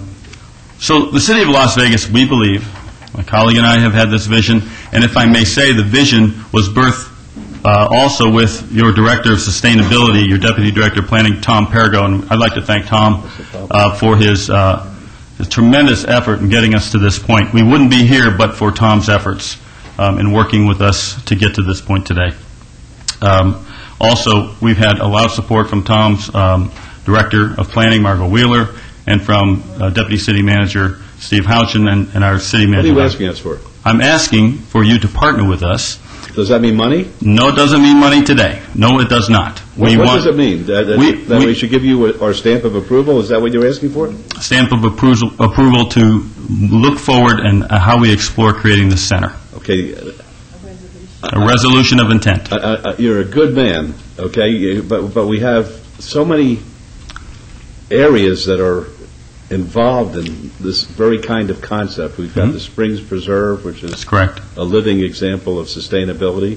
The Union Park project has been designated, I understand, and I'm very excited about this, as perhaps qualifying for a gold LEED certification as one of 10 neighborhoods in the entire United States, which is very impressive. And I sometimes feel that we don't coordinate much of what's happening in the community, and people are offshoots, and we would accomplish so much more by the sum of the whole rather than the sum of the parts. Coming together. Right. In a connection center here in the city. But what are you asking us to do? To charge the city manager's office and Mr. Perigo with the opportunity to explore creating and developing the Global Green Connection Center, and the City of Las Vegas would be the lead public partner in doing so with us. You're not asking us to commit ourselves to any monies today? That is correct. No money. Councilman Reese, we were very clear with 3 times he asked us about that. With all due respect, exclusivity, are we going to be limiting ourselves? No. In these discussions, with as far as discussing with other people to have similar concepts? Well, we are going to have our concept. We are not sure what others will do. But we see it as an all-inclusive opportunity. In fact, we have a letter from UNLV, their Vice President, and his Dr. Ronald Smith, Vice President for Research and Dean of the Graduate College at UNLV, and Thomas Pielcha, PhD, Director of Sustainability and Multidisciplinary Research, supporting our concept, wanting to serve as our academic liaison to all the universities and colleges throughout the country and the world, right here with UNLV. As I say, I've got a lot of respect for you, but I really feel that I need to have more information on this before I commit myself. That's my feeling today. I would like to move to abeyance so that Mr. Potrero can at least brief me and any other council members who might be interested in having a briefing. If I may, Your Honor, we have had the opportunity to brief all the council, and we had an appointment scheduled with you yesterday that your schedule didn't allow for us to meet. And maybe I'm the only guy who needs it, but I would like it. Okay, and we will get it for you, absolutely. All right, would a 2-week delay impede your project? Well, it might, because, Your Honor, we are, people are anxiously waiting for us to respond to this day's activity. And the resolution doesn't ask the council to, again, come up with any money or support anything other than having us discuss things with the city manager's office and support. I have no problem with discussion taking place, but I don't want any implication that we're going to just support your project as far as sustainability is concerned as a center. Mm-hmm. Mr. Mayor? Yeah. I think the thing is that they're asking us to resolve by the City Council that the city will support the development of the Global Green Connection Center. And as I understand, you're saying you don't know specifically enough about the Global Green. I mean, everything you say in here is wonderful, and everything you said when you met with me. Mm-hmm. But I think what the mayor's saying, and maybe the others of us might feel, is that we don't have enough of the specifics. How are you going to do this? I mean, we know the UNLV is going to be there. We know that everything you're going to do supports the green, but how? And that's critical when you give the backing, even in a resolution of the City Council. And as I say, I just don't know enough about it. All I know is that, and Mayor Pro Tem reminds me, last Friday we had a coffee with the mayor in his ward, and we had at least 3 different groups come in with proposals, which I referred to my green expert. I hope they called you. If they haven't, they're going to, Mr. Perigo. And I really would like to find out more about this before I cast my vote. I'll abstain right now if somebody wants to put a motion forward. Okay, I'd like to move to obey it for 2 weeks. That'd be my motion. Please vote. Mayor, before, if you don't mind, you asked the question, I just want to get some clarity on this. Is a 2-week delay going to impede your efforts? Are we doing something right now that's going to prevent you from going forward with your efforts, if we obey it? Tim? My name is Tim Boyle, and I share an office at 9960 West Cheyenne. The answer, Councilman, is yes, there would be some indication, some implication of that delay. It's nothing that we can not accommodate. Certainly our preference today is, with all those that are standing by, to be able to announce to those corporations and associations that the City of Las Vegas has deemed at this point merit in this concept sufficient to entertain discussions. So the approval would only, as written by the city attorney in your draft resolution, would only direct the staff to work with us to define that participation, which is what we need. My problem is this. If my colleagues need more time, I wish to grant them that more time. Certainly. You kind of put us in a box, though. I mean, you gentlemen came and saw me a week or 10 days ago and gave me a nice briefing, but now you're telling us if we don't get what we want, the project goes away. And that's putting us in a tough spot. No, we can accommodate not at the all. delay. A 2-week delay, and again, we would like the mayor to understand it. We'd like you to support it, and if you need that understanding and you need that time, then we're willing to come back and I'm sorry do this that again. my office, said that I was tied up. I probably was tied up, but I do want to be briefed on this because it's important to me. I take the lead at the Conference of Mayors on this, and I want to know what I'm talking about, and I want to know what we're doing. I just don't want to vote willy-nilly here. Absolutely not. And the City of Las Vegas, under this proposal, is the lead public participant. Obviously, we would like our mayor to be on board fully as we jump on this train. And all I want to do is be briefed. Absolutely. Your Honor, your motion was to obey for 2 weeks. Can I just share this with you to probably make everybody feel better? Love the idea. You guys visited with me, understand it. We want to be the leaders in green, without a doubt. In the resolution, the city will support the development of Global Green Connection Center project as proposed by H2 Green Technologies. Kind of binds us to that. and that the staff will be authorized to negotiate and determine the scope of the city's involvement as a public sector participant. What is that going to be? Just how much support are we going to provide in the next 2 weeks? Perhaps that's a discussion you need to have with the mayor when you go see him. Yes, we will. To help us understand that better. And Councilman, if I may, directing staff to discuss the involvement, in theory, that could be zero if they feel it's not in the city's best interest, or 100% involved as the lead partner. But we'll dialogue with the mayor about that and make sure that it's very clear what our plans are. I want to put one thing on the record, though. This gentleman here said that he wants to be able to tell these corporations and companies and stuff that the city of Las Vegas is. To me, that's like we're giving him the opportunity, we're giving him validation that he can use the city's name, the city of Las Vegas. We're doing all this. We're supporting everything you guys do. Am I missing something here? I believe what I was intending anyway, Councilman, was just to echo the words that are in the draft resolution. And the support of the city is to investigate the city's participation, the methods, the structure, and whether or not you want to. Yeah. It's not a commitment in the resolution to support.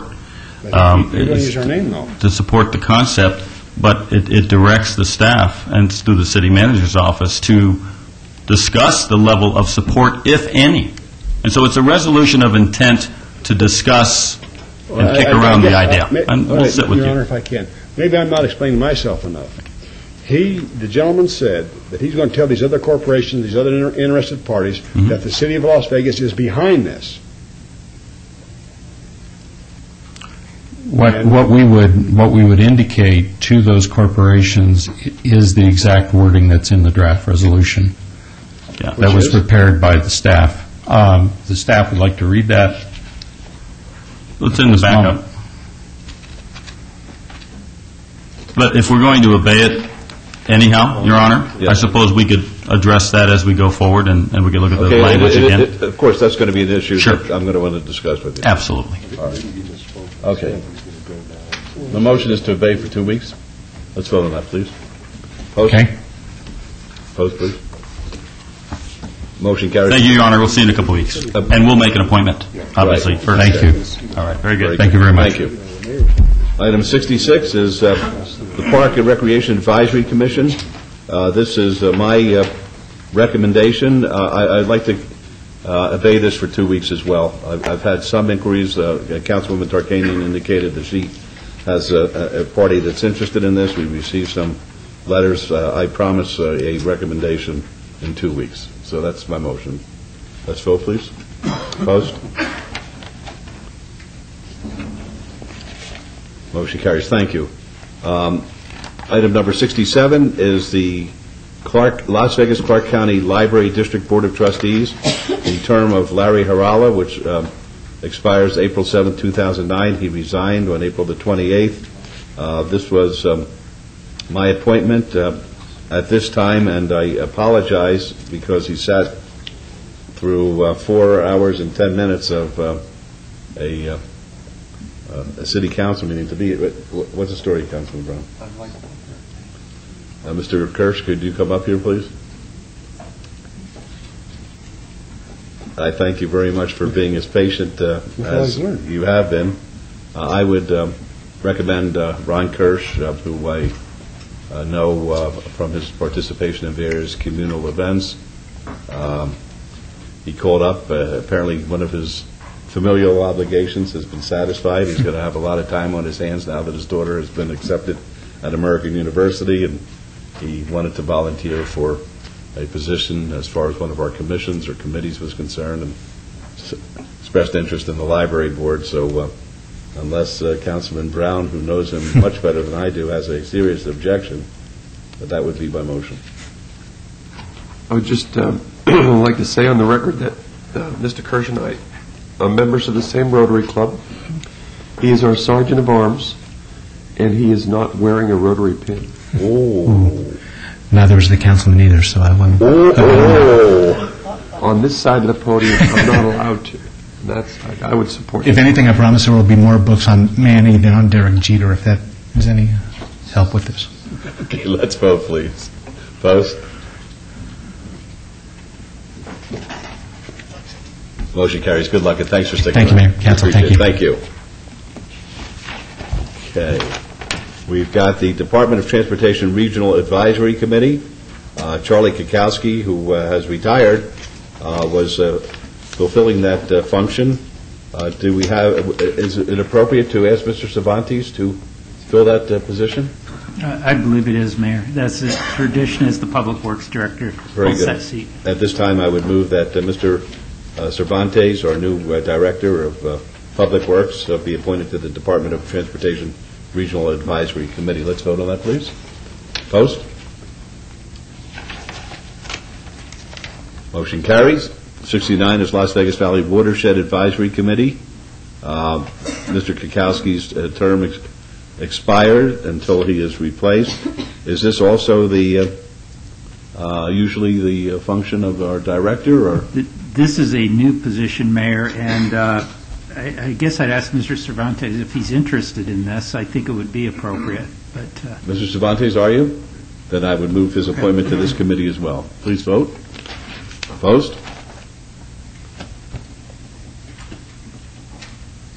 Motion carries. Thank you. Bill number this is item number 70. Bill number 2008-22, levies assessment for Special Improvement District number 1516, which is Fremont Street Maintenance District, from Las Vegas Boulevard to 8th Street. Councilwoman, do you wish to have it read?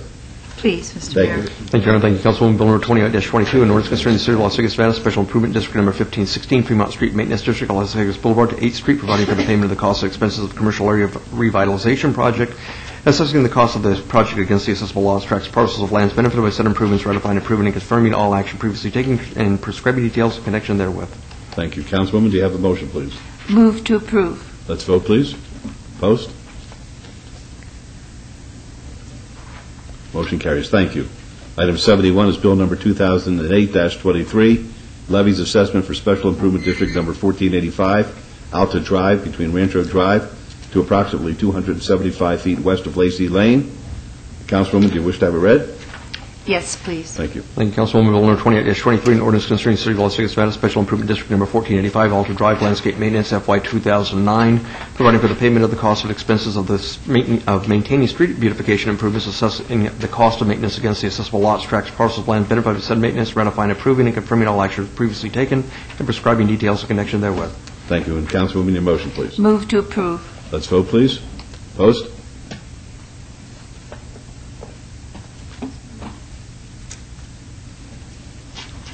Motion carries. Thank you. Item 72 is Bill number 2008-24, amends the Town Center Development Standards Manual in various respects. Councilwoman, do you wish to have it read? Yes. Thank you. Thank you, Councilwoman. Before reading this bill, I need to note that Mr. Steed has some comments to make after I read it. Very good. Let me begin with Bill number 28-24, First Amendment, in ordinance to update the Town Center Development Standards in various respects and to provide other related matters. Thank you, Mr. Steed. Thank you. The recommending committee passed out a First Amendment to this bill, which unfortunately didn't find its way into your backup, and so you have it before you in green today, and I wanted just to point out what the amendment does. On page 6, there was a discussion of temporary special event signs in Town Center. There was a request to add what you'll find, hopefully, on the last few lines on page 6, that in the event, normally temporary special event signs would be subject to an aggregate display of not exceeding 60 days in any one calendar year. The request was that for events that advertise community events such as farmers markets, movie nights, or blood drives, that they not be subject to those limitations. And so that language was added, as well as additional cleanup to make sure that the terminology throughout that section G was consistent. Again, that's the amendment that the committee recommended, and that's the one before you in green today. Would that be a First Amendment? Yes. All right. Councilwoman, do you have a motion, please? Our recommended committee moves to approve. All right, as amended. Let's vote, please. As amended. Post.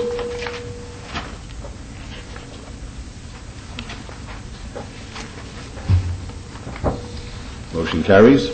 Items 74 through 76 are bills 2008-7. Oh, we haven't taken action on it? Oh, okay. I better read it again, I think. Item number 73, bill number 2008-25, eliminates the requirement that a general business-related gaming establishment licensed to sell alcoholic beverages obtain a separate use permit, a separate special use permit for the gaming use. Councilwoman, would you have that read, please? Yes, please. Thank you. Thank you, Councilwoman. Once again, Mr. Steed will have some comments to make after I read the bill. All right. And I'll begin with 2008-28-25, in order to eliminate the requirement that a general business-related gaming establishment licensed to sell alcoholic beverages obtain a separate special use permit for the gaming use and project related matters. Thank you, Mr. Steed. Yes, thank you. A little explanation on this bill. Went to committee. The discussion was had about the purpose of it, that for those supper clubs and urban lounges that normally would have slot machines, there's a process by which both the liquor and the gaming have to go through a special use permit process. This request was to combine that. The committee passed out the bill as written, but without a recommendation, so that the entire council could act on it. Subsequent to that action, we learned from Ms. Wheeler, the director, that the bill had not been drafted according to the intent of the bill. The intent was that when a use permit would come before the city council, you would be able to consider both the liquor and the gaming, and if you so chose, that you would be able to limit the number of slot machines. That was not the way the bill was drafted. So I have prepared a proposed First Amendment that indicates that. Understanding that you don't have it in front of you, perhaps you'd like us to bring it back next meeting so that you can see the actual language. Yes. But that was the desire of the intent was to allow you to do that, and the way it was drafted, you would either be up or down on the urban lounge or the supper club. You wouldn't be able to make the adjustment on the slot machines. Thank you. Councilwoman, with your permission, I'm going to move to obey it for 2 weeks because I think we should have it in front of us. I agree with that because Councilman Barlow and I both had questions about that at the recommending committee. Very good. My motion is to obey 73 for 2 weeks, please. Opposed?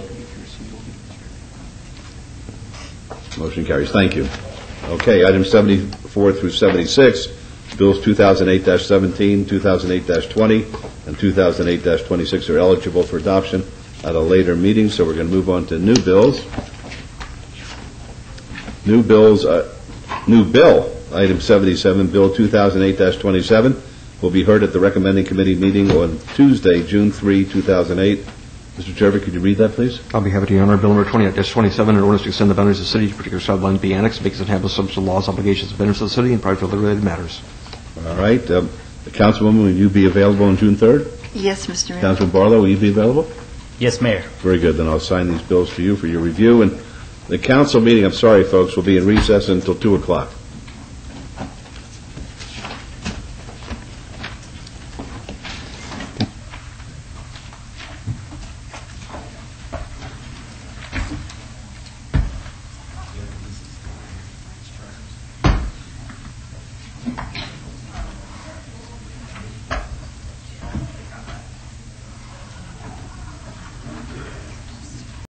Meeting this morning, I think we got through at 10 after 1, and I gave the staff a little bit of a break here, but we'll try to move this along this afternoon. Item number 78 is any items from the afternoon session that the council, staff, or the applicant wish to be stricken or held in abeyance to a future meeting may be brought forward and acted upon at this time. Mayor Pro Tem. Thank you, Your Honor. We have item number 96 is a vacation 27239, Siegel, Nevada, Inc., Gold Spike Holdings, LLC, northwest corner of Hogshead Avenue, Las Vegas Boulevard. The applicant would like that to be held in abeyance until our June 18, 2008 meeting. And item 100 and 101 is WVR 26441 and vacation 26443, Corestone, LLC, southeast corner of First Street and Boulder Avenue. The applicants request that to be held in abeyance until our June 4th, 2008 meeting. Item 102 is a special use permit 23285, Metro PCS, Nevada, LLC, /D&W Inc., 120 North Jones Boulevard. The applicant would like that to be held in abeyance until our June 4th, 2008 meeting. Item 103 is a site development review 26163, Iglesias Anner Trust, 1997 through 2850 South Decatur Boulevard. The applicant has withdrawn that application without prejudice. And item 17, no, it doesn't say without prejudice. It says withdrawal of the appeal by the applicant. Item 117 is a site development review 27284, Picolia Ranch, 9-B LLC at the southwest corner of Charleston and Apple Drive. The applicant wants that tabled. Are there any other items that need to be forwarded at this time? Hearing none, Your Honor, I make a motion we bring these items forward and take the appropriate action, please. All right, let's vote on that, please. Mayor Pro Tem and Mayor? Yes. If the item doesn't say without prejudice. Do you want to do it with or without prejudice on that item? 103.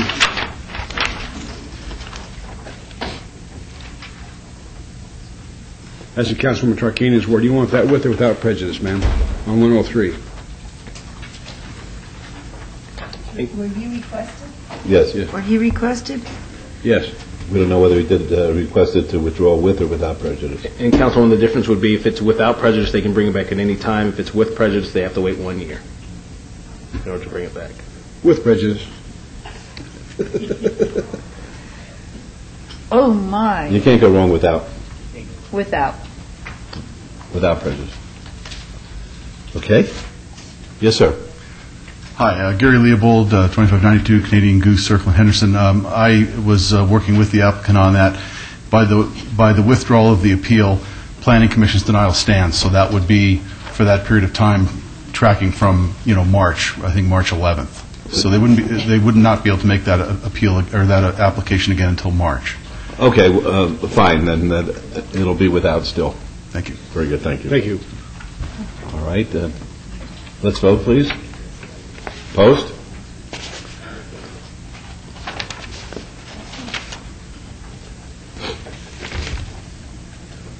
Motion carries. Thank you. Items 79 through 86 are on the consent agenda. They're considered to be routine. They're recommended for approval by the Department of Planning and Development. I have a motion, please, to approve the consent agenda, items 79 through 86. Yes, Your Honor. I move follow staff's recommendation for approval of all these items with all conditions. All right, let's vote on that, please. Post.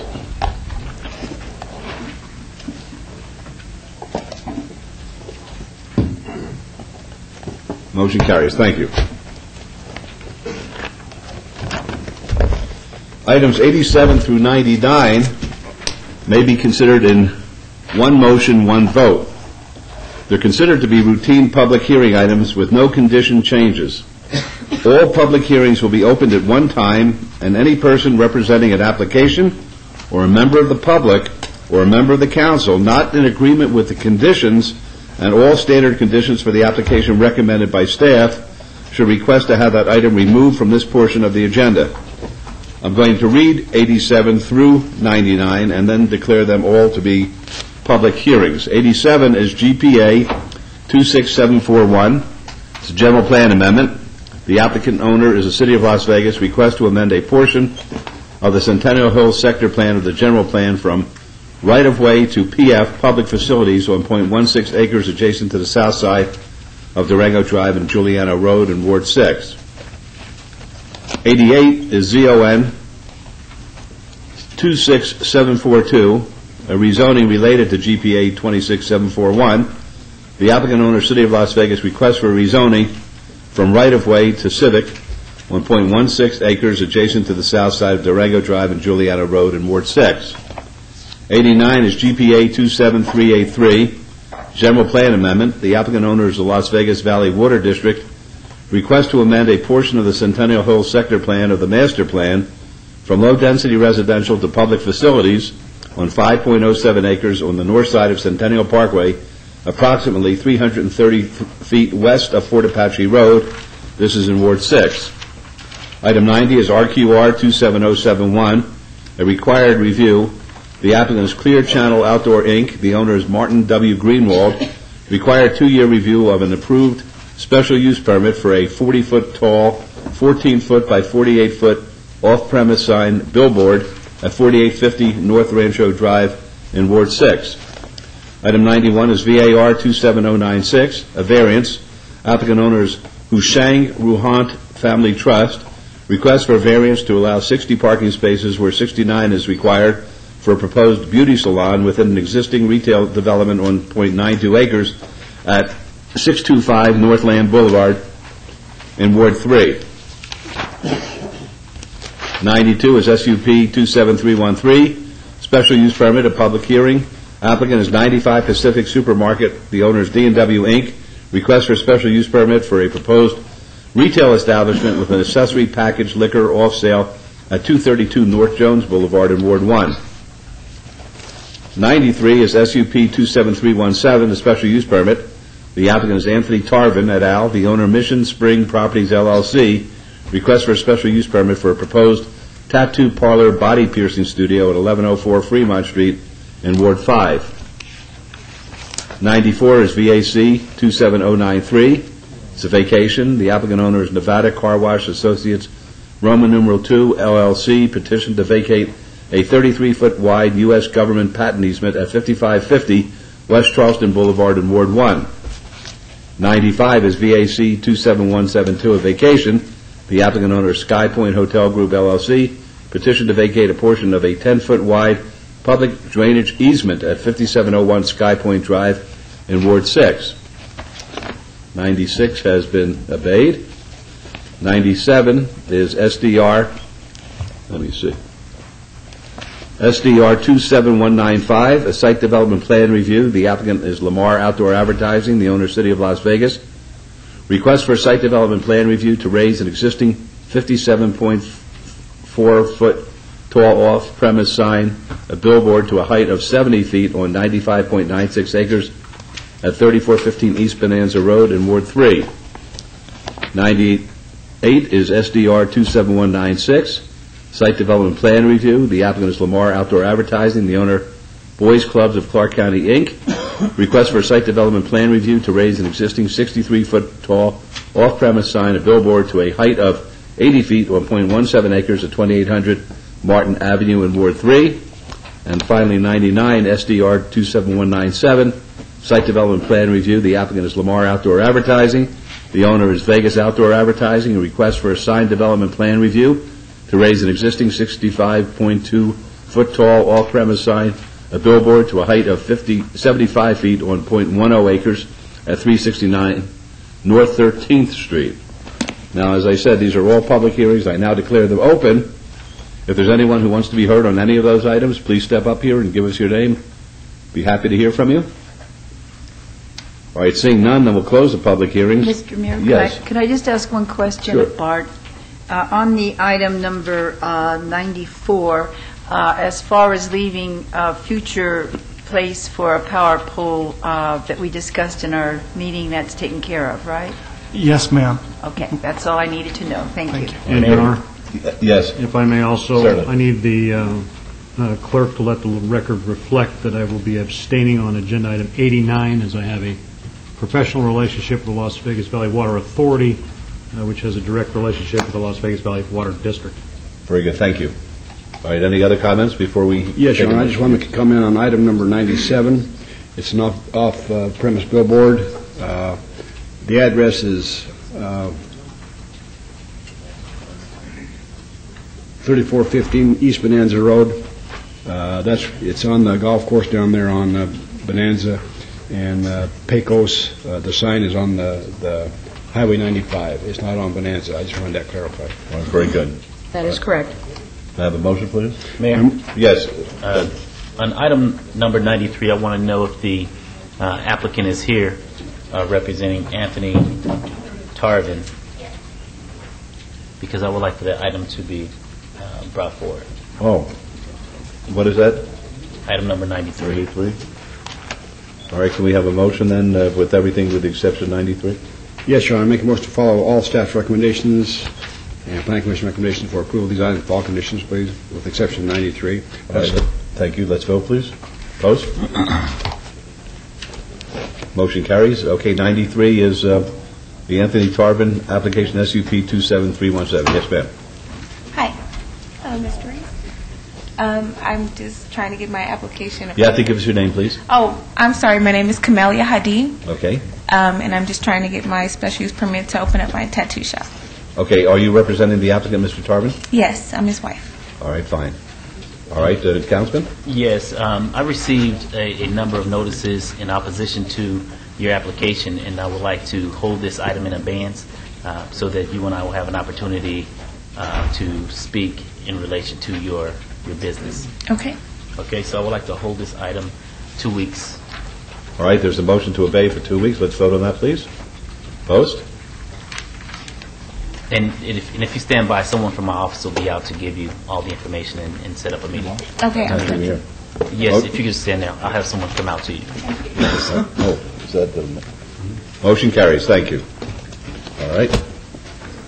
Is this our last book? Yes, good. There's light at the end of the tunnel, folks. It's our last book.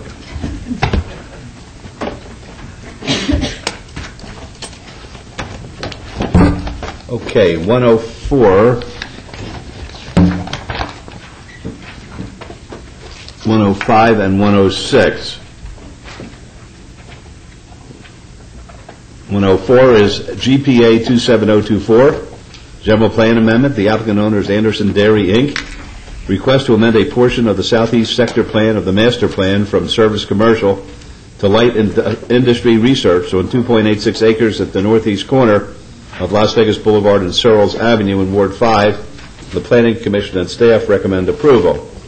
105 is ZON 27025, a rezoning related to GPA 27024.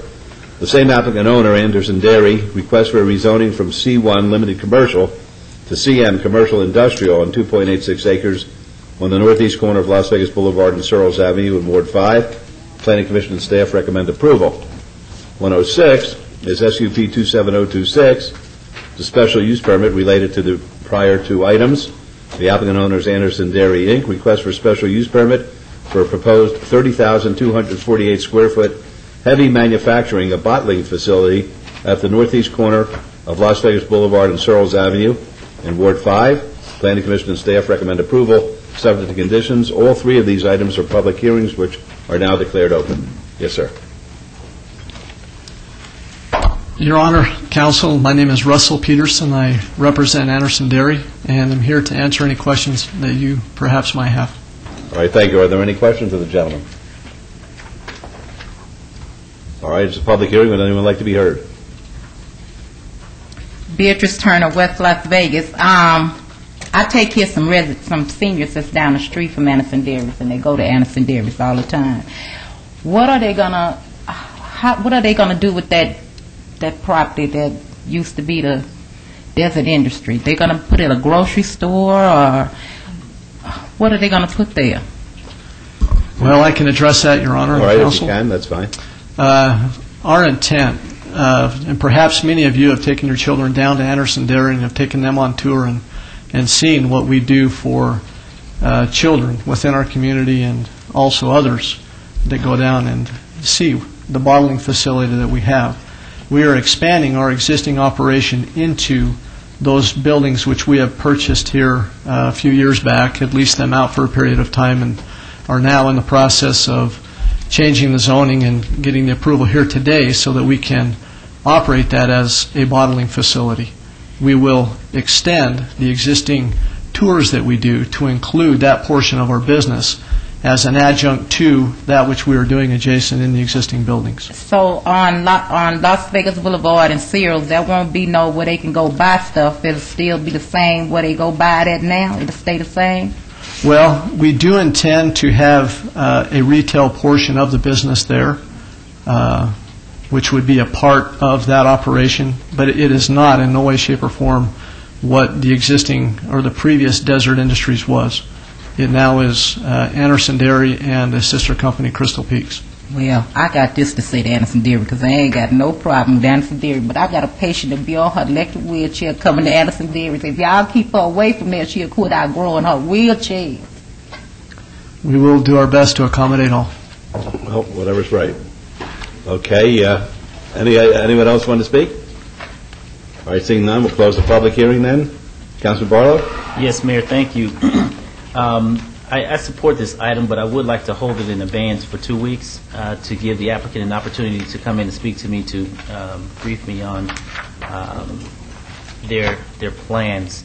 And so with that, that will be my motion. All right, let's vote. Post? Motion carries. Thank you. We'll see you back in 2 weeks. We will do so, Counsel. Okay. And I'll have one of my representatives come and speak to you to set a time to meet with me. All right. Thank you. 107 and 108. 107 is VAR 27318. It's a variance. The applicant is Kumar and Rita Chopra. The owner, Joe and Ann L. Pittman Living Trust. Request for variance to allow 17 parking spaces where 22 spaces are required and 0 loading spaces where 1 is required.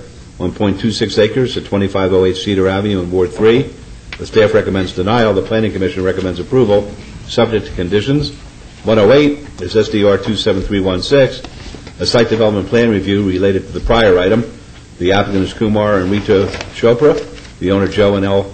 Pittman Living Trust, request for a site development plan review for a 2,950 square foot commercial development and waivers to allow a 10-foot landscaping buffer on the north property line where 15 feet is required, a waiver to allow no landscaping buffer on the west, east, and south property lines where 8 feet is required, and a waiver to allow 0 landscape parking fingers where 4 are required on 1.26 acres, at 2508 Cedar.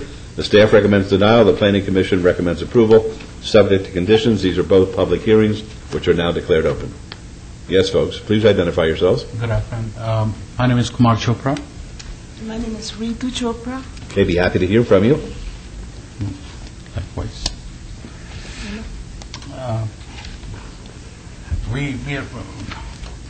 We are trying to develop a restaurant with a drive-through and a laundromat for the community in this area, and we are requesting a variance because there is an existing green belt already, which is not going to be changed, and it is mature trees over there and very nicely laid out, and that was the reason we had requested that. And moreover, there've been a lot of the way this lot is laid out, a lot of developers have tried to develop it over the past few years, and because of the variances, because of the way it's laid out, it's almost impossible for them to do that. Since we're doing it ourselves, the cost factor is a little bit different, and that helps out the community, which needs, there's a lot of apartment buildings, and the site has been sitting there vacant for a long time. Don't be nervous. Okay. I'm sorry. Don't be nervous. Okay. Thank you, Mr. Chopra. Are there any questions of Mr. Chopra? All right, folks, the public hearing, would anyone like to be heard? We'll close the public hearing then. Your Honor, I have met with the applicants. I'm truly enthralled that they're going to come in here and develop they're trying to put in a Taco Bell type store with a laundromat. I think it's going to be really, really nice, and I have no problem with what they're doing. All right, thank you. So is that your motion? I make a motion on item 107 to follow to follow Planning Commission's recommendation for approval of this item with all conditions. Thank you. Let's vote, please. Opposed? Motion carries. And I make a motion for approval item 108 with all conditions. Let's vote. Opposed? Motion carries. Good luck, folks. Thank you. Anything I can do to help you with, let me know, please. Thank you. We greatly appreciate that. Very good. 109 is VAR 27432, a variance. The applicant owner is Investment Solutions, Inc., a request for a variance to allow a 40.2-foot tall building, an office building, where 35 feet is allowed on 1.04 acres at the southeast corner of Redcoach Avenue and Balsam Street in Ward 4. The Planning Commission and staff both recommend denial. It's a public hearing which is now declared open. Anybody here on behalf of the applicant? This gentleman is to participate at the public hearing. Do you want to go forward with this, Councilman? He's welcome to speak. All right, very but good. I did want to ask staff, Your Honor. Margot, in the backup, it has on the history, February 20th, we tabled the rezoning variance and SDR as the applicant was not present twice. So this one is in relation to the tabled items? Mayor and Councilman, yes, this was a subsequent variance that was brought in. Those items, whether you take action today or not, those items remain tabled, and in order for this variance to have any bearing, those items would need to be brought back. So, in essence, it does appear that this matter is dying with lack of forward impetus. It's amazing. And yet they sent the letter requesting this variance almost a month after the others were tabled. Did they even know it was tabled? Did they think they had Yes, sir. Okay. You're welcome to speak, but I'll let you know that we're going to just table this one also. Okay. My name is Roger Kale. I live at 4597 North Balsam, and this is directly across from the proposed offices. I've been there 35 years. Balsam is a two-block narrow street zoned RE on both sides, except for the undeveloped piece of land on the east side across from our property. Balsam is a dead end at the north and south ends. South end is a cul-de-sac, and north end is to become a cul-de-sac. If you permit the offices across from residences, then we hope you consider no traffic exit onto Balsam. If fire trucks need an exit for emergencies, let them be a crash gate onto Balsam. There are no commercial properties on Balsam, so this is an extremely odd place to build offices. The traffic and parking for the Mormon Church and Red Coach directly behind the proposed offices create a really bad traffic problem when they have services. Overflow traffic parks on Red Coach, which leaves a single lane open on Red Coach, so if you're going either east or west, oncoming traffic has to pull to the side, and there is no room for two-way traffic. Please consider our request. Thank you very much. Anybody else like to be heard? All right, seeing none, we'll close the public hearing then. Councilman? Move to table item 109. All right, let's vote, please. Opposed?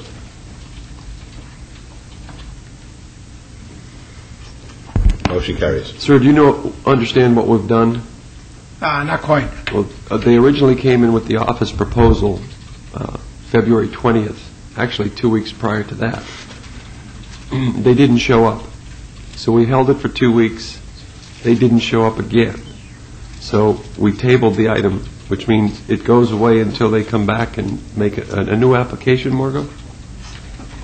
They can, if I may, we will either renotice all of these matters if they wish to bring it off the table, or if there's any changes, in other words, if there's a change to the variance or anything that requires renotice, then they will start over again with the new application. If they do come back in, just suggest they, let us renotice the neighborhood. But we will always renotice.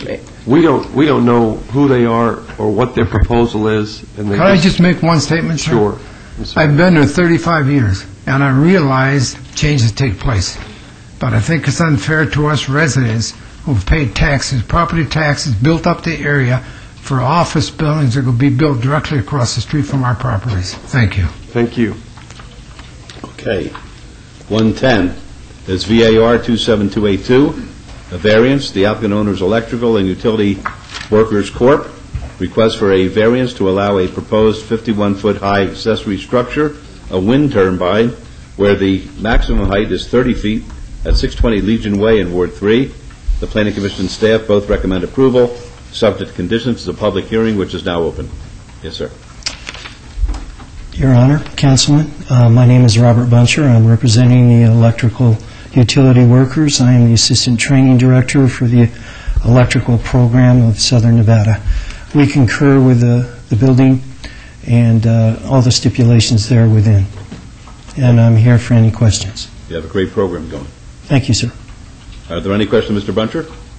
Close the public hearing. Would anyone like to be heard? Seeing none, we'll close the public hearing. Mayor Pro Tem. Your Honor, on agenda item 110, I'm a member of the Electrical Workers Union and have been a trainer at this facility and a student. Not that Mr. Buncher ever taught me anything. I'm just giving you a hard time. You know? Thank you, Steve. I'm just giving you a hard time. But he was my boss for quite some time, so I'm going to have to abstain from this item. Okay. Your Honor, I'm going to have to deny this item. Mr. Stetson's not here today. Mr. Stetson sent me in his place. Mr. Stetson. I'll make a motion for approval of this item, Your Honor. Let's vote, please. Thank you, Counsel. Opposed?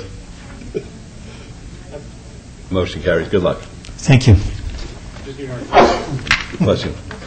111 is SUP 27200, special use permit. The applicant is BDL Investments, LLC. The owner is Sahara Fitness, LTD, LLC. Request for special use permit for a proposed pawn shop at 7960 West Sahara Avenue in Suite 120. This is in Councilman Wolfson's Ward 2, and the Planning Commission and staff recommend approval, subject to conditions. The public hearing, which is now declared open.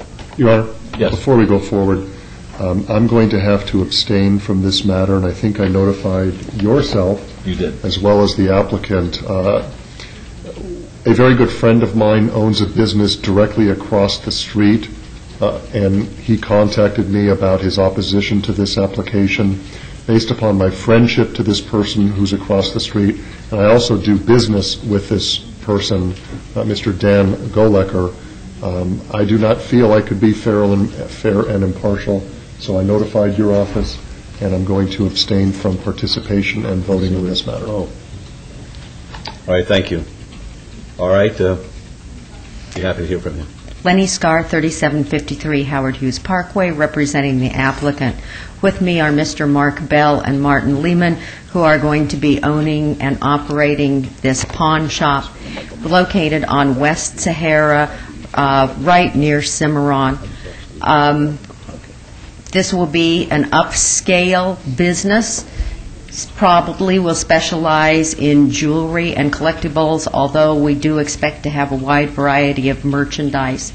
We do not need any waivers from residential or from similar businesses. We think this will be an asset to the area, and we ask for your approval. All right, thank you. Mayor Pro Tem.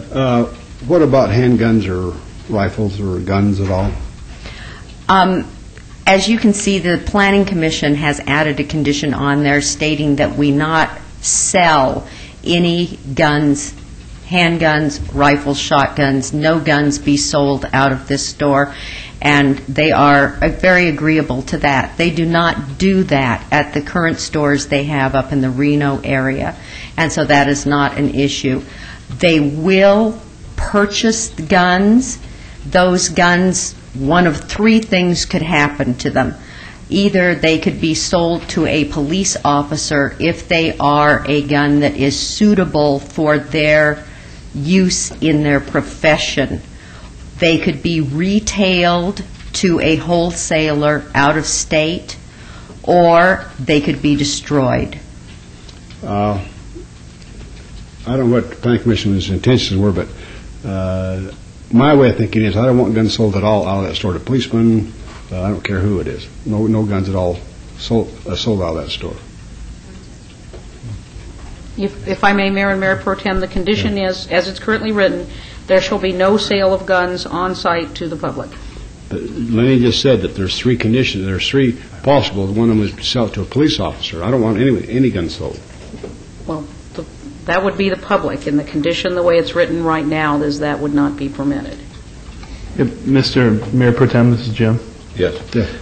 One thing you could do just to button this up maybe is just to change condition 1 to say there shall be no sale of guns on site, period. That's it. Hi, I'm Mark Bell, Your Honor, members of the council.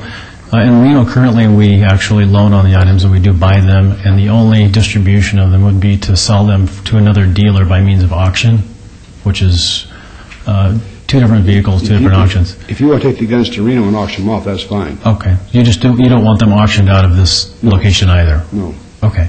And the good part about that is they come into the store by loan or by purchase, and will get redistributed outside the area. So whether we send them to Reno and do it from there, or if we were to do them from the Las Vegas location, I understand what you're saying as far as not at all. I love guns. Okay, I got a safe full of them. Okay, but in most neighborhoods, they don't want guns sold out of their stores. Which I understand. feel personally about that too. I understand. Okay. All right, so that's the motion, right? No, it was public hearing. Oh, I'm sorry. Public hearing, folks. Anybody like to be heard? Seeing none, we'll close the public hearing. Your Honor, I make a motion for approval of item number 111 with all conditions with item number 1 amended as read. Okay, let's vote. Post.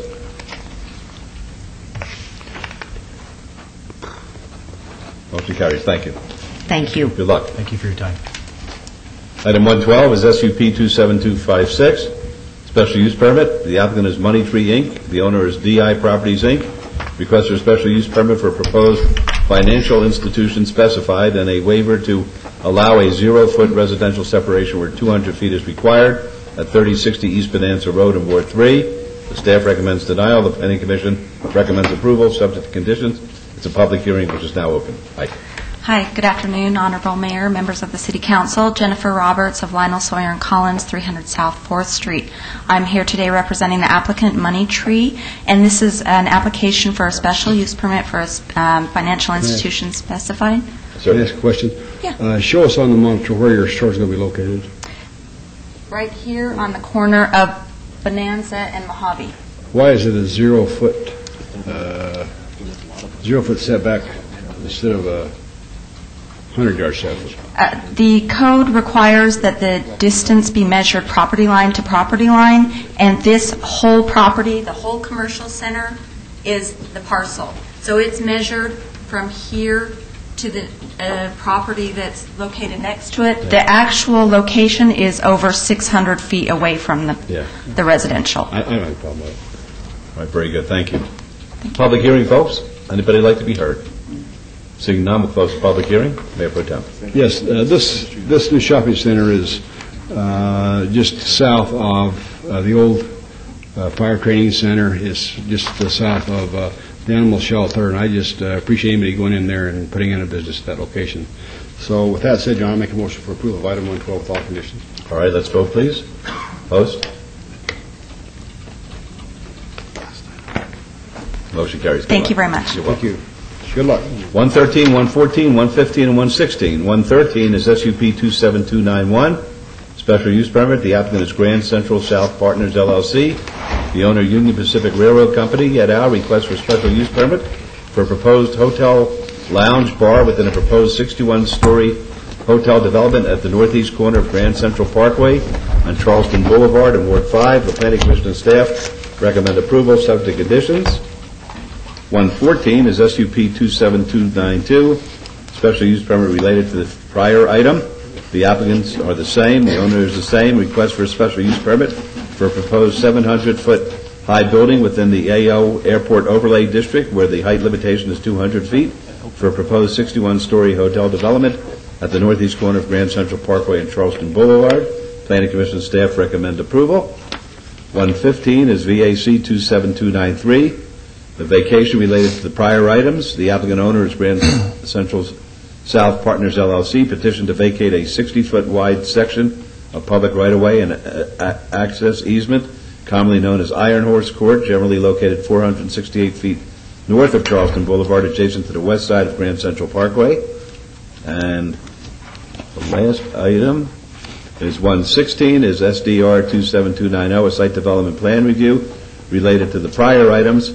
Same applicant, same owner, request for a site development plan review for a proposed 61-story hotel development, including a 2,500-room hotel, a 260,000 square foot convention facility, and 11,100 square feet of commercial uses with waivers of the downtown Centennial Plan build-to-line requirement and streetscape standards on 12.54 acres to the northeast corner of Grand Central Parkway and Charleston Boulevard. The Planning Commission staff recommend approval, subject to conditions. These are public hearings, which are now declared open. Your Honor, members of the council, good afternoon. I'm Bob Gronauer, 3800 Howard Hughes Parkway. We appreciate staff's recommendation for approval. We went before the Planning Commissioner about a month ago, and they recommended unanimous approval. This is for a hotel and convention space off of Charleston Grand Central Parkway. Is this the old Sandhurst property? Yes, sir. And the game plan is, as I was just mentioning, is to do the hotel convention space. There's no gaming on this property. So with that being said, we accept all of staff's recommendations and the Planning Commission's recommendations. You say there is gaming? None, no. Are you going to apply for an overlay? Cannot do so because SB 208, there is a protected use at church within 1,500 feet.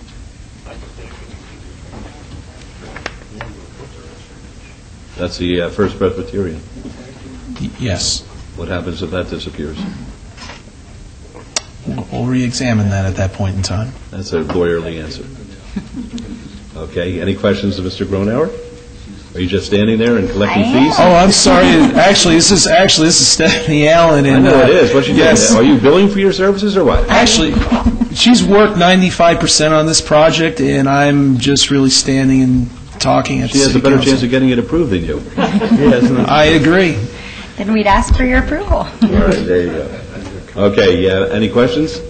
Folks, public hearing, would anyone like to be heard? How real is this project? Excuse me? How real is this project?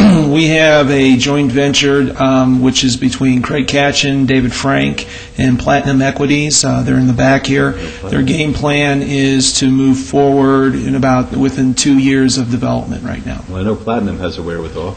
Yes. And Do you have any renderings you want to show us? Yes. That's worthy of our redevelopment efforts? Yes, sir. Okay. It's a huge project. Okay. All right, folks, a public hearing. Would anyone like to be heard? Did you want to be heard on this? Okay.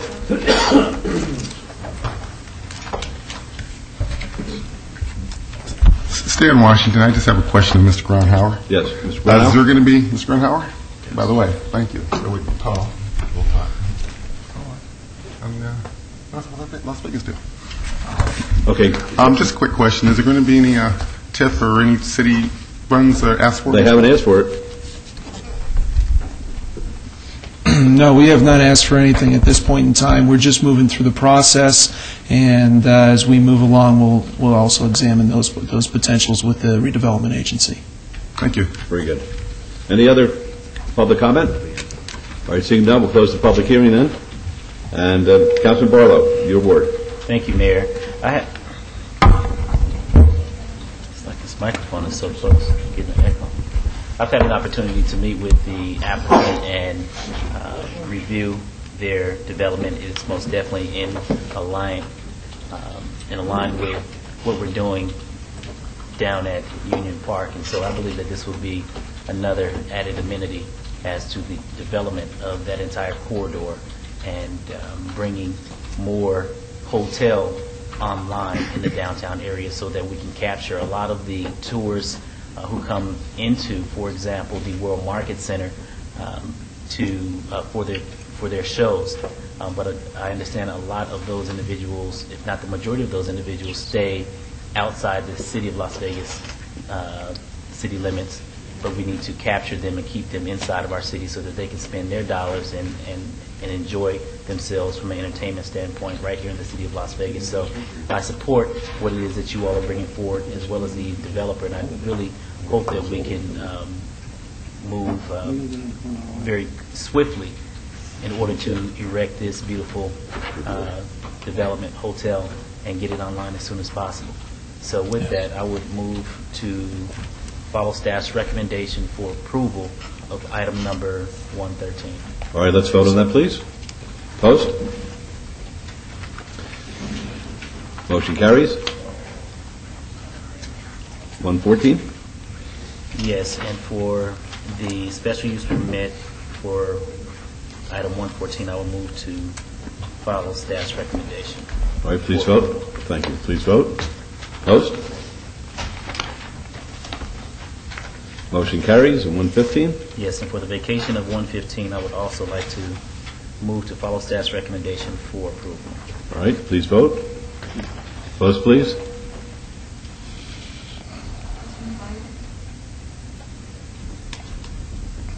Motion carries. At 116, please. And the site development plan review, Margot, or you all have anything you need to add to the site development plan review? No, sir. Okay, so with that being said, I would like to move to follow staff's recommendation for the site development plan. Move for approval. All right, let's vote on that, please. Post. Motion carries. Good luck. I hope you do it, folks. I hope you do it. It'd be good for you, good for us. Thank you very much, and have a good night. Thank you. 118 is, I'm going to instruct the city clerk, please, to set the public hearing dates and appeals from the City Planning Commission meetings, the Centennial Halls Architectural Review Committee, and dangerous buildings or nuisance litter abatements. Okay. 119 is citizens' participation. Public comment during this portion of the agenda must be limited to matters within the jurisdiction of the City Council. No subject may be acted upon by the City Council unless that subject is on the agenda and is scheduled for action. If you wish to be heard, please come up and be happy to hear from you. We'll put the 3-minute timer on. Dorothy Barnes, Las Vegas resident. I'm just here today to offer signatures on a promissory note at my expense. I want to help the people of this city, even if I don't decide to stay here, because I'm going through too much change with these people that own these organized crime programs. They're trained to lie. They lying me into bad help. I've held out here, but I hate to leave the ones that have helped me, the ones that have told the truth and have wished me well here. I hate to leave them empty-handed, and I wish everybody the best. So, they're welcome to sign themselves in with me on this ticket here. Thank you. Yes. Good afternoon, Your Honor. Counsel, this is a special occasion here. I don't know if the camera can see this, or you can go ahead and see what's going on from up there. Can you just put it on? It can. It's on. Okay. Once again, this is Stan Washington speaking. I have with me here Mr. Gary Jenkins. Michael Jenkins. He comes to us from Germany. As we know, Mayor, we don't always agree on everything in this chamber, but one thing we do agree on, that you are definitely the happiest mayor in the world, as evidenced by the fact that we have people from around the world who comes here to go here and bear gifts on you. This here is a project that he would like to go ahead and speak to you about. For number one, this is your personal gift he'd like to go ahead and bring to you. He also has some items that he thinks will benefit the Mob Museum as well as the city as a whole that he'd like to have 10 minutes with you to talk about in more detail. But right now I'm going to let him go ahead and introduce himself, and I think that the screen doesn't do it justice, so I'm going to turn it around. So it's very nice, and I'm going to hang it right in my office so everybody can enjoy the girls. It's a representative of a first-class city and a first-class mayor. Thank you. Michael? Yes. Thank you very much. It's very nice, and I want to apologize. The gentleman did this morning. They wanted to speak, and it wasn't on the agenda, so I had to ask him to come back this afternoon. I appreciate this. It was like looking a gift horse in the mouth, but I had no alternative. No problem, man. Thank you. Yes, the name of our corporation is Message to Millions, Inc., and basically we wanted to create a line of our collectibles that will promote the city of Las Vegas and at the same time promote entertainers that's performing here in Las Vegas, giving the entertainer opportunity to incorporate their image on the city of Las Vegas with a personal message to fans. So we're currently working with an NBA All-Star and Olympic player Sean Marion. We signed a license agreement with Sean, and his personal message, some of the messages he's incorporating on Las Vegas is Las Vegas fans, more winners than Vegas. There's also one that says, happy birthday, potential Olympic player. So we wanted to create something that's positive, something that is promoting the city of Las Vegas. And we was looking at having the opportunity to donate some of the proceeds towards charitable organizations. That way we're giving back to the city of Las Vegas. Okay, well, I'd be happy to have you call my office to make an appointment with me, and I'll bring somebody from our business development office up to chat with us. And you can't have a better fellow than Sean Marion. He's a local basketball product, played at UNLV, plays for the Miami Heat right now, and has always conducted himself in a manner that he made everybody in this town proud of him. Yes. Here's a sample of what it looks like with Sean actually jumping across the Las Vegas Strip. Very cool. I used to be able to do that.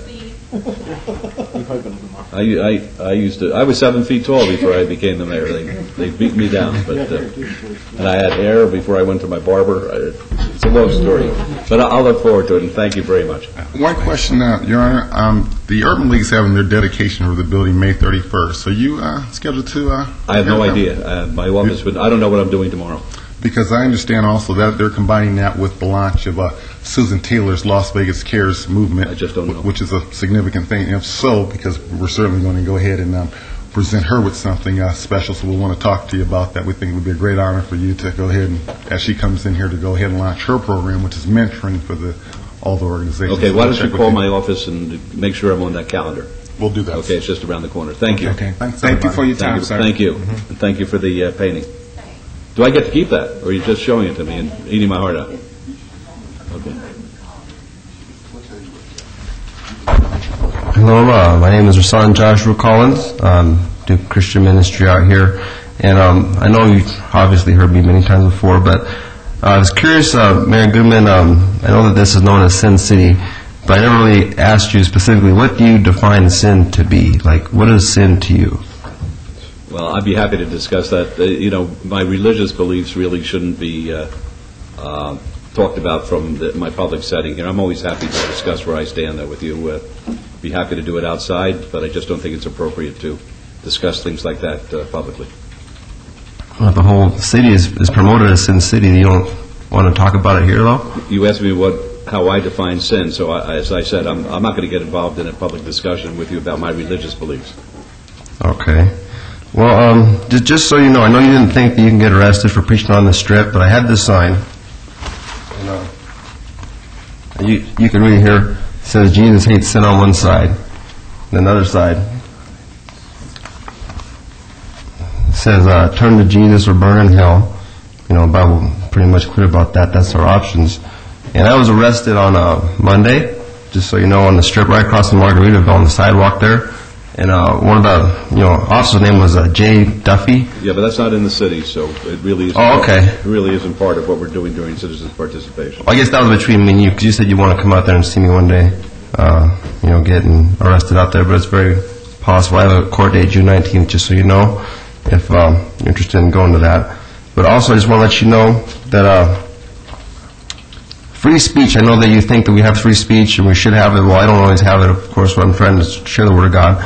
But, free speech under Nevada State Constitution, under Section 4, Liberty of Conscience, it says it's not to excuse acts of licentiousness. And so it's important to know what sin is, so you know what really is under protection for free speech. And licentiousness discusses, morally wrong things. That's what licentiousness is. So if you don't know what's morally right or wrong, how can you, judge, what really is for free speech and what isn't? So our whole state it's a Christian country, and we have morals. Under NRS 201, public decency, good morals, they're all defined in there.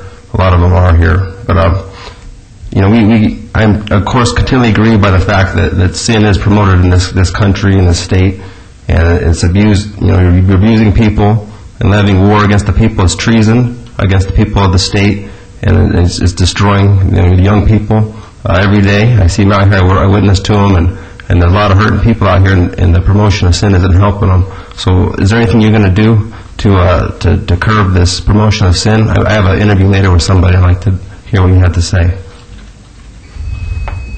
Thank you. Nothing to say? Got plenty to say, but the time's up. Next.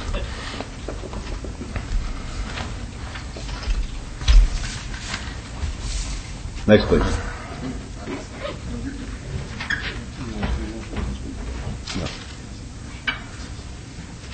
Please identify yourself. Good afternoon, Mayor Goodman and fellow City Council members.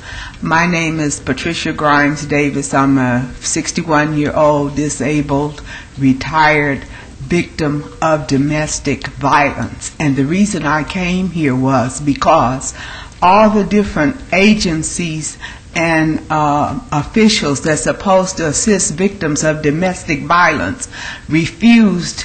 And all it is really is a referral service. And having experienced this from 2003 to the present, then I would like an audience with some of the state, city, county, and federal officials as well as doctors to put together some type of program that would be more beneficial to women when they come to these different organizations, just refer from one person to the other, and you still end up in a situation more or less like Will Smith, where you're just passed from one person to the other and no one does anything, and they have an informal way of saying, I'm sorry. Well, I was taught that I'm sorry is a way of saying I don't care. And I feel that if it happened to me, how many other women will endure the same thing? And not only that, when you go to these different organizations and they give you comments like, you haven't hit rock bottom yet, or send you to someone else, and then they refer you to someone else, and you end up going back into the same violence that you left, and still have no resolution to the problem. So I would like an audience with some of the city, state, county, federal officials and organization heads to put together some form of a program that would be of more value. You're getting federal grant and monies for these programs, and when we come to them and be refused, then what is it saying? You don't care. That's what it amounts to. Thank you. Mr. Houchins, could you provide a nice lady with the number of our domestic violence division so she could speak to somebody there? I went to those organizations prior, and all I was done was referred to other people. I have a whole listing of each and every one of them, and the comments was made to me. I shouldn't have to be someone's friend in order to be assisted. Okay, but I'd like you to meet with these people so they can then get word to me as to whether or not they can assist you.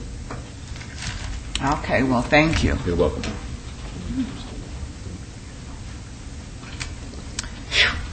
Beatrice Turner, West Las Vegas. Oscar, I want to say to you, when our old lady told me, she said, you got to clean up your own backyard before you go to get into somebody else's backyard. Your city jail that you have down there, the way they handle those syringes, see, and it ain't what nobody told me. It's what I witnessed when I had the pleasure to be in your city jail about 2 weeks ago. The way they handle those syringes and to give people those tetanus shots, I don't know why the health department haven't got on them. And and I happened to be in the holding tank with one of Dr. Juraski, or whatever his name is, the one that done lost his clinic. I happened to be in there with one of his nurses. And they came around to do the urine test, so they gave each person a cup. And she told them women in that holding cell that they could use, see, I see why that doctor's in trouble, because of some of his help he had. She told them women, you could use those cups to drink water out of because they've been sterilized. I said, hold up, wait a minute, how you going to tell them that when you don't see no strips on those cups? You don't know who have opened them. You don't know who hands have been on the inside of them. I say, now you see, I see why Dr. Versace is always in trouble and done lost his businesses. Because if he had people like that lady that I was in the holding tank with, working for him, I see why he's in trouble. Because then I said, for you to be a nurse and hold your license, how you going to tell these women that they can drink water out of those cups when you don't know if they've been sterilized or not? And they don't have no seal on them. And the women was talking about how the man was handling the syringes, putting them together to do the TB test. And she was saying, I'm not going to take no TB test, and had the women all pumped up in the cell that they didn't have to take them TB tests. But when they did happen to go out, they had to take their TB test. But you know who did not take no TB test? You know who didn't take one. I did not. First of all, because I have to have TB tests with the kind of work that I do, and I just had one 8 months ago. And I wasn't going to let, not the way I saw them handle those syringes. And if a person who cannot have a TB test, they have to have x-rays. So what you do, put them back out. If you put them back in them cells and they don't have the TB test because they can't have it, and you don't have a way to give them x-rays, so you putting them back in harm's way when you put them back in there. But you need to look into your own household first before you go to talk about Dr. Versace and his organization, because if you see how they handle them syringes down there, that it's not proper for them to be doing that. Somebody need to look into that. And and I want to say to the poor assemblyman woman that was arrested for domestic violence, she has my sympathy, because I know how she feels to be locked up in y'all. I'd rather have went to the county jail, but I ended up in our city jail. But at least she went to the county. She did way better than me. She went to the county and not the city. Okay, Mr. Sanchez, you might want to have somebody check out those very serious allegations. Yes, please. All right. Anybody else?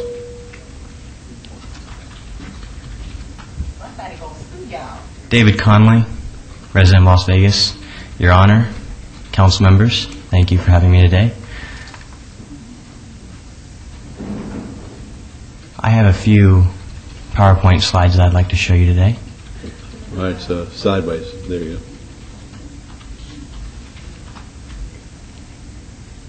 I am president of the Arborview High School DECA organization, and recently this year we have partnered up with the City of Las Vegas, and we have started an Adopt a Block program this year.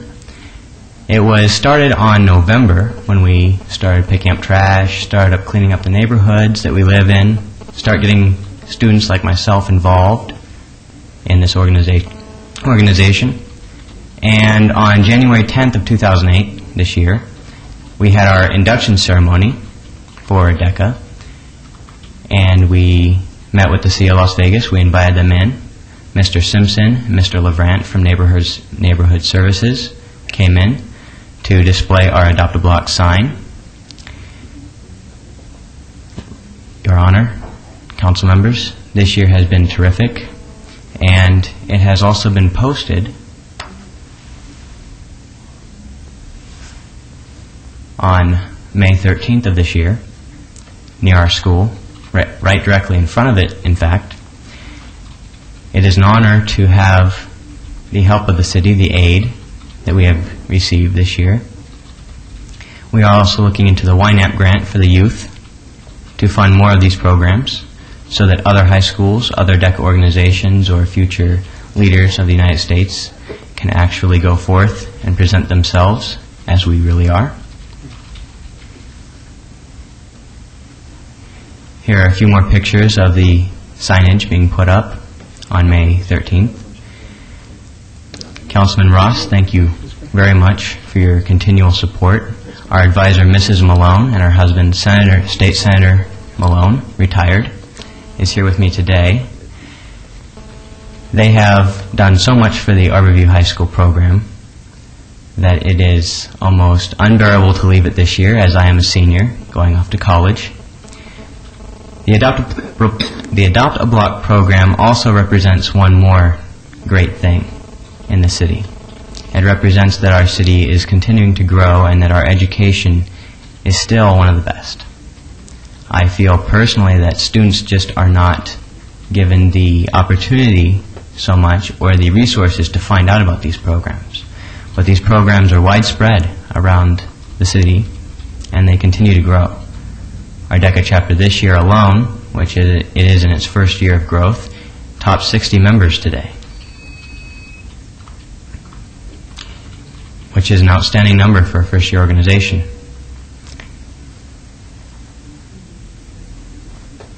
Councilman Ross, as you well know, Neighborhood Services has been in contact with you quite frequently. Mr. Toledo, Mr. Simpson, and Mr. Levrant are also coming out to the school tomorrow, along with Rapid Response and a few of the other neighborhood services, to present to the students a training day, as I like to call it.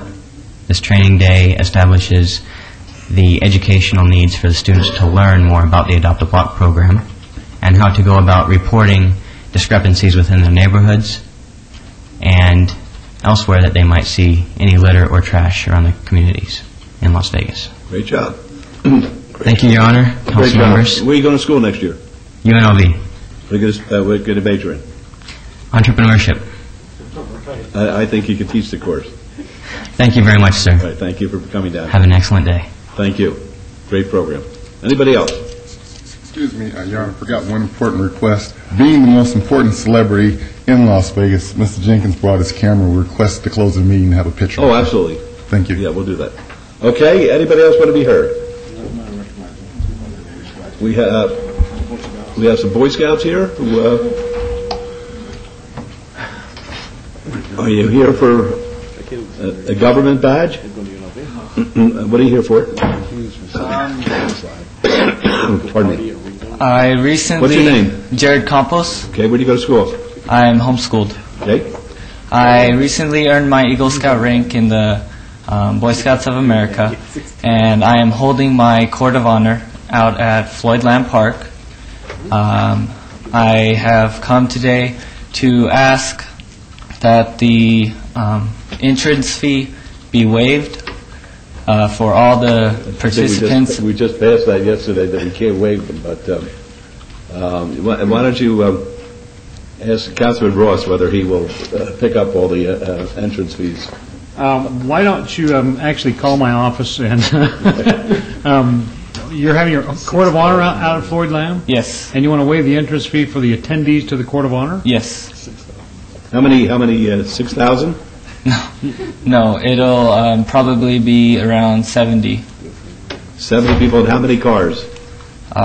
You know it's $6 a car. Right. Yes. Okay. Well, I want you to have your Court of Honor out at Floyd Lamb, so why don't we figure something out? When is your Court of Honor? The 31st of May. So, okay, so we don't have much time, do we?